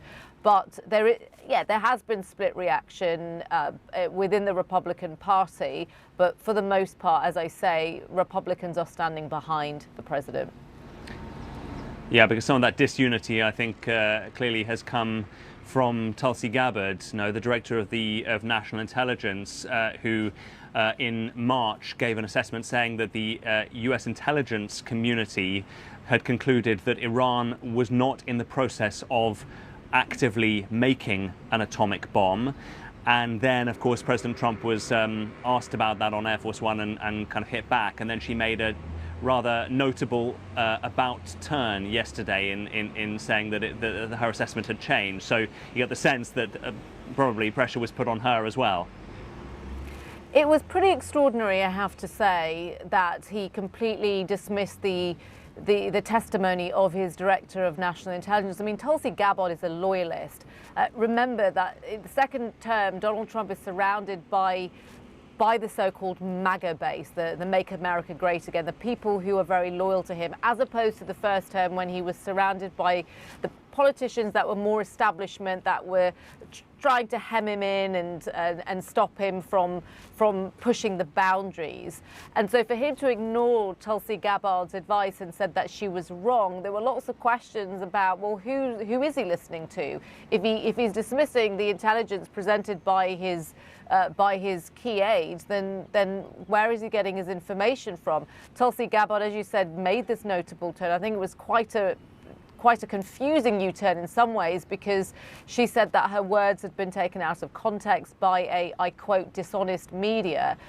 But she had said in that testimony that there wasn't any evidence by the American intelligence didn't show that Iran was close to making a nuclear bomb. But then, yes, she did do a U-turn, and you've got to wonder if there was potentially pressure put on her. Just to also mention, Mark, she was in the Situation Room this evening when President Trump made that critical decision. Yeah, maybe given access to the Situation Room as a reward for changing that position. We will see how that pans out. Nomi Iqbal in Washington, thanks very much indeed.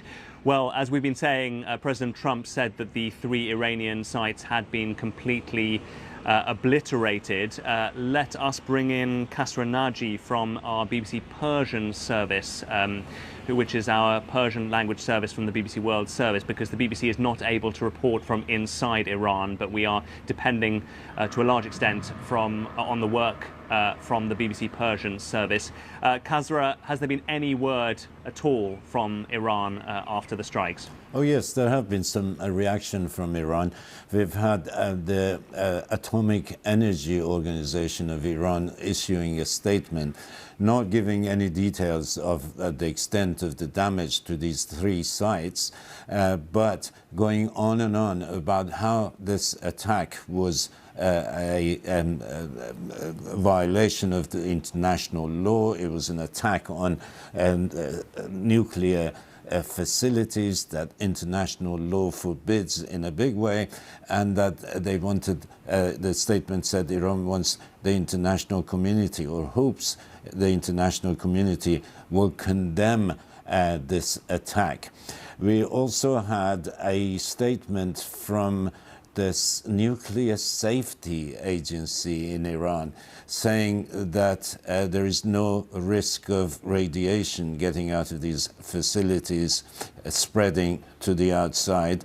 They said they have measured the vicinity, there's no rising level of radioactivity, and they also say that it is because one of the reasons why there is no spread of radioactivity is because they have taken certain measures beforehand.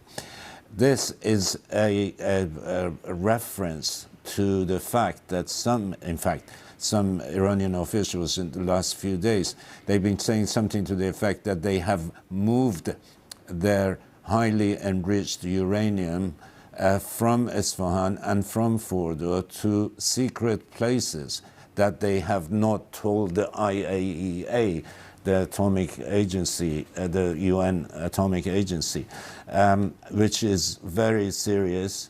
It means that possibly some 400 kilograms of uranium enriched to 60% and more uranium enriched to 20% are somewhere that are not under the IAEA observation, i.e. they don't know where it is at the moment. But just to be clear, Khazra, even though the president himself is talking about complete obliteration of these sites, there's been no visual evidence so far provided by the Iranians and no comment about the extent of the damage in Fordo beyond the kind of condemnation from the Iranian government over the strikes themselves. Yes, in fact, that's right. We don't know how extensive the damage is. Iranians haven't said anything. And I just seen something from the Israeli side saying they don't know how extensive the damage was, but they think that nevertheless the attack has set back Iranian nuclear program for many years.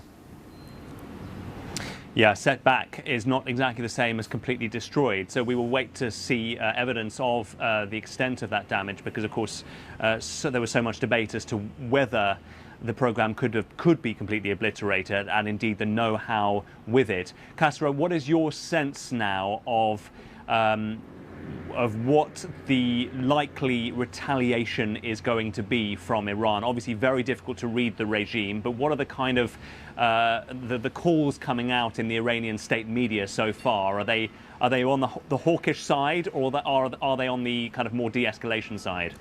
They are on the hawkish side, and I've seen some messages on social media by some Iranian commentators, mostly hardliners in Tehran, saying that, well, the Americans have asked for it and we will give it to them.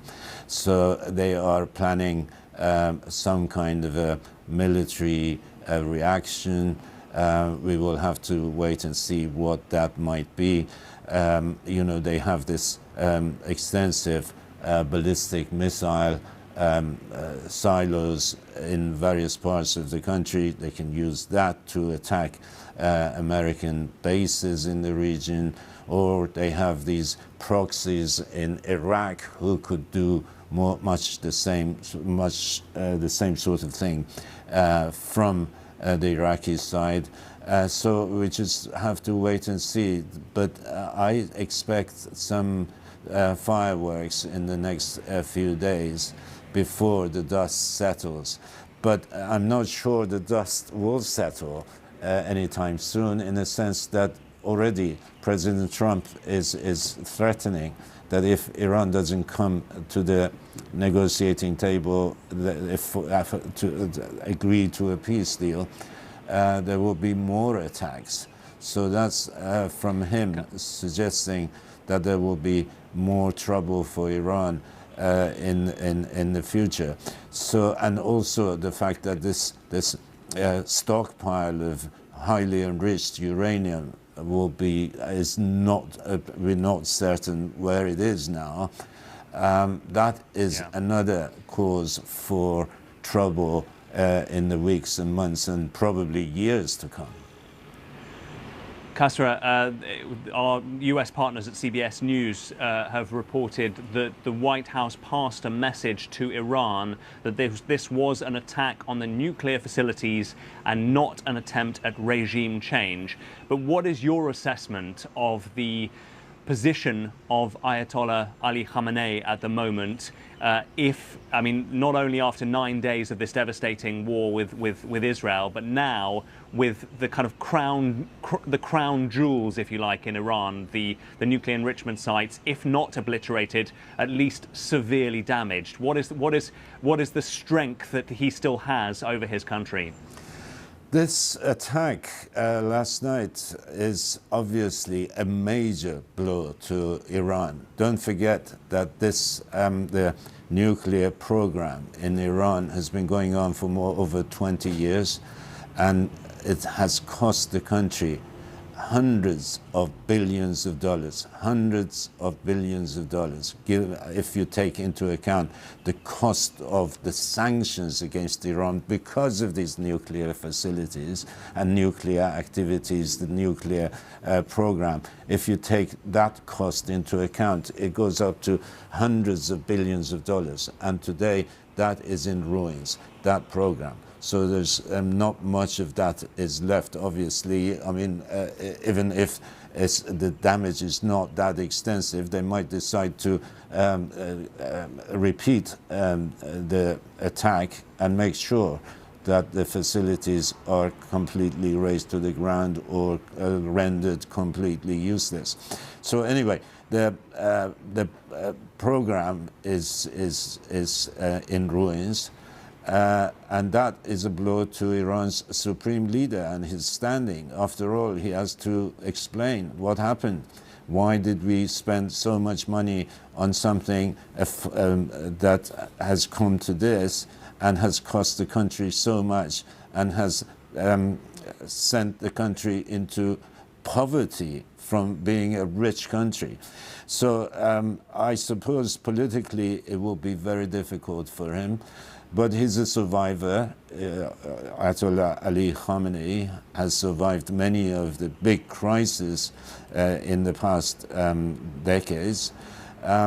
So we will have to wait and see. But this, together with Israeli attacks of the last 9 or 10 days in Iran, it has the whole thing, the two together, the attacks by Israel and the US, has obviously weakened the regime and its pillars and what keeps it going. And particularly a lot of the attacks by Israel has been against Iran's Revolutionary Guard and military sites, which means both of these, the military, as the army, the Revolutionary Guard, these are pillars of this regime, and they have been weakened.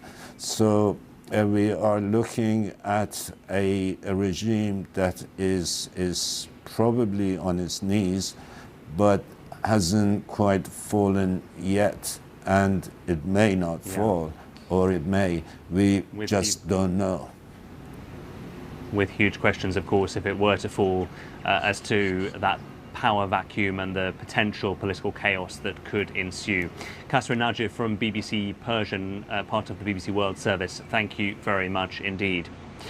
Well, Israel's Prime Minister Benjamin Netanyahu spoke after the strikes, praising President Trump for the decision and for the US support for Israel. Congratulations, President Trump. Your bold decision to target Iran's nuclear facilities with the awesome and righteous might of the United States will change history. In Operation Rising Lion, Israel has done truly amazing things. But in tonight's action against Iran's nuclear facilities, America has been truly unsurpassed. It has done what no other country on earth could do. History will record that President Trump acted to deny the world's most dangerous regime the world's most dangerous weapons. His leadership today has created a pivot of history that can help lead the Middle East and beyond to a future of prosperity and peace. President Trump and I often say, peace through strength. First comes strength, then comes peace. And tonight, President Trump and the United States acted with a lot of strength. President Trump, I thank you. The people of Israel thank you. The forces of civilization thank you. God bless America. God bless Israel. And may God bless our unshakable alliance, our unbreakable faith. A delighted Benjamin Netanyahu there. Well, Israel's President Isaac Herzog also reacted to the strikes, saying that in the pages of human history, this is a moment when the principles of liberty, responsibility, and security have triumphed.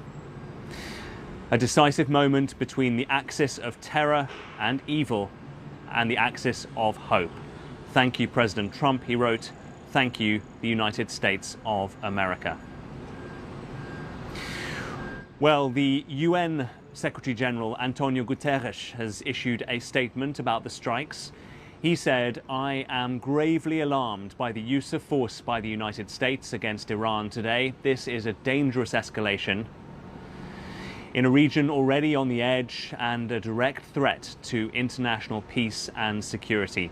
There is a growing risk," he said, "that this conflict could rapidly get out of control with catastrophic consequences for civilians, the region and the world."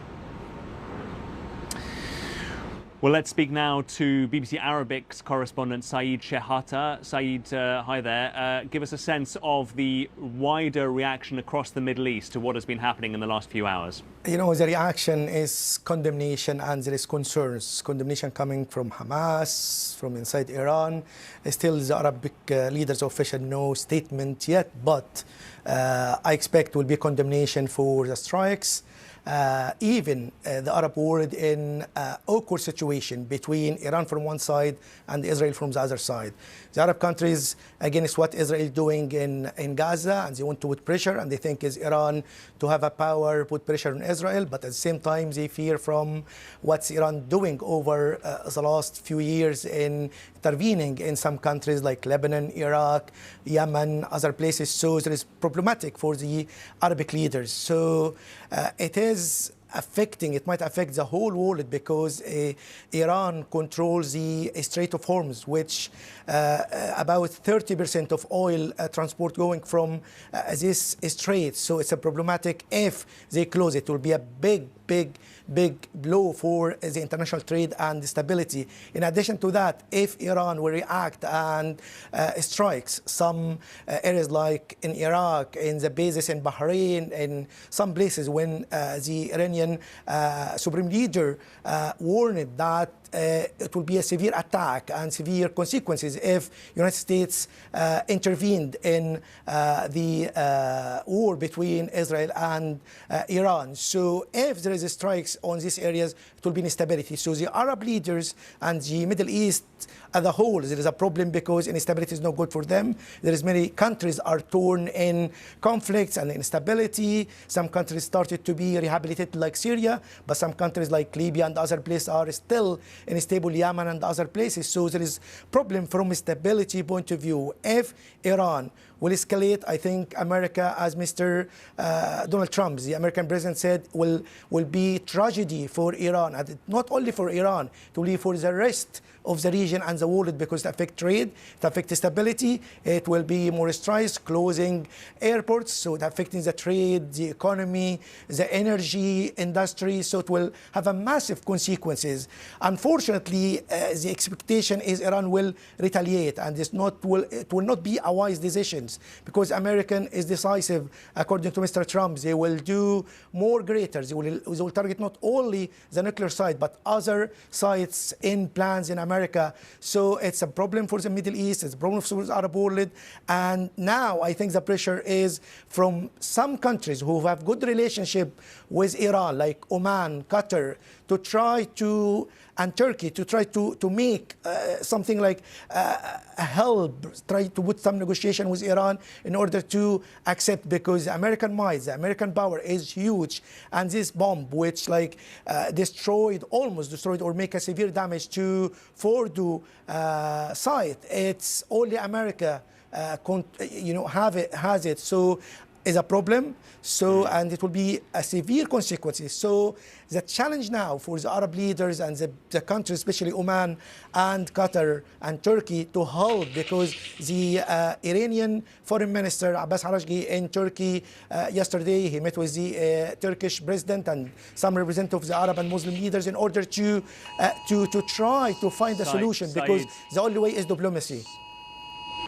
Yeah, Syed, sorry, I'm just going to interrupt you because you can probably hear from our phones, which my phone is on silent, but we've had an alert actually about a potential incoming missile.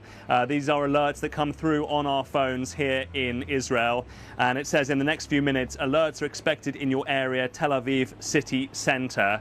You need to find a better location that will provide the best protection. What we've had yesterday, well, we had 2 nights ago, was this happened at 2:30 in the morning. We went down to the bunker in this hotel, and there then was we could hear the interception from Israeli interceptor missiles that were shot up into the air to hit Iranian missiles, and the shrapnel of one of those Israeli interceptors landed on a rooftop of a residential building in Holon, which is around Tel Aviv. And so that is indeed a warning from the Israeli authorities that there could be impending incoming fire from Iran. We will continue to monitor that, and we will, if we have to, we will break away from you here on BBC News in order to go into a shelter. We will see what the updated advice is, but that in itself is a very clear illustration that the American strikes are not the end of the story by any means, that there could well be a serious Iranian retaliation. Yes, Iran is burning through its missiles, it is burning through its rockets. Its launchers have been very, very badly damaged by Israel's attacks, but they are still able to get through and be fired. So we will continue to monitor any incoming fire from here. You are with BBC News. I'm Mark Lowen, live in Tel Aviv. A reminder, if you have just joined us, of our breaking news that President Trump says the United States military has carried out massive precision strikes on 3 key nuclear facilities in Iran and, in his words, destroyed them. They were at Fordo, Natanz and Isfahan. Iranian officials confirmed that all 3 strike sites mentioned were attacked, but said there was no irreversible damage. The Israeli Prime Minister Benjamin Netanyahu praised what he described as President Trump's bold decision, while the UN Secretary General Antonio Guterres called the attacks a direct threat to international peace and security. During his address at the White House, President Trump said that future attacks will be far greater and a lot easier if Iran does not make peace. Let's listen once again to what the president said a few hours ago. A short time ago, the U.S. military carried out massive precision strikes on the 3 key nuclear facilities in the Iranian regime: Fordo, Natanz, and Isfahan. Everybody heard those names for years as they built this horribly destructive enterprise. Our objective was the destruction of Iran's nuclear enrichment capacity and a stop to the nuclear threat posed by the world's #1 state sponsor of terror. Tonight, I can report to the world that the strikes were a spectacular military success. Iran's key nuclear enrichment facilities have been completely and totally obliterated. Iran, the bully of the Middle East, must now make peace. If they do not, future attacks will be far greater and a lot easier. For 40 years, Iran has been saying death to America, death to Israel. They have been killing our people, blowing off their arms, blowing off their legs with roadside bombs. That was their specialty. We lost over 1,000 people and hundreds of thousands throughout the Middle East and around the world have died as a direct result of their hate. In particular, so many were killed by their general, Qasem Soleimani. I decided a long time ago that I would not let this happen. It will not continue. I want to thank and congratulate Prime Minister Bibi Netanyahu. We worked as a team like perhaps no team has ever worked before. And we've gone a long way to erasing this horrible threat to Israel. I want to thank the Israeli military for the wonderful job they've done. And most importantly, I want to congratulate the great American patriots who flew those magnificent machines tonight, and all of the United States military on an operation the likes of which the world has not seen in many, many decades. Hopefully, we will no longer need their services in this capacity. I hope that's so. I also want to congratulate the chairman of the Joint Chiefs of Staff, General Dan Raisin-Kane, spectacular general, and all of the brilliant military minds involved in this attack. With all of that being said, this cannot continue. There will be either peace or there will be tragedy for Iran far greater than we have witnessed over the last 8 days. Remember, there are many targets left. Tonight's was the most difficult of them all, by far, and perhaps the most lethal. But if peace does not come quickly, we will go after those other targets with precision, speed, and skill. Most of them can be taken out in a matter of minutes. There's no military in the world that could have done what we did tonight, not even close. There has never been a military that could do what took place just a little while ago. Tomorrow, General Kane, Secretary of Defense, Pete Hegseth will have a press conference. We're just going to break into that reminder of the address from President Trump, because as you can hear, the sirens have just begun to sound around us here in Tel Aviv. We have received notifications on our telephones to say enter the protected space in your area, that there is a red alert for the city center of Tel Aviv. So what we're going to do is we're going to just come down. We're going to come down from our live position here on our balcony, and we are going to take shelter in our hotel bunker. For the time being, I will hand you back to the studio in London, but you can see very much that the threat from Iran remains and that there is now a detection of an incoming missile. So we are going to interrupt this broadcast in order to take safety. Mark, thank you. That's my colleague Mark Lowen in Tel Aviv there. Mark and his team having to take to shelters there following an alert of incoming fire there to Tel Aviv and Israel. We'll be back in Tel Aviv with Mark Lowen once we know what's going on there. But we can now speak to Amin Saikal. He's researched and written lots about relations in the Middle East and is professor at the Australian National University. Thank you for joining us on BBC News. We're hearing that alert, air raid siren in Tel Aviv, perhaps a reminder that even after these US strikes on Iran's nuclear sites, this war isn't over. No, it's not over. And of course, the Iranian side had said that should the United States attack Iran, then they will definitely respond in terms of targeting American bases across the region and possibly closing the Strait of Hormuz, and also, more importantly, attacking Israel more. And I think what they've really done is to give a response to President Trump's threat and basically target Israel again. And of course, the Israelis will retaliate. So this war will go on until both sides are exhausted. But at the same time, the danger is that the United States may get involved deeper, and that could really result in a wider conflict, which nobody really wants in the region. But at the same time, what the United States has really done is will be viewed in Iran as absolutely illegal and a breach of its sovereignty. And therefore, the Iranian regime will need to react to that, because otherwise the regime will be weaker than even it is now. And now it is also a question of really fighting for the survival of the regime.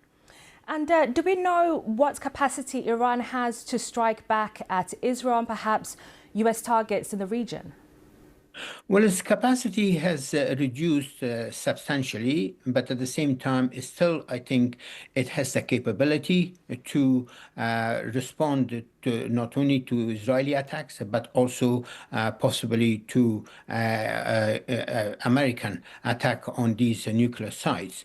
And I think, as your colleague in Tel Aviv said, Iranian missiles have already started coming towards Tel Aviv.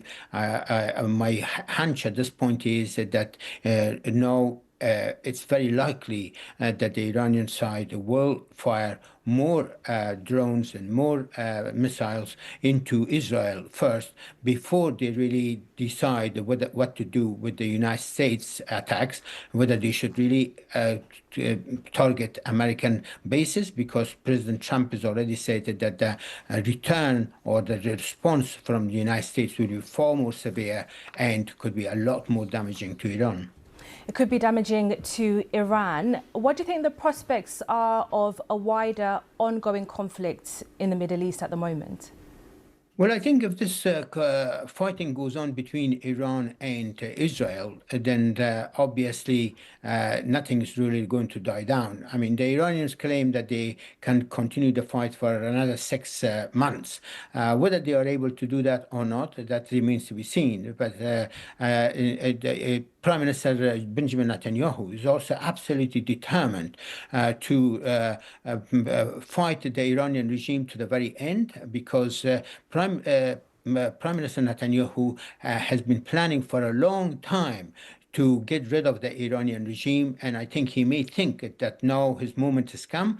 I mean, at first he started and made sure that the negotiation between Iran and the United States do not result in a nuclear deal, and he basically undermined the whole process by attacking Iran. But his wider objective has all along been to cause the demise of the Islamic regime in Iran, which is, I mean, the regime is not terribly popular inside, but at the same time, now there may be an opportunity that many of those Iranians inside Iran who really didn't like the regime, they may unite behind the regime, not for the sake of the regime itself, but certainly for the sake of Iran as a country.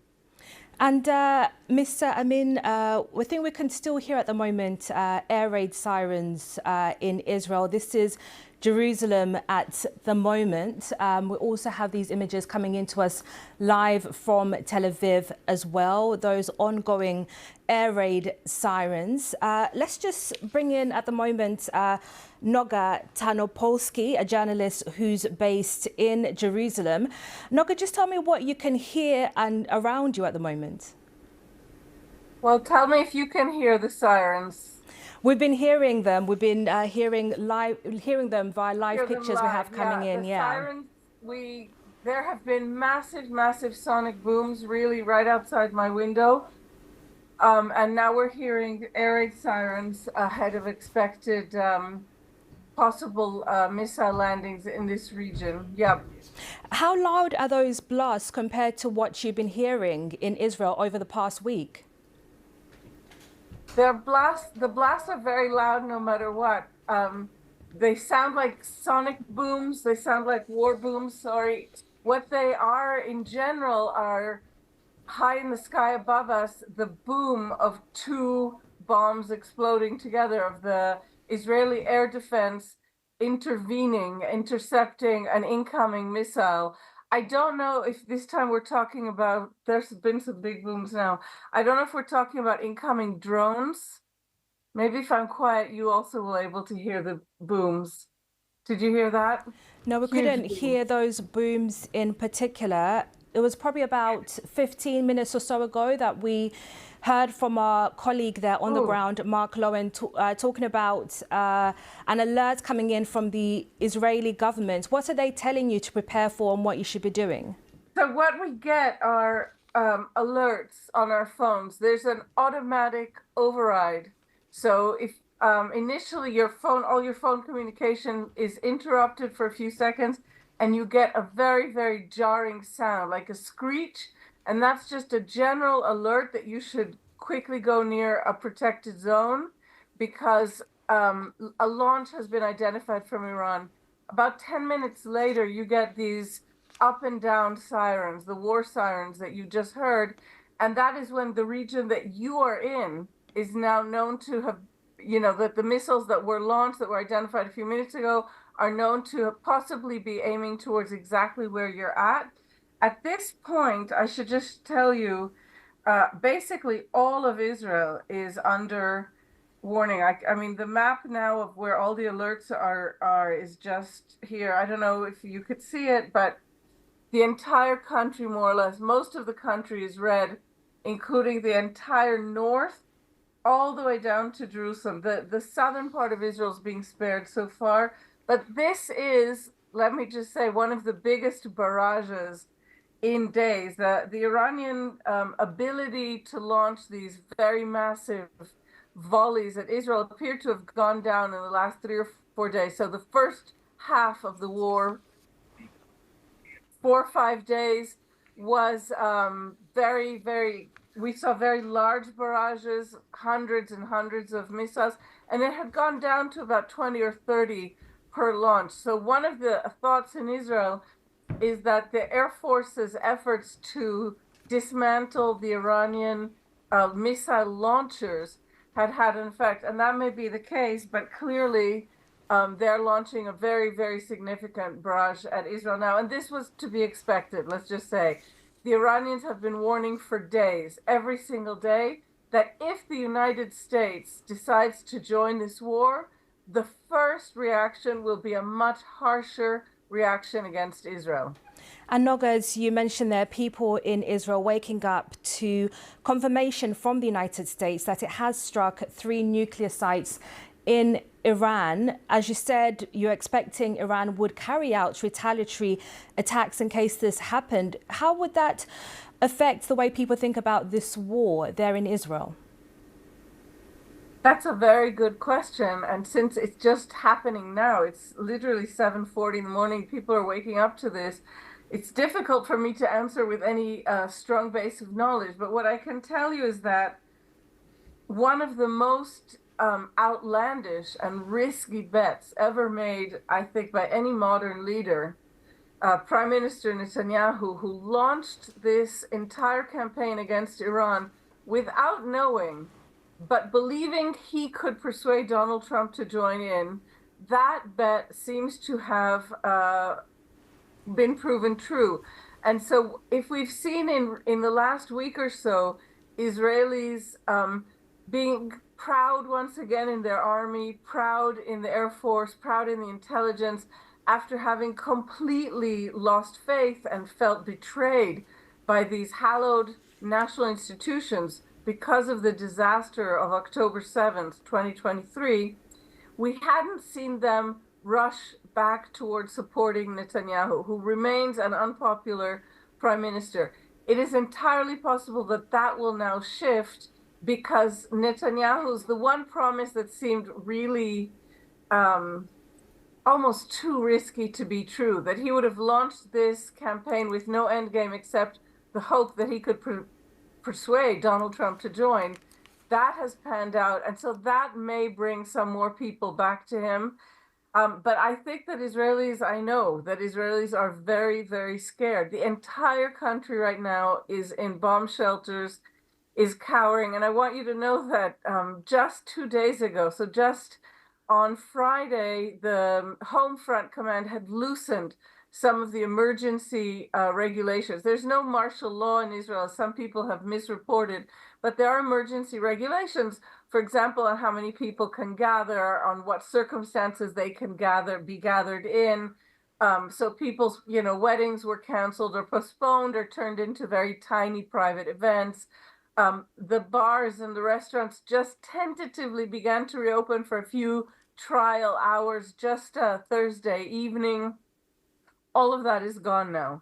We're back in the most extreme war footing. The army has changed since last night at about 3:30 in the morning and the U.S. attack, understanding that Israel would bear the brunt of this retaliation. we're back in complete war footing. No one can go anywhere, stay near your shelter, everything is closed. And Noga, just to say that we have had confirmation coming in from the Israel Defense Forces saying that it had identified missiles launched from Iran towards the Israeli territory and that defensive systems are operating to intercept the threat. A little earlier, you were describing some of the sounds that you were hearing there from your apartment. Just describe to us what's been happening around you for viewers who might be joining us now. Well, it's a Sunday morning when normally you would hear a lot of kids. I live in a mixed Jewish-Arab neighborhood in Jerusalem, and the kids are still in school. And so there had been the hope yesterday that actually nursery schools and schools might be reopening. Normally at this time, 10 to 8 in the morning, you'd be hearing the sounds of cars, parents taking kids to school, a lot of sounds of kids. There are always a lot of kids on the little streets in my neighborhood. Now all I'm hearing is complete and total silence. No one is stepping anywhere. I don't want to open these metallic shades that are somewhat protective, but there's simply nothing on the streets. And the continuous air raid siren sounds that you were hearing initially have quelled, but we are still under instructions to remain in place, to remain in shelter. So what that means is that the army's telling us that missiles are, now I see that missile impacts have actually been reported in Israel. So it's as expected in a barrage this significant, this large. I'm expecting this was at least 100 missiles at once, that the Israeli air defenses were not able to catch it all. And so we're now getting, while we're still in shelters, we're getting the initial response, the initial report, of missile impacts in various locations. I don't have the details on that, but I did hear about some missile that may have fallen in the north of the country. I did not hear any boom here in Jerusalem, in central Jerusalem, in any place that could indicate a missile falling here. And normally, Jerusalem, for various reasons, is spared. It's a bit harder to get to. It's elevated, and it's a mixed city of Jews and Arabs, and it holds the mosque, the Al-Aqsa Mosque. So these are all some of the theoretical reasons we think that Jerusalem is more often spared. But let me tell you, there are more than 10 active missile landing sites in everywhere from basically Tel Aviv to Haifa. So the center to the north of the country, more than 10 missiles were able to land. We're looking at significant damage, possible loss of life. And as I was saying before, I think my assumption was probably right, at least 100 missiles launched at Israel. And again, because of what we've heard from the Iranians until now, I expect that this will continue during the course of the day. They promised that if the United States intervened, Israel would not hear the end of it. And I don't see any reason not to trust them on that for now. And Noga, of course, will wait for confirmation of all those figures, including any potential missile landing sites, as you mentioned there. These are figures from the emergency health authorities here in Israel, from the Israeli equivalent of the Red Cross. And as you said, Noga, the expectation was that the Iranian government would respond to any US strikes on its territory. What have the Israeli authorities told you about how they will respond in the coming days once this escalates? We haven't heard that yet. I would say that the last 3 days in Israel were all kind of taken up in this clutch of hopes. Israeli media was basically not reporting anything significant beyond the constant leaks that we had here from the Israeli government, which was this expectation. The Israelis expected the US to join. They felt that they had persuaded Donald Trump, that he had, even 2 days ago we were hearing that he's made the decision. It's just the timing in the air. The Israeli government has made a supreme effort to persuade Donald Trump to join this campaign and not to wait. We know this for a fact. The Israelis have been saying in public, as part of a major, I would say, public public campaign and also as a way to try and reach Donald Trump, were saying he won't want to wait on the sidelines of such a historic major victory. They were saying we can't wait 2 weeks at all. They were saying we need, the one thing that can cut this war short is an American involvement now. And they were really pressing this message in the last 2 days. So that is mostly what we heard. Israeli government officials, for obvious reasons, were not emphasizing what price the Israeli public might pay for this hope and ambition. You know, there were 25 Israelis killed in these attacks in the first few days. And then we had about 3 days in which the Iranian missile and mostly drone attacks in the last few days were managed. They were smaller in magnitude. They were managed by the Israeli air defenses. So while there was significant property damage, 8,000 Israeli apartments have been lost just in the last week. There are a lot of homeless people here, but no deaths in the last 2 days. I expect that if this pace of the kind of attack we've just been seeing now continues, that will change. And Israeli authorities have in no way prepared Israelis for what that might mean or how they might react. We can guess, I can venture a guess, and it's an educated guess, but it's a guess, that Israel will now expand its operation against Iranian military infrastructure in general, nothing to do with the nuclear project, will advance its efforts to assassinate the top military leadership of Iran and associated figures. Yesterday, we saw a very interesting targeted killing by Israeli forces of Abu Ali, who was the very famous bodyguard for Hezbollah director Hassan Nasrallah, a Lebanese figure. Nasrallah was killed by Israel a few months ago in, again, a spectacular bombing in Beirut. And his son-in-law and bodyguard, a legendary bodyguard, was able to escape. Clearly, he thought he had found safety in Iran. He was caught yesterday. I expect that Israel will continue to operate against military installations and figures or paramilitary figures, and possibly with greater force against Iranian national installation, national infrastructure, roads, energy, electricity. One thing we don't know, and a very, very big question right now, as far as I know, is if the United States, from the United States point of view, if this is a, been there, done that, done and dusted, one-time operation, or if now the United States has officially joined this war, this Israeli-led war against Iran, and we should expect to see more American military action in the coming hours. This obviously I don't know, and I haven't heard it discussed in serious fora until now. Noga, a lot to watch in the coming hours, minutes and days. That's Noga Tanopolsky, a journalist in Jerusalem there. Now, let me bring in my colleague Kazra Naji from the BBC Persian service, and you've been with us over the last couple of hours as this story has developed. Did you expect this a reaction we seem to see coming in from Iran so quickly? Iranian reaction, excuse me. Well, yes, in a sense. In terms of this attack that's now coming, yes. these missiles have been fired. In fact, soon after the attack, I think it was less than an hour after the attack, the local officials confirmed it, that there had been this attack, and soon afterwards Iran's Atomic Energy Organization issued a statement saying that it had happened and it was a violation of the international law, and they called on the international community to condemn it.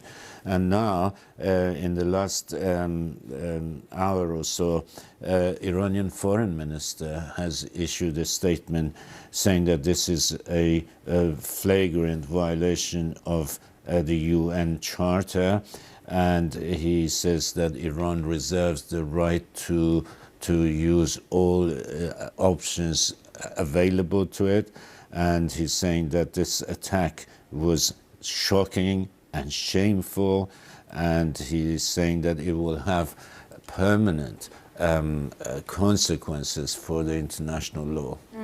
And we're seeing reports coming in from Israel, the Israel Defense Forces saying that it had picked up these missiles that had been fired towards Israeli territory from Iran.